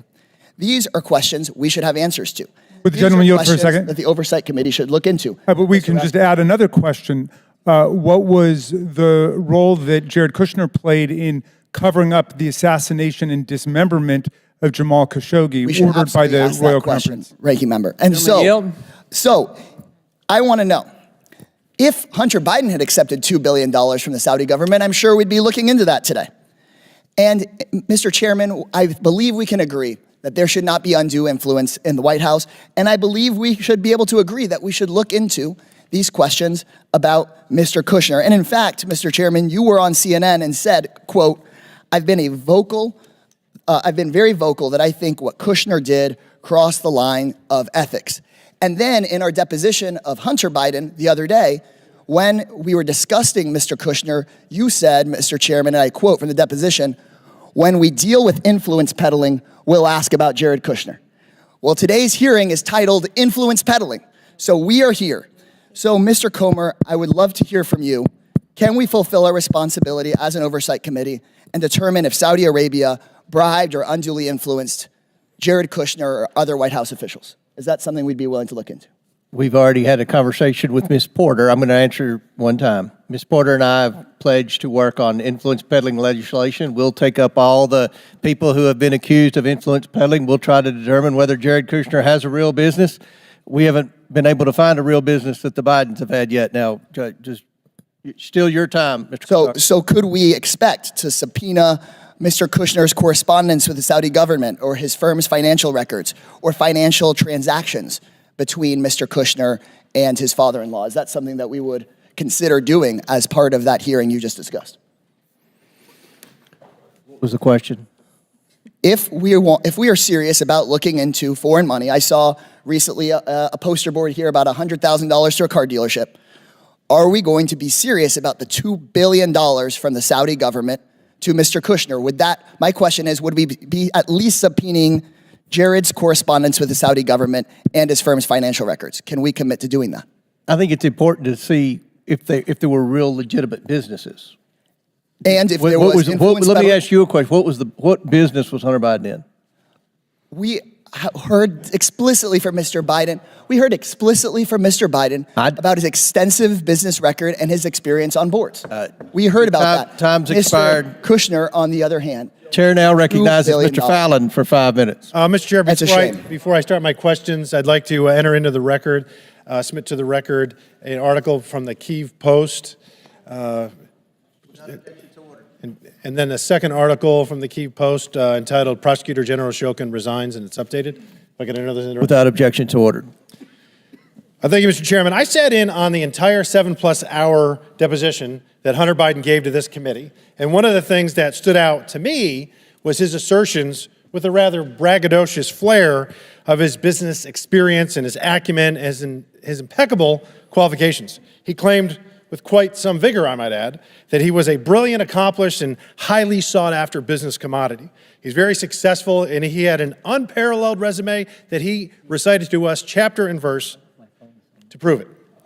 That was at least the face his lawyers, this administration, and the House Democrats wanted him to wear. Of course, there's another possibility, one this pesky little thing we call reality, that he was a spoiled, entitled East Coast patrician with a senator and then VP daddy who squandered his many life advantages and spiraled into a decadent behavioral pattern of narcissistic excess and criminal addiction. And to feed his very large carnal appetites, he acted as his family's bagman in an influence peddling and access selling scheme that netted the Biden tribe over $24 million in illicit foreign cash. Lots of money, little effort, in a get-rich-quick scheme. If he was such a skilled and gifted businessman as he claimed, his services would be sought after, in fact, even fought over. Mr. Bobulinski, to your knowledge, how many Fortune 500 companies retained Hunter Biden on their board of directors? Now or in his... Ever. I can't confirm any.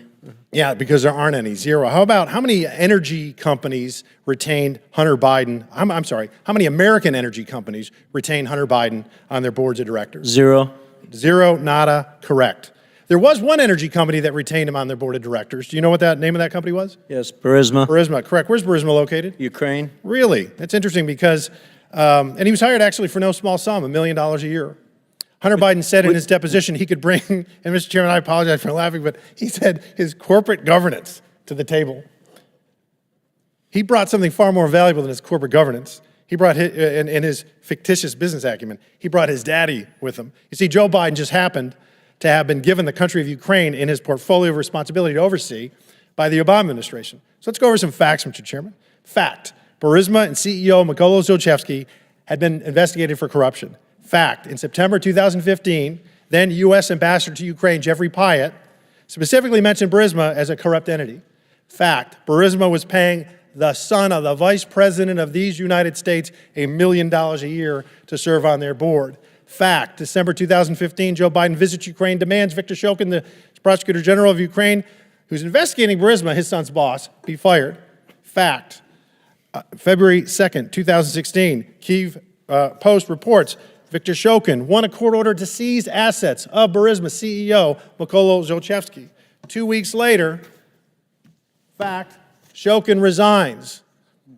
President Poroshenko called on him to resign. He resigned. He essentially was fired at the behest of Joe Biden. Fact, 2016, February, 2 weeks later, there's a little email sent from Vadim Pozarsky, COO of Burisma. He's an executive of Burisma, and to Hunter Biden, asking him, hey, Hunter, will you help us out? We want to get the embassy in the U.S. Embassy in Ukraine to say that we're a good company. Now, the ambassador just said they were corrupt a few months prior to that. And then, lo and behold, with the seal of the United States Embassy, they say that we have no negative information or feelings about Burisma. So what changed in those 6 months? It was magic.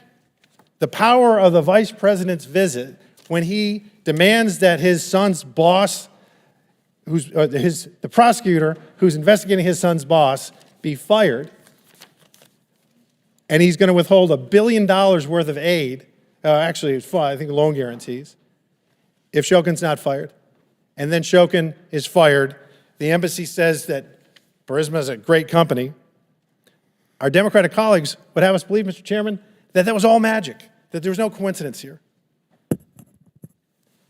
And with that, I yield the balance of my time to Mr. Jordan. I appreciate the gentleman yielding. I was just going to point out that Jared Kushner was one of the key officials involved in the Abraham Accords. If we want to talk about influencing foreign, how about the President of the United States, what he said in his State of the Union regarding Israel, and how about what the Democrat leader of the Senate said last week, in that Israel should change its prime minister, for goodness sake. That to me is a concern. Jared Kushner was doing good work with the Abraham Accords. Of course, the Democrats don't want to admit that. I appreciate the gentleman for yielding. Chair now recognizes. Mr. Chairman, I have a motion. I would move pursuant to Clause 2K6 of Rule 11 that the committee issue a subpoena to Jared Kushner to compel testimony related to the $2 billion collected from Saudi Arabia after his service within the White House. Second. There's a motion, and for what purpose does the gentleman from Ohio seek recognition? Move to table the motion. There's a motion the motion to table is not debatable.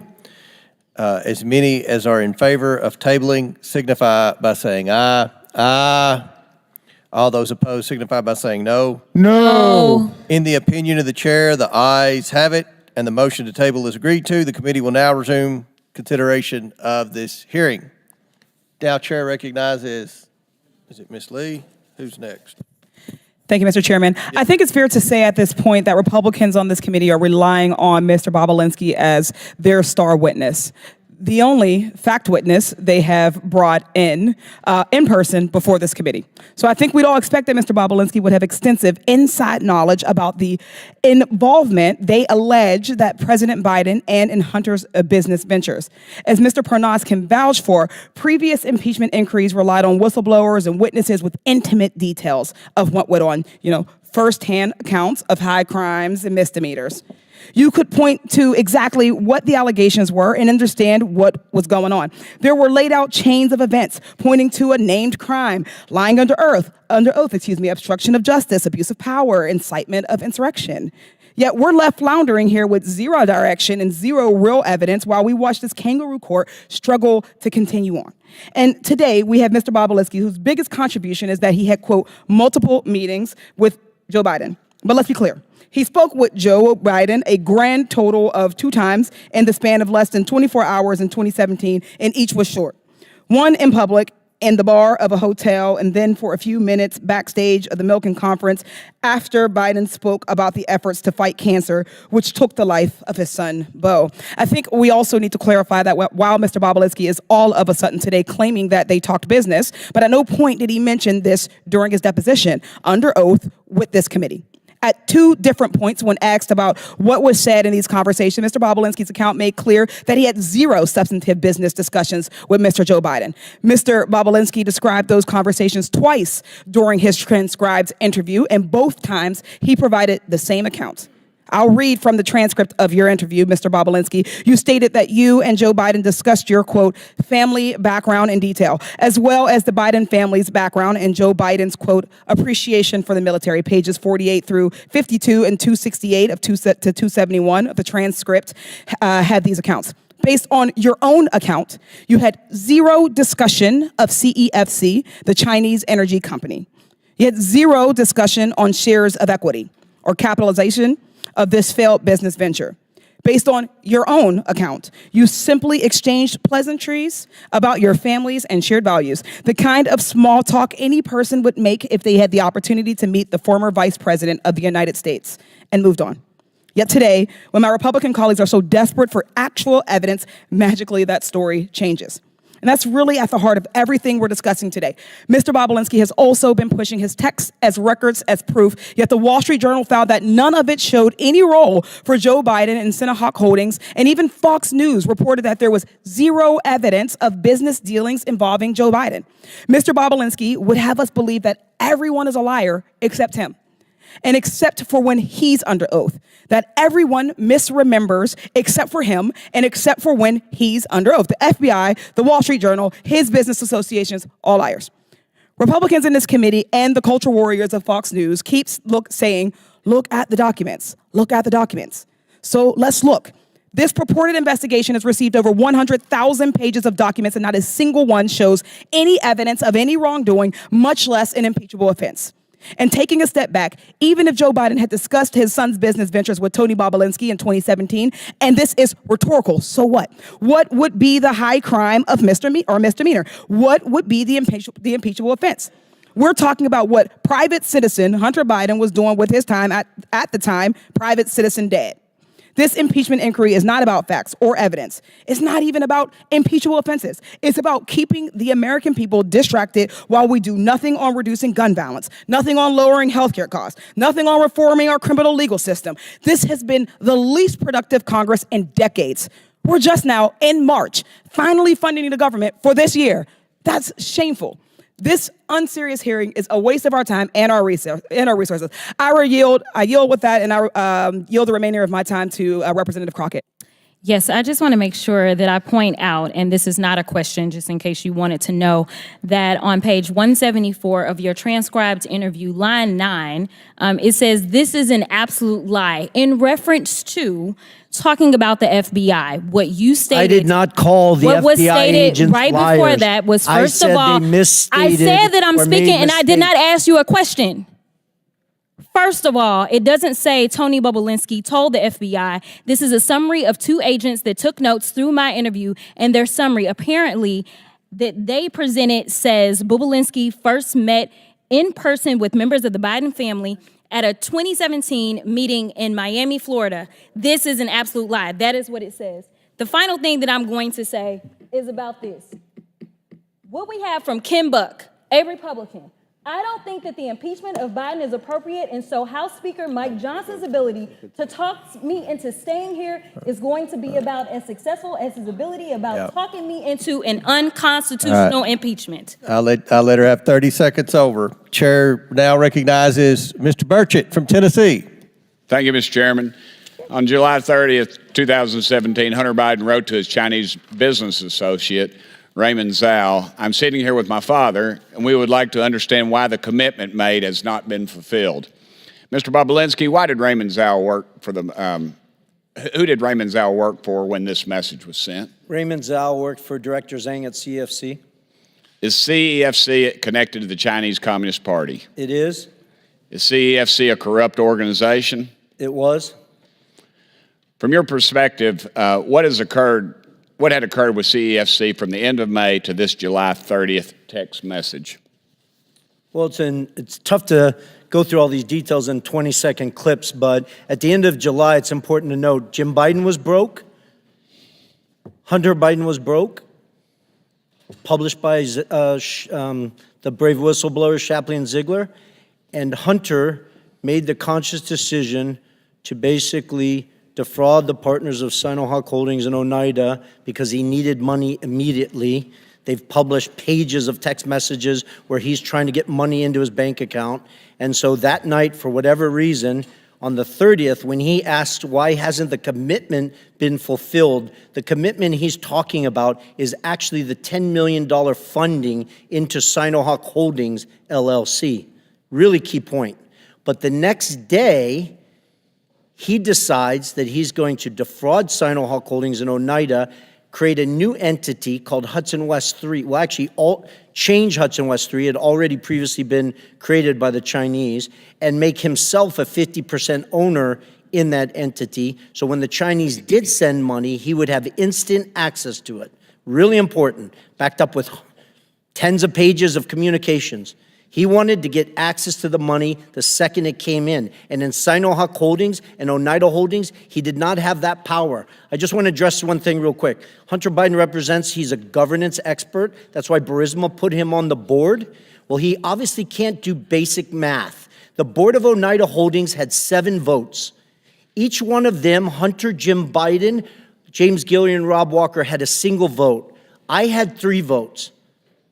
I have a master's degree in electrical and nuclear engineering. I think I can do math. I had 3, they had 4. They controlled Oneida Holdings. So Hunter Biden's representations that I was trying to take the business from them or I didn't know is all a sham and a misrepresentation. He wanted money in his account instantly, and that's why he shook down the Chinese, and they were willing to send him that $5 million because they viewed it as a bribe to the Biden family. They say it in their own communications. Are you aware or not that they pay taxes on any of that? I can only go from public testimony. I was not involved in their taxes. Okay. On July 31st, the next day, Hunter says he hopes Kevin should know that the plan to speak is highly confidential. And Raymond Zhao responded, CEFC is willing to cooperate with the family and the priorities to solve the problems mentioned last night. What family was Raymond Zhao talking about? Was it the Bidens? The family was the Biden family, and more importantly in that text is what is he talking about is the confidential manner. The confidential matter he's talking about were 4 sealed indictments in the SDNY where they were about to indict executives of CEFC that we now know. I didn't know that in July of 2017, but the SDNY knew.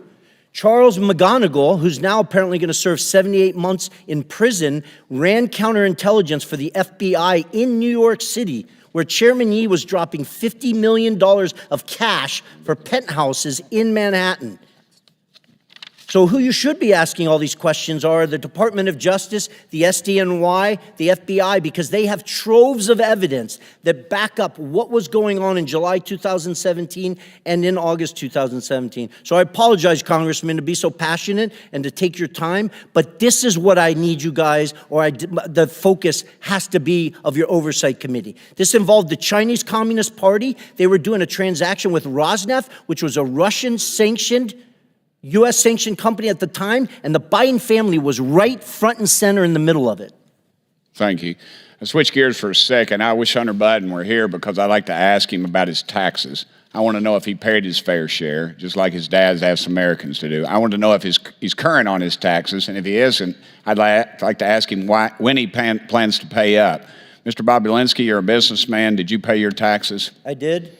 Mr. Bobulinski actually pays his taxes, unlike the president's son, and yet Democrats on this committee act like Hunter is the believable one out of you two. Joe Biden has no right to lecture the American people about their taxes until he gets his own house in order. Thank you, Mr. Chairman. Very good. Chair now recognizes Mr. Moskowitz for 5 minutes. Mr. Chairman, thank you. By the way, how are you doing? Good? Okay. Mr. Bobulinski, over here, how are you doing? Good. So I just have a question. We've been at this for 15 months now in oversight. I know this is your first time here, but do you think Chairman Comer has proven that Joe Biden has committed a high crime and misdemeanor? I believe with all the evidence he's gathered, yes, he's proven that Joe Biden has committed high crimes and misdemeanors. Okay, and so I assume you believe Joe Biden should be impeached. Well, that's up to you guys. But do you believe he should be impeached?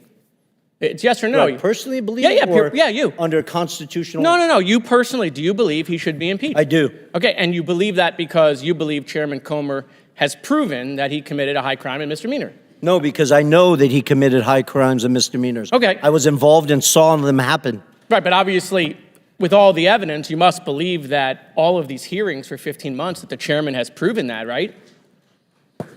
You re-ask the question? Sure. I'll sum it up. I assume you believe he should be impeached, but my point is that the chairman has not yet moved for that. And so, look, Chairman, we got like 3.5 minutes here. I mean, let's just do the impeachment. I mean, why continue to waste millions of dollars of the taxpayers' money if we're going to impeach because you believe you've shown he's committed a high crime and misdemeanor? What are you waiting on? Let's just do it. I mean, by the way, we got Chairman Jordan here also, the double chairman. Why aren't you guys calling for the vote in your committee? When is it going to happen? When can we tell the American people you're going to stop wasting their money and just call for the vote on impeachment? Gentlemen, yield? Sure. We don't do snap impeachments like you guys. We actually do the facts. We do oversight So according to the you're Constitution. never going to call for it. You're never going to call for it. I mean, you can 2 predict. months? You can predict the future. How do you know? You guys only have 6 more months probably in power, right, until the election. So are you going to do it in 2 months? You're going to do it in 3 months? Like, tell the American people. Does the Constitution put a time limit on oversight? So I didn't read that in the Constitution.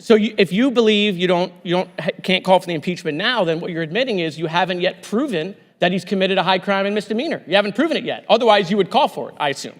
We're doing our work. Okay, so they haven't proven it, right? They haven't proven he committed a high crime and misdemeanor. Otherwise, we would call for impeachment. So look, the chairman knows me well. I mean, I'm just here to help him, right? And so I just think we should do it today. Let's just call for it. I'll make the motion, Mr. Chairman. I want to help you out. You can second it, right? Like, make the motion to impeach President Biden. Go ahead. It's your turn. You second it. No, nothing. Okay, we got nothing. So I want to, with my last couple minutes, show the American people that they're never going to impeach Joe Biden. It's never going to happen because they don't have the evidence. Okay, this is a show. It's all fake. They just want to do these hearings. It's not leading to impeachment. They're lying to their base on Newsmax and Fox, leading these people to believe that they're going to eventually impeach the president. It's not going to happen at all, ever. Period. They don't even have the votes, even if they had it in committee. They don't have the votes on the floor. They know that. They got members resigning rather than taking a vote on the fake faux impeachment. Just ask Ken Buck, who said the speaker ain't going to get me to take an unconstitutional impeachment vote. I mean, boy. I mean, so look, I mean, if these hearings were a success, right? If what we've been doing for the last 15 months had convinced the American people that Joe Biden committed a high crime and misdemeanor, you can be damn sure they would have called the vote by now, right? But they want it to go on. They either want it to go on because they don't have the evidence. Are you asking me a question? No, I'm just looking at you. Oh, okay. But if you want to talk to me, we can talk. Well, no, I think you haven't read recent data that shows the American people are well aware of the Biden's corruption. Perfect. So then ask the chairman why he hasn't called for impeachment, Tony. He's right here. Ask Comer. Hey, Comer, how come you haven't called for impeachment? I'll do it. Watch. Hi, I'm Tony. Hey, chairman, how come you haven't called for impeachment? When are we going to have the hearing? When is the vote going to happen? I mean, you believe it. He believes it. He says it every day on TV. I just don't know when we're going to have the vote. I mean, let's just go. Are you asking me to hold the vote? No, I just like looking at you. Yeah. We can save the taxpayers millions of dollars. So, I mean, look, I used all of my time to show that this vote is never going to happen because they have no evidence on Joe Biden. I yield back.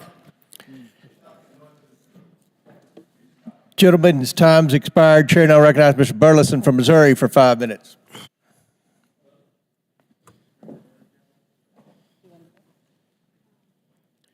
Switch mics. Restart the clock. Look at the mirror first. Who served in prison for felon? Not me. You have everything together. Keep talking. You'll join your friends. We'll get you a mic.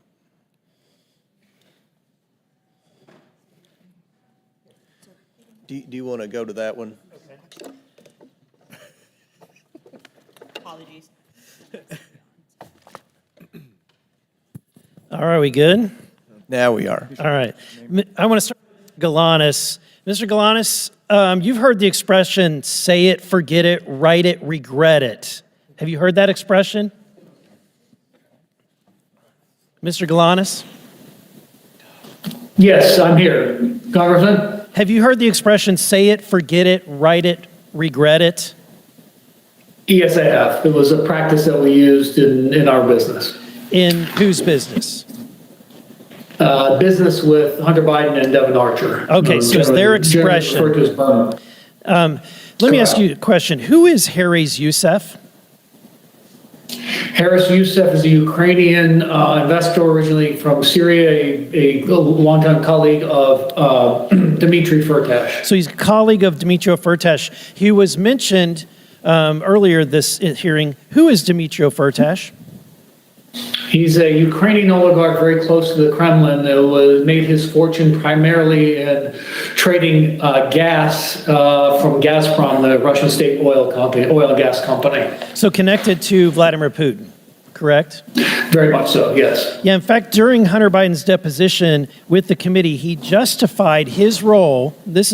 I think you'll find this comical. He justified his role on the Ukrainian Burisma board by saying, in essence, that it was his patriotic duty, that he was serving, freedom, because there were, this is his quote, there were two gas companies inside Ukraine at the time. One of them was a state-owned, which was highly corrupt and connected to people like Firtash, which was directly going into Vladimir Putin's pocket. The only independent company was Burisma, end quote.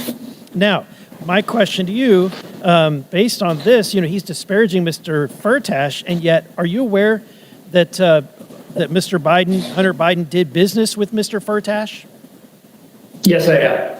So let me ask you, what kind of financial transactions occurred between them?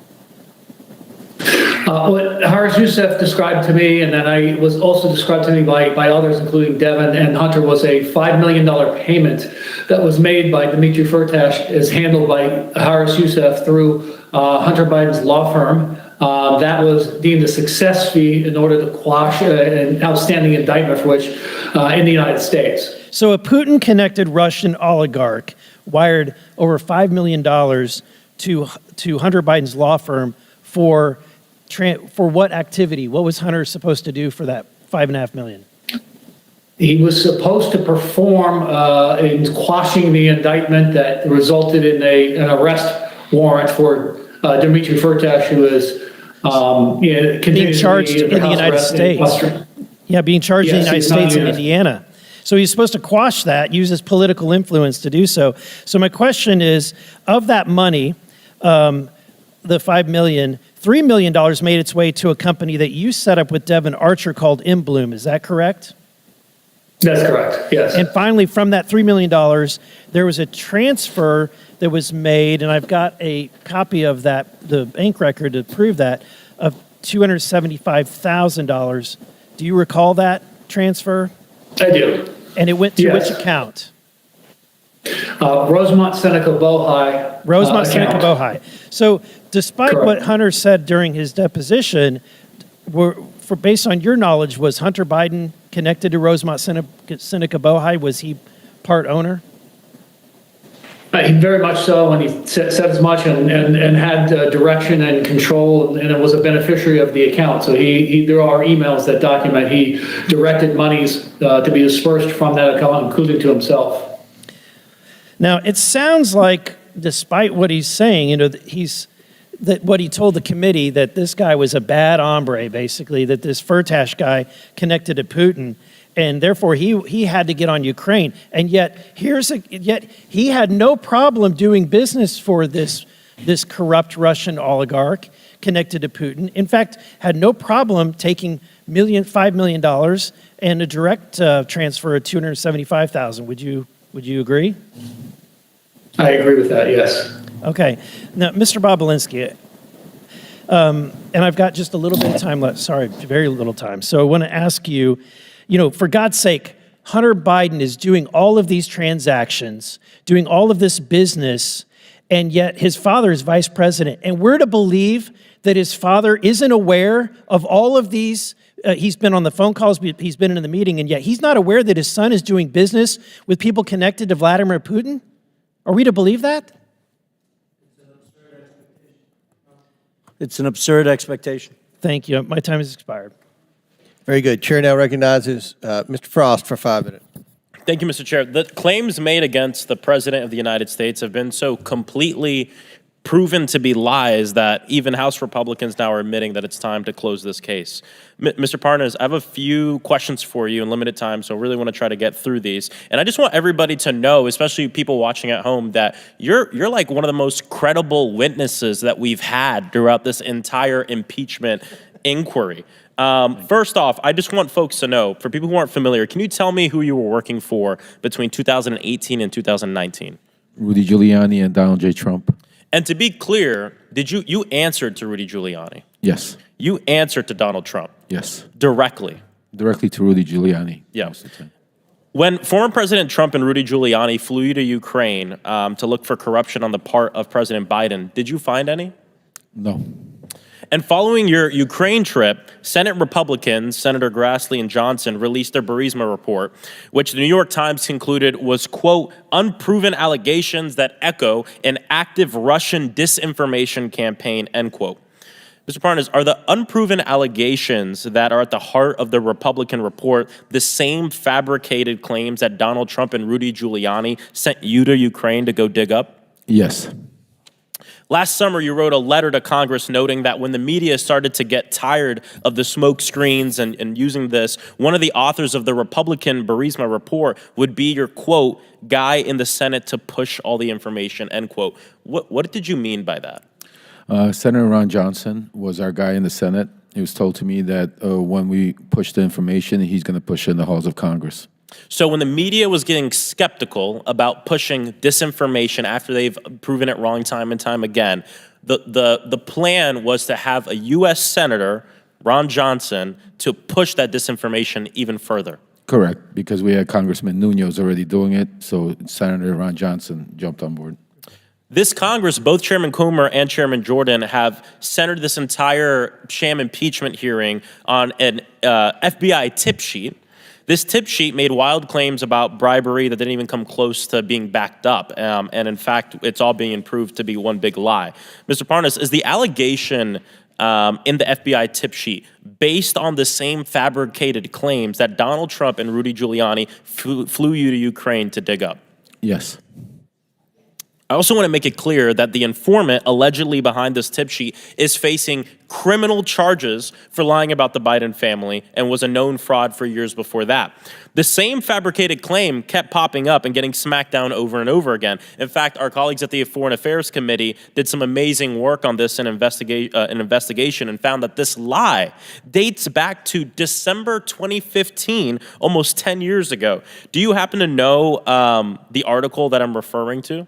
I don't know the exact article, but I do know that the slide has started way back in 2015. Started about 10 years ago. It was an article entitled, quote, The Ukrainian Scam of the Biden Family, end quote. And it was posted to a Russian language media website registered in a city in Russian-occupied Crimea. Mr. Parnas, do you have any doubt that this fabrication claim, the claim that Donald Trump and Rudy Giuliani sent you to Ukraine to try to dig up more information on, is part of Russian propaganda and an effort to destabilize Ukraine and undermine our democracy? As I said here today, I have zero doubt that Russia's involved. This is a Russian campaign to interfere in our elections. Thank you. I appreciate it. I appreciate it from someone with firsthand experience. Look, to recap, there's no evidence that support allegations that President Biden engaged in corruption in Ukraine. We know this. Mr. Parnas himself has made it clear that we have no doubt, we should have no doubt, that the claims of corruption are lies and conspiracy theories rooted in a Russian effort to undermine our democracy, posted to a Russian language website over a decade ago. This is exactly what Putin wants. And over the years, Republicans have kept moving the goalpost. You just look at the past year, right? First it was a bribe. Then it was Burisma, nothing. Then it was Hunter Biden's laptop, nothing but some like nude pics that we keep seeing here. Then it was supposed money laundering scheme that turned out to be a family member making a couple of car payments. And now Republicans on this committee have left the pretense of a crime behind and are moving the goalpost to influence peddling, which sounds more like what former President Donald Trump did in his time in office. Look, we've been laughing a lot about this, calling it theater and a sham, which it is. But I also want to bring up that this is really serious. Yes. I mean, we have members of Congress and this committee using Russian propaganda meant to undermine our democracy, to undermine our president. It's not just theater or laughable, but it's a betrayal of our democracy. It was very serious, Congressman. Yes. Chair, Yeah, yield back. time's expired. Chair recognizes Ms. Boebert from Colorado for 5 minutes. Well, Hunter asked for a public hearing. Here we are, and he is nowhere to be found. I guess Hayden really does run in the Biden family. Now, Mr. Bobulinski, in your testimony, you state, "It is clear to me that Joe Biden was the brand being sold by the Biden family." In your experience, what is the value to Joe Biden in helping his family collect millions from foreign adversaries? What's the value to Joe Biden specifically? Yes. Well, his children and brothers were enriched, which to AOC's questions earlier violate corruption statutes, RICO statutes, FCPA statutes, FARA statutes. Yes, so you would agree that the Biden family was involved in this corruption and influence peddling and selling access to the federal government? I do. Mr. Bobulinski, in your experience, did President Biden play a more active or passive role in his son Hunter Biden's business dealings? I quantified it previously as he acted sort of like a chairman. He showed up and shook hands. He's been called the chairman. Yeah, he showed up, shook hands, and that's all the Chinese, Ukrainians, Romanians, Russians, whoever was need. It's not what the Canadians, the Australians, and Americans need, but in those parts of the world, that's what they need. Thank you. And now I'm going to switch over to Mr. Galanis. During his 2020 presidential campaign, then candidate for president Joe Biden said his son did not make any money from China. Did Joe Biden lie? Yes or no? Yes. Mr. Galanis, you are aware of the BHR fund that consisted of Bohai, a Chinese state-backed company, Harvest, a China company, and Rosemont, the Biden entity, correct? Yes, I am. And Mr. Galanis, you're aware that Hunter Biden formerly held 10% of that Chinese entity? And would it surprise you, if you were aware, that Hunter Biden held 10% of this entity well into his father's presidency? You know, I'm aware that it was founded as a business that he owned 50% of 20% or 10% directly from the outset, from early on in 2014. And would it surprise you, Kevin Morris, Hunter Biden's fake attorney, has testified that he now holds that interest? I don't have any knowledge about that, so not much of this would surprise me. Mr. Bobulinski, in your testimony, you stated the Chinese Communist Party, through CEFC, successfully sought to infiltrate and compromise the Obama-Biden White House during 2015 and continued through when Joe Biden left office. Would you agree that the CCP compromising the White House is a serious threat to our nation's national security? I do. Thank you. And now Joe Biden has leveraged his elected position to enable the Biden family, their business associates, and their companies to receive over $24 million from foreign nationals and their companies and their related companies. Biden is compromised and is a threat to our national security. After today, it's clear that Joe Biden is a bigger CCP asset than Fang Fang herself. Will we ever come to the agreement that it is far time president of the White House accountable for selling out the American people? Unfortunately, my colleagues to my left have a highly coveted made in China product, a brand, if you will, and that is Joseph R. Biden. Mr. Chairman, I yield the remainder of my balance to my friend from Florida, Matt Gaetz. Mr. Parnas, how much time did you spend in prison? 4 months. 4 months. But you were indicted for crimes that could have resulted in you spending 50 years in prison, right? Right, they were false crimes. The judge saw through it. Well, you you went to trial and you were convicted, right? I went to trial, correct. And and the crime was that you were trying to acquire marijuana licenses, and you took money from a Russian oligarch, and you tried to use that money to go give political donations and do what you had to do to acquire marijuana licenses. Is that about right? That's what the crime was. That's what the indictment was. Yeah. Right, so it sounds like everyone here today, the only one working for a Russian oligarch was you. Right? I mean, yeah, it was. I just heard you. I mean, it's public information. Yeah, no, I just heard you Congressman wax Gates, poetic. I got with paid Mr. Frost about- $200,000. You know how much I got paid. You were really worried about our democracy, and you were here to warn us. But you were working for a Russian oligarch, On wanting to behalf get of President marijuana Trump. licenses. But then you didn't even do it. The fraud you committed against the Russian oligarch was that instead you spent the money on yourself. So, like, was that what you were doing to fight against Russia's aggression? That's a lie. Just taking their money? Well, that's what you were convicted of. No, but instead of spending 50 years in prison, you got 4 months. As this hearing continues, I look forward to hearing what Mr. Galanis thinks about how he was treated by the DOJ for telling the truth, as opposed to how you're treated for lying. The DOJ didn't listen to the truth, because if they would listen to the truth, you the guys would've question been all Mr. in Gates jail. had is They for didn't want to hear Mr. the truth. You can't handle the truth, Matt Gates. Look, well, the truth for you is taking money from Russians to buy marijuana businesses and then going to jail and then coming here to lie about Trump. You should know better than anybody what Gentlemen's time has the DOJ is expired. about. Chair You now. should know better than anybody. Gentlemen's time's expired. Chair now recognizes Ms. Tlaib from Michigan. Thank you so much. It's so exhausting. This is really incredibly exhausting, and I can't imagine our residents sitting at home. I still, every time I look up and I see our former chairman, forever chairman, Elijah Cummings, our first ever hearing in this room was about the high cost of insulin. I think one of the first witness was a mother of twins who had to ration her insulin and lost a child because she couldn't afford it. I still remember our previous chairwoman who really did a phenomenal job continuing to talk about the opioid crisis and how the Sadler family was part of a criminal scheme to increase addiction among family members, people just literally losing their family members because of profit, because of folks that were literally drug dealers in suits. All of that to say is this House Oversight Committee, from our committee hearings on the Postal Service, which really matters to our constituents, the high cost of prescription drugs, the housing issues, the number of struggles and challenges of everyday Americans. And I say this sincerely. I know you all do, but sincerely, because what a waste of time. What a waste of time. Just even some of the colleagues of my folks here continue to say this is a waste of time.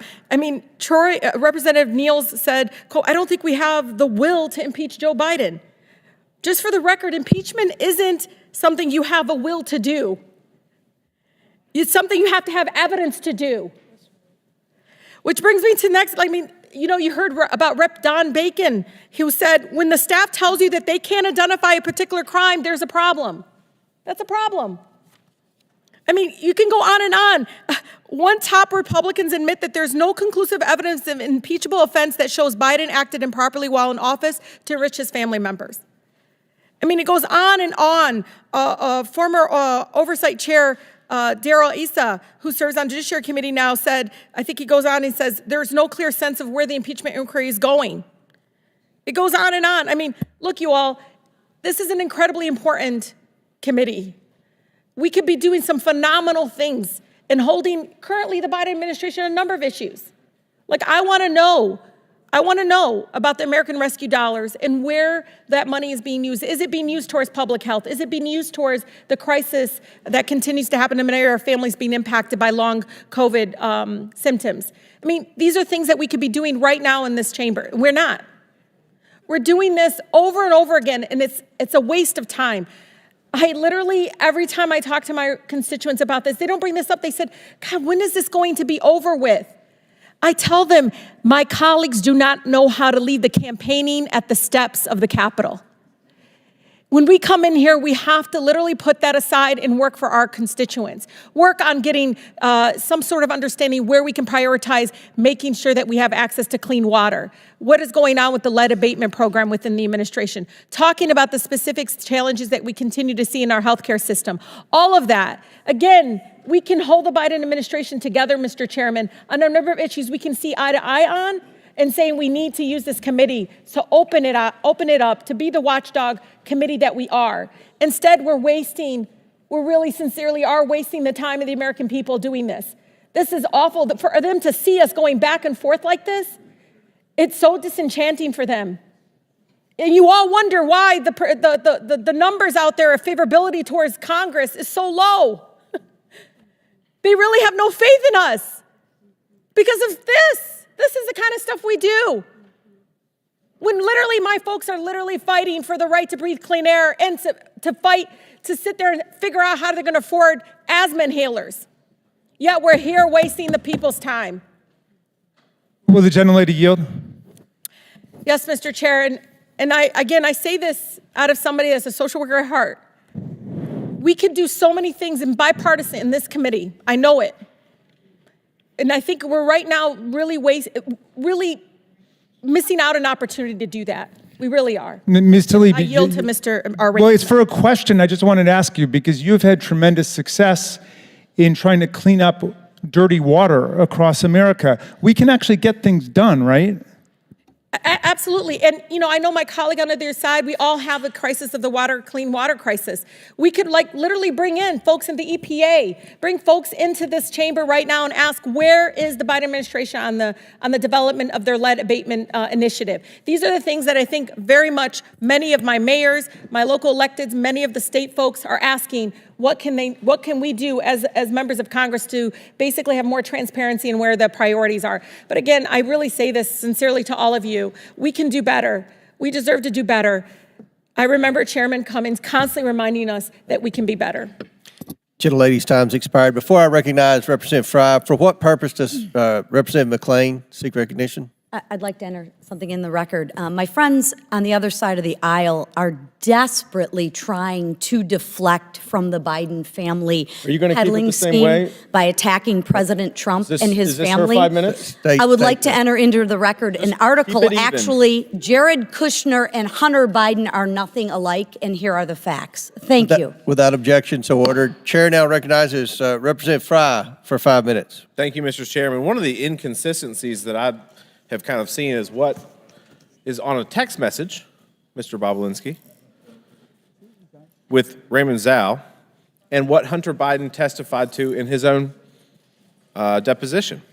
And so this is infamous. We've talked about this a lot. Z, please have the director call me, not James, not you, or Jim. Have him call me tonight. I am sitting here with my father. We've talked about this a lot. We've kind of got ad nauseum to it.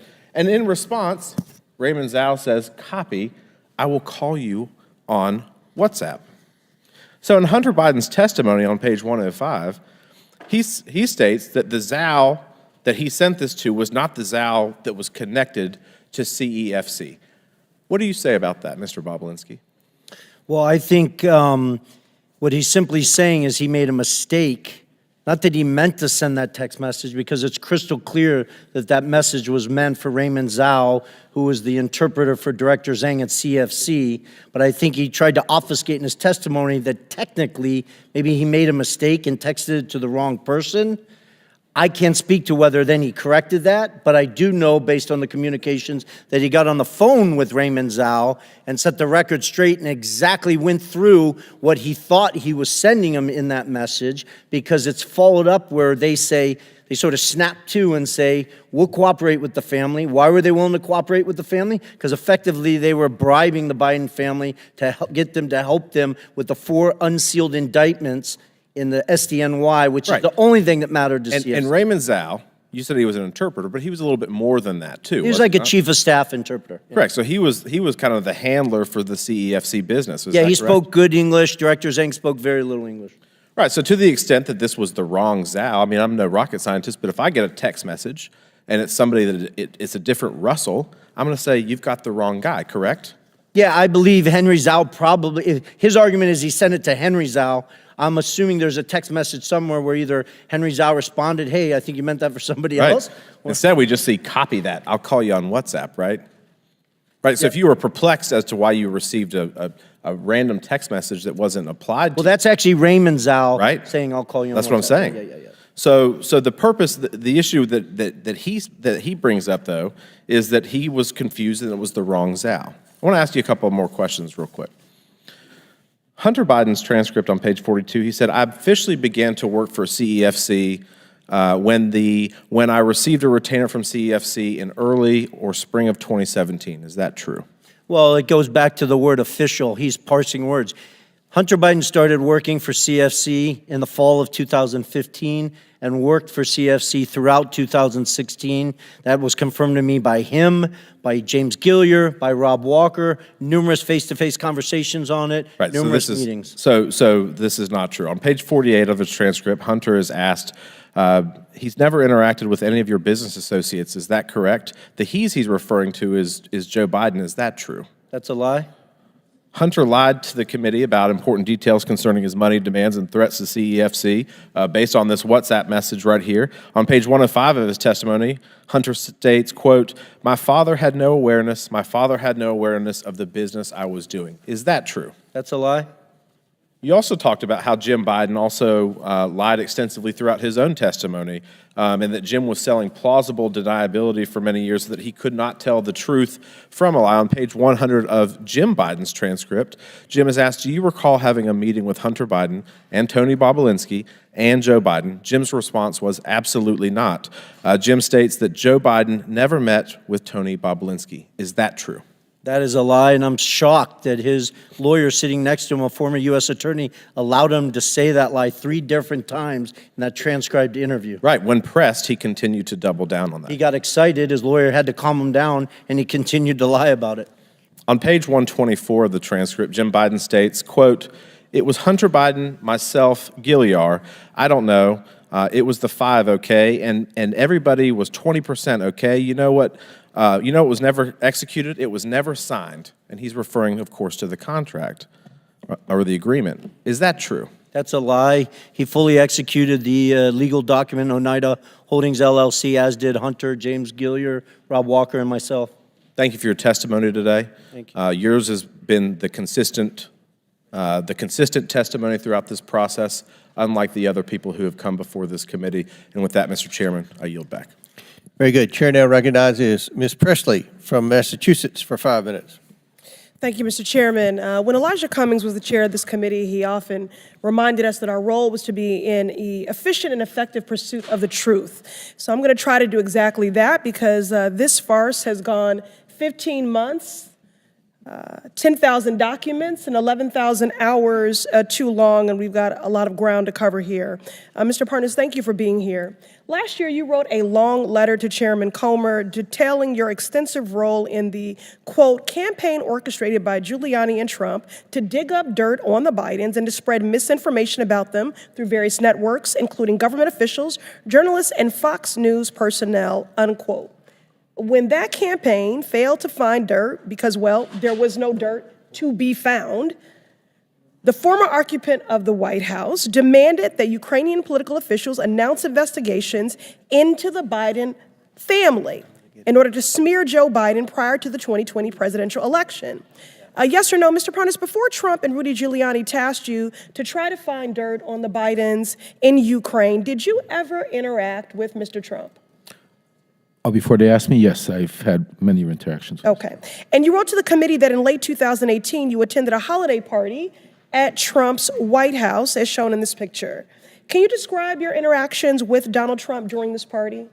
Yes, we came to the event. It was a Hanukkah party. Rudy Giuliani joined us. We were supposed to all go to the residence, but at the last second, Rudy said to wait for him downstairs. He was going to go meet Trump himself and update him on everything that was going on. He went to meet Trump at the residence. We waited at the White House. Then eventually, when Trump came down to make a speech, Secret Service came up to us and said that the president wanted to wait for us at the Red Room.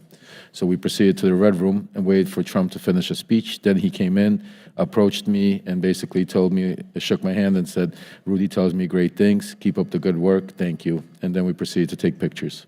Mr. Parnas, when Trump told you to keep up the good work, what did you understand him to be referring to exactly? Well, at that point, the conversation was about Ukraine and Giuliani wanting me to go find Viktor Shokin.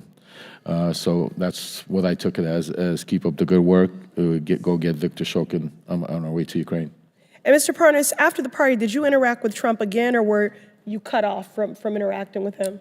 After our trip to Ukraine, we were cut off because then the BLT team was formed and the line of communication started going through Rudy Giuliani because they didn't want anybody to notice me with him because I was in Ukraine doing the stuff.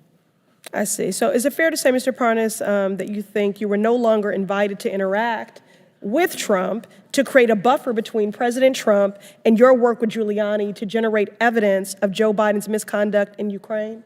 Oh, I was told that. Not that I wasn't invited. I was told that you're going to stop going to the events, to the private events and stuff like that because, well, you're doing this. I see. So despite President Trump's efforts to insulate himself from associating with you as you sought evidence of Biden corruption in Ukraine, you maintained your contacts with individuals in Trump's innermost circle, including Donald Trump Jr., correct? Absolutely, yes. Well, you know, as the saying goes, a leopard can't change their spots. And so, Mr. Parnas, you're a prime example of Donald Trump's habit of welcoming people into his inner circle and then creating distance or the appearance of it from them as he relies on them to commit improper acts. Now, Donald Trump has demanded that Joe Biden be impeached, has enlisted oversight Republicans to do his dirty work in an attempt to try to win the 2024 presidential election by promoting the same lies about President Biden, lies that are firmly rooted in Russia's disinformation and propaganda effort to influence U.S. elections and undermine Ukraine in the midst of a vicious Russian invasion. I yield to Mr. Goldman. Thank you very much, Ms. Presley. I want to get back to this photograph here that I got cut off from before. You, Mr. Bobulinski, called a number of people liars, 6 FBI agents. I did not call this as 6 FBI agents liars. I'm talking. If you go to page... Well, you know better, Mr. Goldman. Okay, go to page 174 of the transcript, and you said it's not an accurate statement. It's a lie related to an FBI report. I didn't call them liars. Sorry, I don't The have time. statement Be is a quiet. lie. Now, this is a photo that was provided by Cassidy Hutchinson after you called her a liar when she said that you met with Mark Meadows and received an envelope. Do you see this photo? Do you acknowledge that is Mark Meadows in the red hat? Didn't you tell me to be quiet? I don't... I asked the question, do you acknowledge that that's Mark Meadows? I don't... Maybe you're a person can walk it closer so I can see it? Mr. Chairman, would you indulge, just since he's not answering the question, you're 15 he's filibustering? seconds over, but it may help. Well, let me just ask it very briefly. Is that you and Mr. Meadows buy Secret Service cars with you in a mask? Are you kidding, Mr. Goldman? I'm sitting 20 feet away from it. Go It's up to him, pitch- please. Go right up to him. And your time's expired. Okay. Maybe Mr. Swalwell will give you some time. Could he just answer the question? He can answer the question, right? So what I see in this picture is a Secret Service agent 5 feet from me with a full mask on, and a Secret Service agent sitting in a Cadillac Escalade with all the windows up with a full mask on. Is that So you're you making it a talking big to deal. the person in the red hat? It's the back of his head. I don't. Is that you talking to the Why don't person you ask in the me red this, hat? Mr. Goldman? Did I meet Mr. Meadows at a Trump rally in Answer Rome, the Georgia? I question. did. I acknowledge Is that. it you? Mr. you Mr. do. Goldman. I did. Mr. Of Goldman, course I did. But Cassidy Hutchinson is a liar. Cassidy Thank Hutchinson's you. a I give it liar back. because Time she is said expired. that he handed me an envelope. Mr. Meadows didn't give me a single thing. Now, Chair recognizes. Glad we have the clear No, story. your Mr. Chairman. time's expired. Maybe Mr. Swalwell will yield you some time. Chair now recognizes Mr. Langworthy from Buffalo for 5 minutes. Thank you very much, Mr. Chairman. Glad it's so quiet in here. On the first day of the Biden presidency, then Press Secretary Jen Psaki claimed that President Biden's objective and his commitment was to bring, quote, transparency and truth back to government, to share the truth even when it's hard to hear. That is obviously laughable, just about as laughable as when Hunter Biden claimed that he was trying to avoid wire fees when he had Rob Walker launder a $1 million payment from a Chinese company through 16 different bank wires to Hunter, Hallie, and Jim Biden's accounts. If you're trying to avoid wire fees, then why send 4 different wires over 3 months to the same account? It's a total joke. A glaring example of President Biden's failure to live up to his promise to bring transparency is his influence peddling in Ukraine, where he pressured the Ukrainian government to fire Prosecutor General Viktor Shokin, who was investigating the owner of Burisma. While Joe Biden was vice president in 2014, his son Hunter Biden was asked by Burisma's owners to join the board, a paid position. The committee has sought documents from the administration regarding Vice President Biden's influence peddling in the Ukraine. The administration, which claims transparency, has failed to produce these documents. I'll give you an example. On September of 2015, the United States was steadfast in its belief that the owner of Burisma was the face of corruption in Ukraine. The administration vowed to work with the prosecutor general to tackle corruption in the country. However, that all changed after a phone call from Hunter Biden and the owner of Burisma to Hunter's Washington, D.C. associates in 2015. A few days later, Vice President Biden delivered a speech to the Ukrainian legislature and privately pressured the Ukrainian president to fire the prosecutor general. The Oversight Committee has asked the White House for drafts of Vice President Biden's speech to the Ukrainian legislature from 2015. They have withheld those draft speeches for nearly 7 months. To this date, we have not been able to review them. We all want to know whether there were edits to the speech after Hunter called D.C. We all want to know whether the then vice president, changed course to protect his son and his corrupt business associates. We all want to know whether the Biden family's business dealings affected American policy towards the Ukraine. The White House claims to be committed to bringing truth and transparency to government. It just seems like it's only interested when it's convenient for his administration. Now, Mr. Bobulinski, did Hunter ever tell you at any point the value of the Burisma income to him? Call him ever mentioning that to me. Okay, did he ever say it was his only income at that time? Oh, okay. Actually, I stand corrected. There's a text message. I never discussed it with him. I was in Monaco at the Grand Prix. He was in Monaco for the Burisma board meeting. He set up a meeting with me. He didn't show up at that meeting. Obviously, you can imagine I wasn't too happy. And he responded to a text me asking him what's going on. And in that text, he states he's on the back of Kola's yacht fighting for the only income he has, but it wasn't from Burisma, it's from the Kazakh deal that he's talking about. I never discussed that with him after that. That was a single exchange between him and I. No. Corruption and a lack of transparency from the Biden family have been common themes through the House Oversight Committee's investigation. And even when asking for simple drafts of then Vice President Biden's speech in the Ukraine, the White House has been anything but transparent. President Biden has done and will continue to do everything in his power to cover up the truth, especially when it's hard to hear. And I yield back, Mr. Chairman. The gentleman yields back. Mr. Bobulinski yields back to me for 1 minute. Is there anything that you want to respond to? No, you don't worry about Mr. Goldman. We don't pay any attention to Mr. Goldman either. But is there anything that anyone said up here that you want to take about 55 seconds to respond to?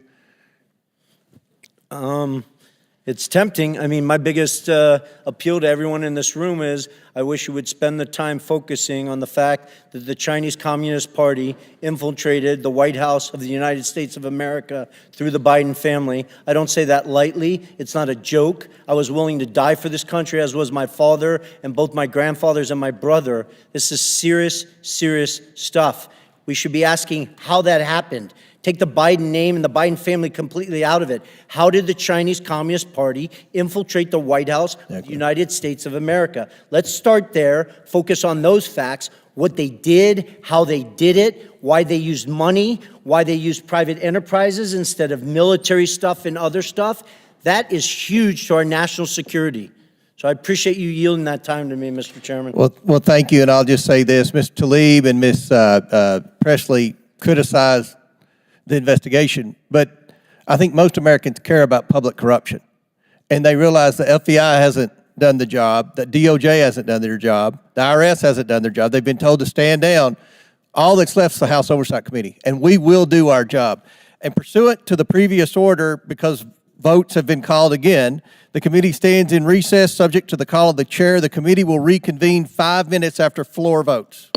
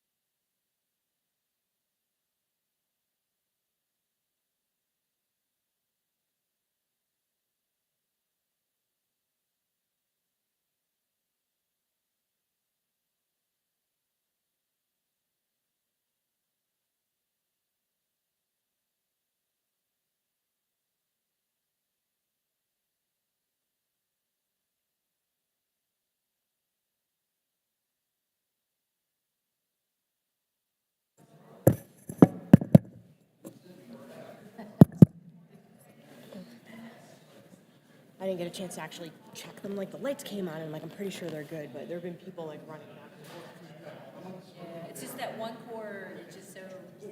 Yeah.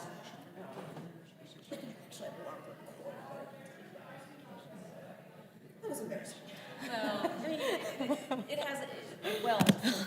Yeah, like I knew like as I was running down here, like somebody kicked a cable out.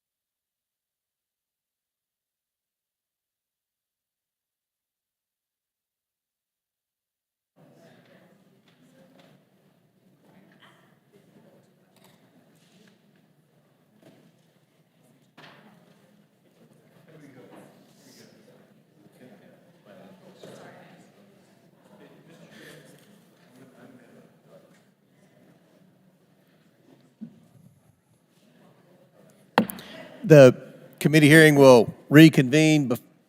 Chair recognizes Mr. Swalwell for 5 minutes. Mr. Bobulinski, in your interactions with the Biden family, which you've told us all about throughout the day, did you ever observe the Chinese government grant 22 patents to any of Joe Biden's children while Joe Biden was in office? I did not. Did you ever observe the Chinese government, did you ever observe Joe Biden ever own or operate any hotels while he was in public office and take millions of dollars from foreign governments? I did not. Did you ever observe Joe Biden employ any of his children or their spouses in the White House as vice president or president? I did not. I can't speak to that. Did you ever observe, while observing the Bidens install a family member to be the co-chair of the DNC? I'm sorry, ask the question again? Did you ever observe the Bidens install a family member to be the co-chair of the Democratic National Committee? I did not. Did President Biden or anyone in his family take $2 billion from the Saudi government? Not that I'm aware of. Did President Biden or anyone in his family get fined $355 million for tax fraud?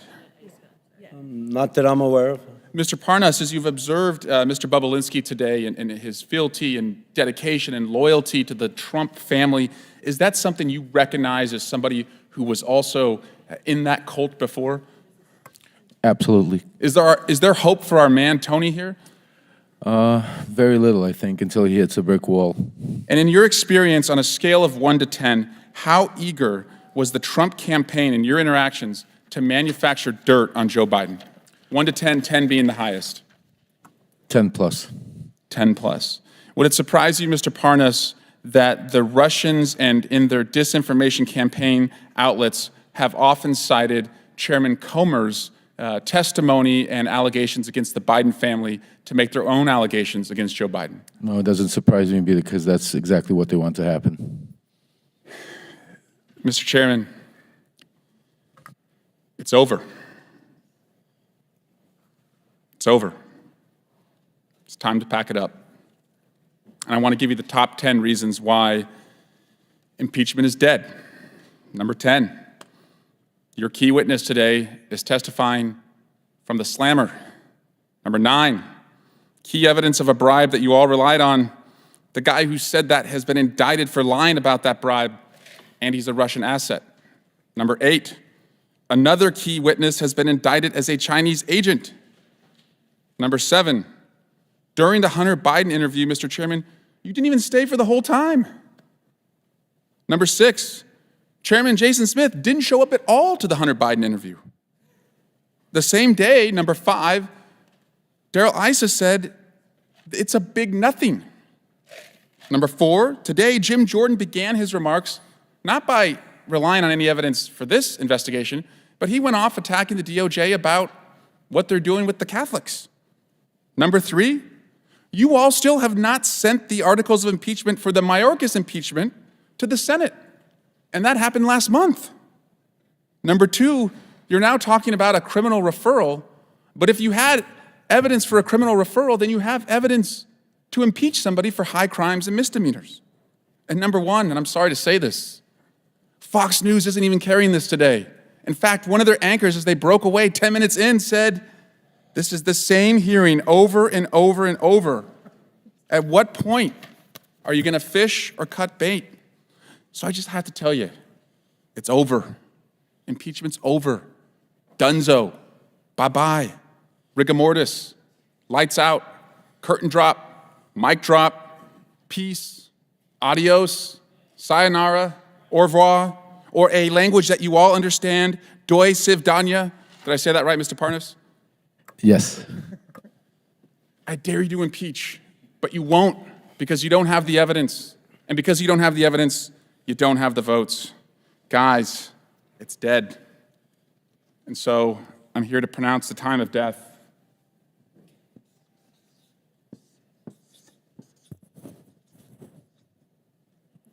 $5:16. Say it in Chinese. Impeachment is dead. 5:16.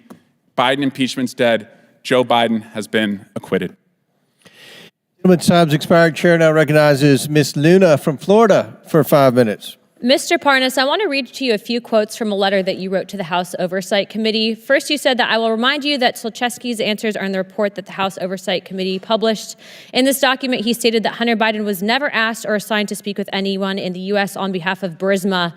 Mr. Parnas, are you aware that according to Amos Hochstein, a U.S. State Department official, in a transcribed interview with the Senate, Hunter Biden requested to have a meeting with him in November of 2015. Mr. Hochstein testified that he met with Hunter Biden and they spoke about Burisma. So yes or no, that statement that you made to House Oversight was incorrect? The statement was correct because that statement. Yes or no? The statement is coming So are you from the saying yes, words it of was? CEO Burisma. It's directly This was his conflicting with answer. Those were testimony. not- Next question. Rep, that was not There my were no answers. political Those are or answers lobbying from the firm CEO efforts on behalf Burisma. of Burisma in your statement that you made to House Oversight. Mr. Parnas, are you aware that Burisma's engagement of Blue Star Strategies, which was a lobbying firm that was lobbying the U.S. government on behalf of Burisma, and Mykola Zlochevsky, and according to Sally Painter and Karen Turmatano, the heads of Burisma. So that statement, again, that you wrote to this committee was incorrect, yes or no? No, you're incorrect because No, I that said, is incorrect. You're directly conflicting with that. My final question for you, Mr. Parnas, is next you wrote that nobody from the company of Burisma has ever spoken to Joe Biden. It's okay, Chairman, I got him. Mr. Parnas, Devin Archer testified to this committee that Vadim Picharsky, the corporate secretary of Burisma, sat down for dinner with Joe Biden. So that statement also was incorrect that you wrote to this committee, yes or no? No, it's not incorrect. Mr. Chairman, I think this witness's credibility is shot. I'd like to give the remaining of my time to the amazing representative from Florida, Representative Matt Gaetz. Very good. The Democrats could have sent anyone. They could have sent Hunter Biden, they could have sent Joe Biden, they could have sent Rob Walker, they could have sent Devin Archer. The Democrats could have sought any person to come and refute the direct evidence backed up by bank statements, backed up by calendar entries, backed up by emails, backed up by text messages.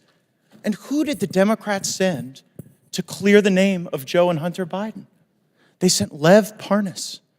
Lev Parnas, who was charged with enough crimes and violating our campaign finance laws to, serve 50 years, but he gets 4 months. And the big, grand criminal conspiracy Mr. Parnas is involved in is using Russian oligarch money to try to get marijuana licenses, which seems odd, and then using that Russian money to plow into campaigns in order to achieve that objective. But the fraud he committed wasn't just on our election system by plowing Russian money, it was also a fraud on his own investors who didn't get it. So I guess, Mr. Bobulinski, as you hear Maxwell Frost, my colleague on the Democrat side, say that Mr. Parnas, fresh off of his prison time, is the most credible witness we've had to address these business dealings, what's your reaction to that? I think it's laughable that the Democrats are asking Lev Parnas to weigh in on my credibility, a convicted felon that served jail time. I have an impeccable record. Now, he warned me earlier in this hearing that they're coming for me. I look. No, I didn't worry. I said just keep talking. You'll be there soon. I look forward to that, Mr. Parnas. Keep lying. You'll be there soon. Well, and is that a threat, Mr. Parnas? No, it's just the truth. No, did you say they were coming for me? No, I said if you keep lying, you will end up in prison. I'm not lying. You're the one who was lying. You have nothing to say. You're the one who went to prison for lying. What am I lying lying for? Tell me what we're lying for, Mr. Bobulinski. You don't even know what you're talking about. What am I lying? You went to prison for lying and defrauding your investors. What am I lying here? What am I lying here? Oh, the list is long. We don't have enough time. I think Mr. yeah. Gates only has a minute. I think you're a little scared, just like So Mr. one Gates. crime- Because Mr. Gates doesn't even ask a question. You're filibustering. I've been here for 6 hours, and not one of your committee members has asked me one question.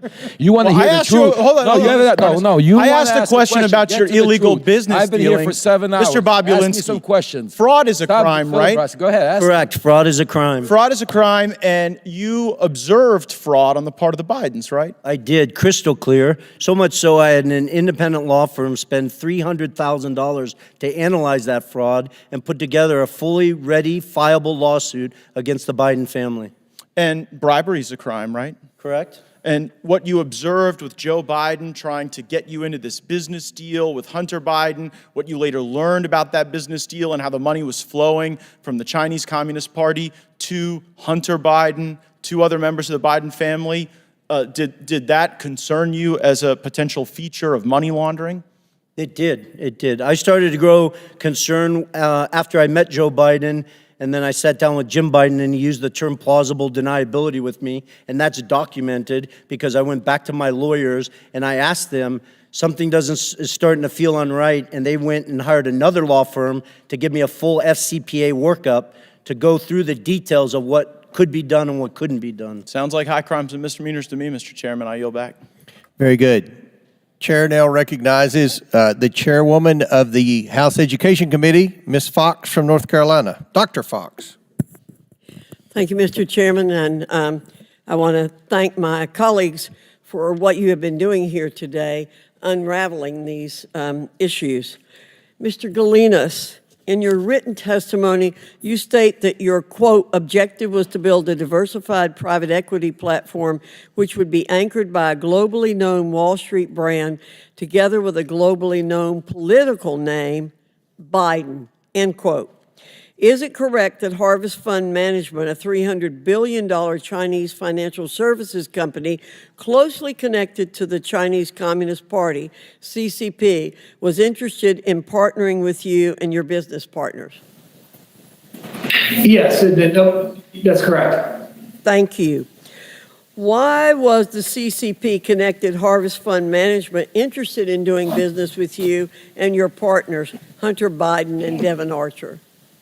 The only plausible reason, and the reason we even discussed, was because of the access that it provided. There was a quote that was attributed to Henry Zhao, the chairman, that talked about the access that it provided. So there's documentation that was contemporaneous that said what their interest was, and that interest was political access. Thank you. Is it correct that Harvest Fund Management believed that Joe Biden would take a seat on that company's board after his vice presidency ended?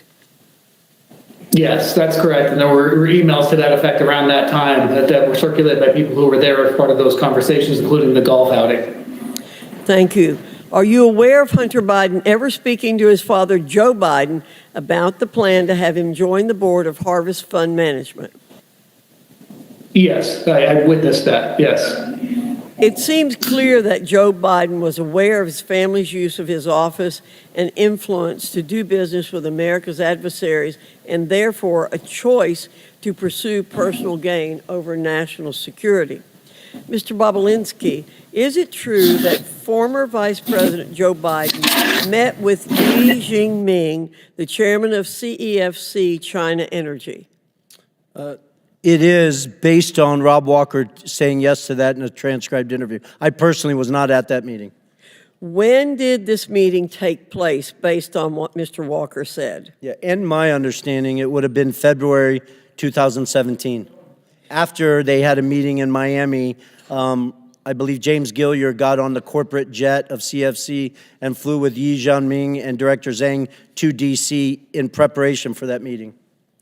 After this meeting with former Vice President Joe Biden and Chairman Yi, were any payments made to the Biden family or associates? Yes, well, it gets to that point of obfuscation. $3 million was wired to Rob Walker's account on March 1st. Actually, they sent two wires. The first wire got kicked back, and then they sent a second wire on March 1st, 2017 to Robinson Walker, LLC. And then as your committees walked through today, they parsed that out to the Biden family in numerous different payments. Thank you. Mr. Chairman, it is clear that Joe Biden is the common element in all of Hunter Biden's attempts to do business with China. There's a pattern emerging that the Biden family and associates, including Joe Biden himself, deliberately chose personal gain over the safety and best interest of the very Americans Joe Biden was elected to serve, protect, and defend. With that, I'll yield the balance of my time to Mr. Gates. Hunter Biden's deposition. Question: do you think some of your business associates we've spoken about today, Mr. Archer, Mr. Bobulinski, Mr. Galanis, do you think they had an expectation that your dad had any role or involvement in any of your joint business dealings? Answer from Hunter Biden: not an expectation from me. There was never a single time I can remember saying, hey, we'll get my dad involved. Hey, let's get my dad on the phone. Hey, let's, what can we get out of dad for this? Mr. Galanis, what's your reaction to that testimony from Hunter Biden in light of you describing the Biden lift? I think it's patently false. It's belied by emails, and I think that there's documentation that says that that's just an untruthful statement. And what I'm trying to understand, Mr. Galanis, is there you are sitting in a prison cell for a financial crime where you were an associate with Hunter Biden and some of the other players there, and they're out enjoying Southern California, and you're sitting in a prison cell, and they've got the ability to come and give this false testimony to Congress. Is it your belief that the Biden Justice Department retaliates against people who speak out against the Bidens and their crimes? I'm living that. I think to clarify, I took responsibility for my crimes. I pleaded guilty. I've served 8 years, clean conduct, and I think I've rehabilitated myself quite a bit in that period of time, and evidence, a track record. But I would say that there is unquestionably a pattern of 2 tiers of justice, and that's become a popularized term, and it's something that a lived experience that I've gone through. Yield back. Before I recognize Mr. Waltz, for what purpose does Mr. Bigg seek recognition? I want to include an article in a record. The article is entitled, "Tlaib renews her, quote, impeach the MFer, close quote, call against Trump." Without objection to order, for what purpose does Mr. Gates seek recognition? Mr. Chairman, I seek unanimous consent to enter into the record the press release from the Department of Justice, Lev Parnas sentenced to 20 months in prison for campaign finance, wire fraud, and false statement offenses. Without objection, so ordered. Chair now recognizes Mr. Waltz from Florida. Thank you, Mr. Chairman, and I find it incredibly rich. Mr. Swalwell is going to come to this committee and lecture us about how China penetrates our government. I think that's something he may know a thing or two about, but let's talk about how China has penetrated the highest levels of this government, including this president and this White House, because I think the visual is incredibly important. Mr. Bobulinski, Hunter Biden portrayed Chairman Yi, the chairman of CEFC, to Jim Biden as a protege of Xi. Is that accurate? Not only is it accurate, and it wasn't just Hunter Biden, it was James Gilliar, Rob Walker. I wouldn't have used the word protege. They just basically, You don't run China's largest state-owned energy company without being close to Chairman Xi. Correct. Right, fair enough. And by the mid-2000s, Chairman Ye ran a business empire estimated, as much as you can estimate a Chinese state-owned enterprise, tens of billions, including, and from a national security standpoint, this is the critical piece here, including implementing China's Belt and Road Initiative, not just all over the world, right here in the United States. Is that accurate? 100%. So CFC was effectively the shadow arm of the Chinese government deploying tens of billions of dollars around the world, very well documented. At its peak, I think it was doing $50 billion of revenue per year, one of the top 5 largest. Debt diplomacy, where they are taking electrical grids, they are bribing officials, they take as collateral, not just grids, ports, airports, key infrastructure that the Chinese government could then leverage and use against any country, but also here in the United States. I mean, that's how the Belt and Road Initiative works. Heck, I was just in the Armed Services Committee with the commander of Indo-PACOM, our Pacific Command, talking about how China is basically gobbling up infrastructure around the world, including here. So by the mid, 2015, 2016, Hunter Biden's developed a very lucrative business relationship. By 2017, Hunter Biden's forged such a partnership with Chairman Ye that he planned to share an office space with him and then just removed Vice President Biden at the House of Sweden in Washington, D.C., correct? Correct. So here's what's interesting, and building on Chairman Fox's questions, within days of him leaving the vice presidency, ostensibly for work performed, $3 million flows through these shell companies that we've depicted here. I mean, you could see how complicated this is, but the key piece is the flow to Hallie Biden, to Jim and Sarah Biden, to Hunter Biden and his various affiliates. And the kicker here, Mr. Chairman, is that we know Hunter is then complaining about paying all his dad's bills. He's complaining to the other relatives saying, you freeloaders, I'm having to use all this money to pay the big guys' bills, house renovations and all kinds of things, correct?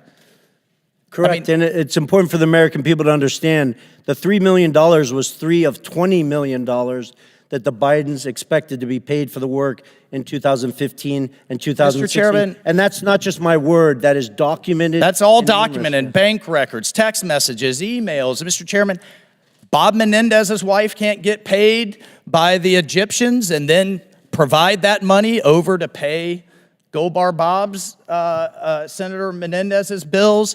I can't have my daughter get paid by, I don't know, Kazakhstan, Russia, and China and then pay my bills. Sure. And we know also that they had commingled funds with the Vice President of the United States. When we talk about crimes, let's talk about the crimes. We know he perjured himself. That's a crime. We know he was acting as a foreign agent.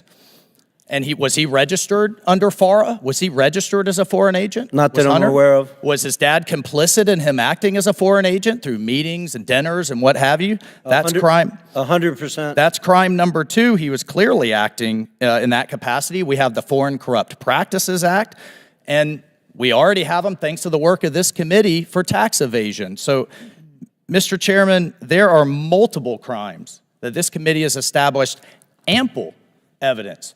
We must move to impeachment. We cannot allow this to stand. And I look forward to seeing those references to the Department of Justice's. For this alone, this is a critical national security issue. The Chinese Communist Party call it the princelings. They don't go after the principle they want to influence. They go through the sun. And it is right out of their playbook. And they've done it at the highest levels of the United States government. I yield my time. Very good. Mr. Chairman, I just have a couple of UC requests, if that's all right. Proceed. One is from Devin Archer's transcribed interview testifying that Joe Biden had nothing to do with any of Devin Archer's business ventures with Hunter. Second is the declassified intelligence community assessment from the National Intelligence Council, March 2021, detailing efforts by Russian actors to interfere in the 2020 U.S. elections. And finally, most importantly, the U.S. District Court decision from the Southern District of New York in United States versus Galanis, where Mr. Galanis was described as a con artist who wanted to be in business with Hunter Biden but never was, and how they thought that they could add layers of legitimacy to their con operation. If I could have those introduced. Without objection, so ordered. Now the chair recognizes Mr. Gates from Florida. You're a serious business person, Mr. Bobulinski, right? I am. Unlike the convicted felon next to you, you've served in the military, right? Correct. You've done big deals. Correct. Complicated deals, deals that involved foreign businesses, right? Correct. And so what I'm trying to figure out is when you came to realize that you showed up at the wrong party. Because you kind of strike me as a guy who showed up to do a legitimate business deal, and you ended up instead at a bribe. And so as you're looking at CEFC, as you're having this meeting with Joe Biden, as Hunter Biden is introducing you to his web of contacts, when did you go from serious businessman Tony Bobulinski working to make a buck in a capitalist system to a guy worried that you had been unwittingly ensnared into Hunter and Joe Biden's bribe operation with the Chinese Communist Party? I appreciate the question. It wasn't an aha moment, it was more of a process. I am a serious businessman, demonstrated by the different deals I've done around the world and the success of them. But it started, remember, the Biden family wasn't my entry into this. James Gillier, who I'd known for over 10 years, who traveled the world doing business, kept trying to get me involved. I really had no interest. I sat down in the spring of 2017 to walk through things, and then I quickly put together two businesses, Sinohawk and Oneida. After the meetings in Los Angeles with Hunter and Joe Biden, it started to sort of, bells and whistles started to go off when Jim Biden used the term plausible deniability. Plausible deniability is the first moment, straight from the lips of Jim Biden, right on the heels of your discussion with Joe Biden, where you start to think, this might not be legit. Correct. And my lawyers at the time could attest to that because I reached out to them saying, listen, I'm a former naval officer. I held a Q security clearance. I couldn't collect. Somebody couldn't take me to dinner for $50. This just does not make sense to me. But you proceed, and then later this thing starts to get a lot uglier. What's the moment you go from, okay, your spidey senses are up, you're analyzing this, to now you know this is a crime that you are bearing witness to? The end of July, when the Biden family put them right front and center in the middle of a $9 billion transaction between the Russian state-owned energy company Rosneft and CFC, a surrogate for the Chinese Communist Party. And was there ever a time in the deals you were involved in where you started to see the money move around the legitimate business enterprise and toward the pockets of the Bidens? Well, the challenge, Mr. Gates, with that is at the time they moved the money, right? You guys have the text messages where Hunter Biden shook down Director Zhang, but I was not aware of that. I spent a year asking questions of, this doesn't make sense to me. Where's the money? I stepped in and had lawyers work to dissolve the two entities. I didn't know till years later that they had defrauded me. They had gotten paid all this money and all this craziness. The amount of facts. It just seems pretty simple. This is either a bribe or a business. It was a bribe from the Chinese Communist Party. And I don't say that lightly. There's 1,200 pages, 8 days of testimony in the Southern District of New York. I encourage everyone watching me, hearing me say this, they're publicly available. Go read them. Our Department of Justice outlines in intimate detail the corruption and bribes that CFC was deploying to political officials all over the world. It wasn't just in the I'm here United to States. believe that they did this in every other country, but with the Biden family, it was pristine. It was an actual clean business. That's absurd. And you came to know that, and that's when you blew the whistle, right? That's when you started to get worried, when you saw Joe Biden. I stepped away from it. There's the whistleblowers. I can't give them kudos enough for the bravery and the risk they put their family in. They publish stuff where I am voicing the concern of the Rosneft deal. And you animated your concerns when you saw that this wasn't just a corrupt bribe, a corrupt business deal happening to a guy who used to be vice president. When you see that everyone's made a big deal like you're a bad guy, that you showed up at the debate, or you're trying to give life to these facts that you've observed, that it's so bad that you did that during a political contest. But observing this, it kind of seems like it would be unpatriotic for you to stay quiet. Of course. And so, I mean, Joe Biden running for president clearly motivated the Chinese to consummate this bribe. Did it also motivate you? Well, I didn't want to go public. I wanted to simply unload all the facts, personal experiences. It's funny, there's 18 people on this committee with law degrees, including, I think, Mr. Swalwell.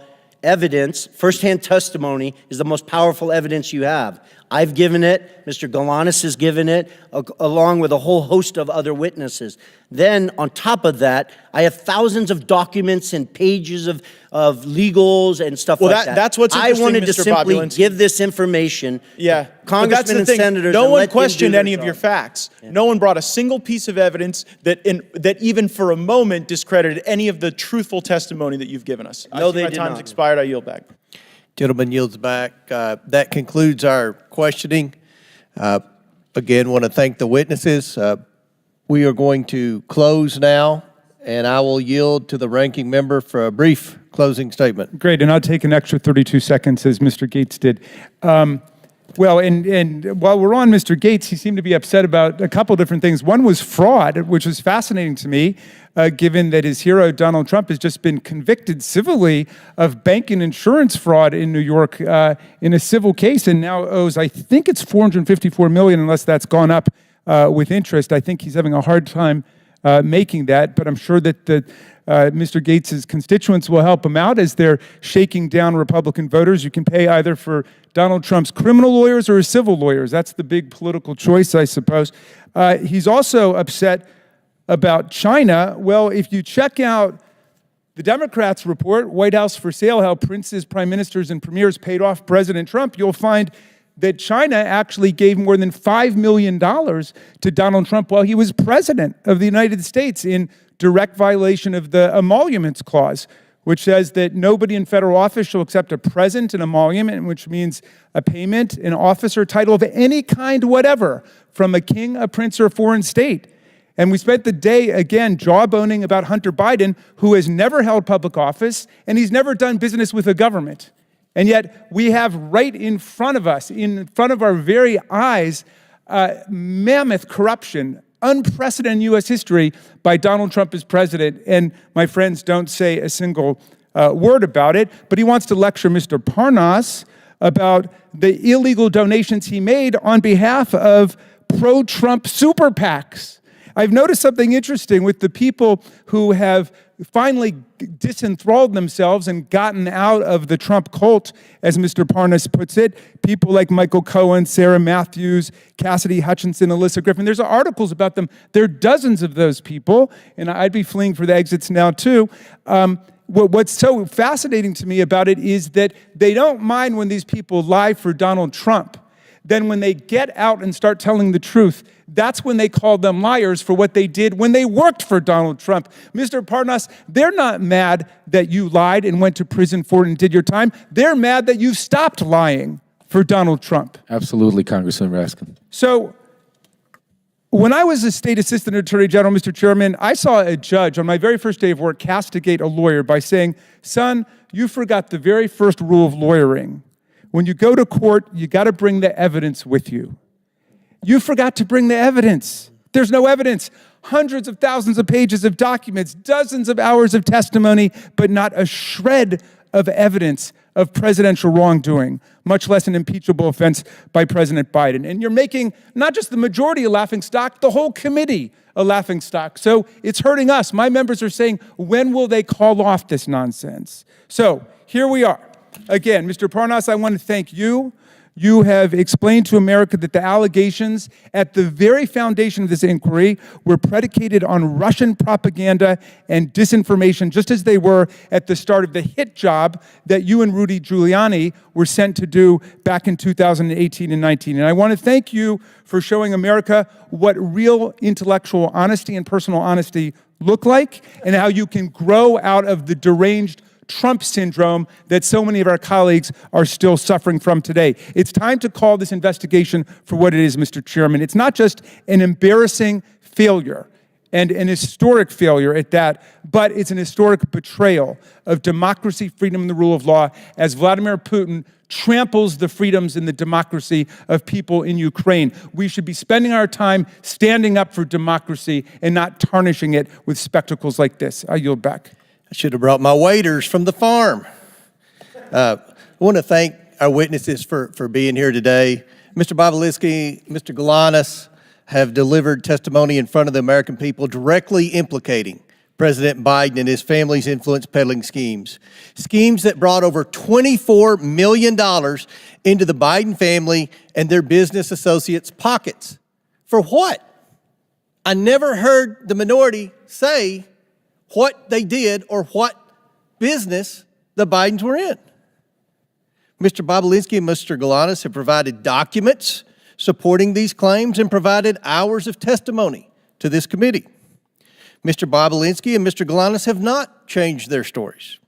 Mr. Bobulinski and Mr. Galanis did not ask for this hearing, but they showed up for it because they have nothing to hide.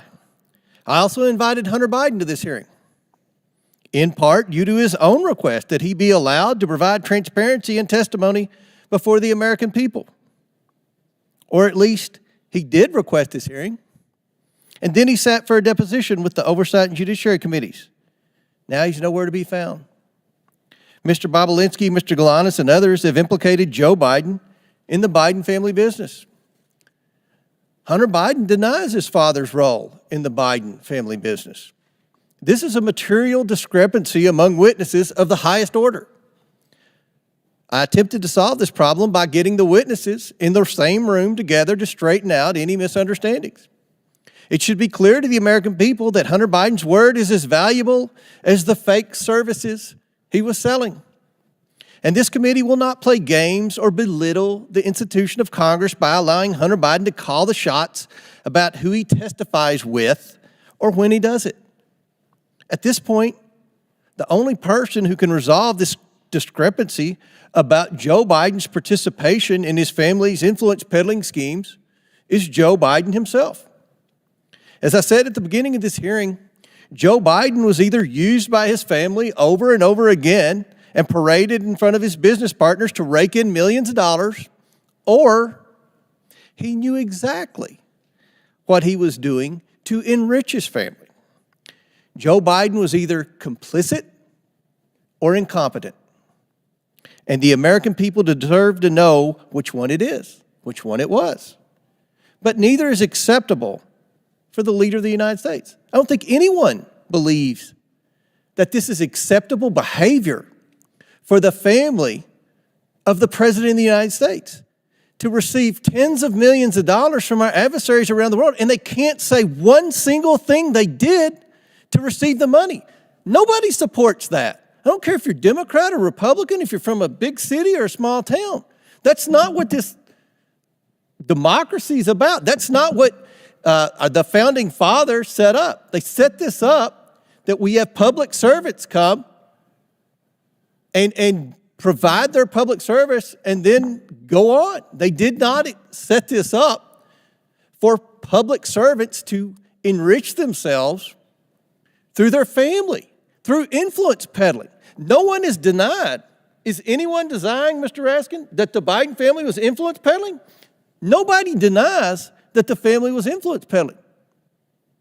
What we have here is a major discrepancy on what role Joe Biden played. We know the three former Biden associates say that Joe Biden was actively involved and knew full well what the schemes were, what the family was up to. But we have Hunter Biden testifying under oath that his dad didn't know.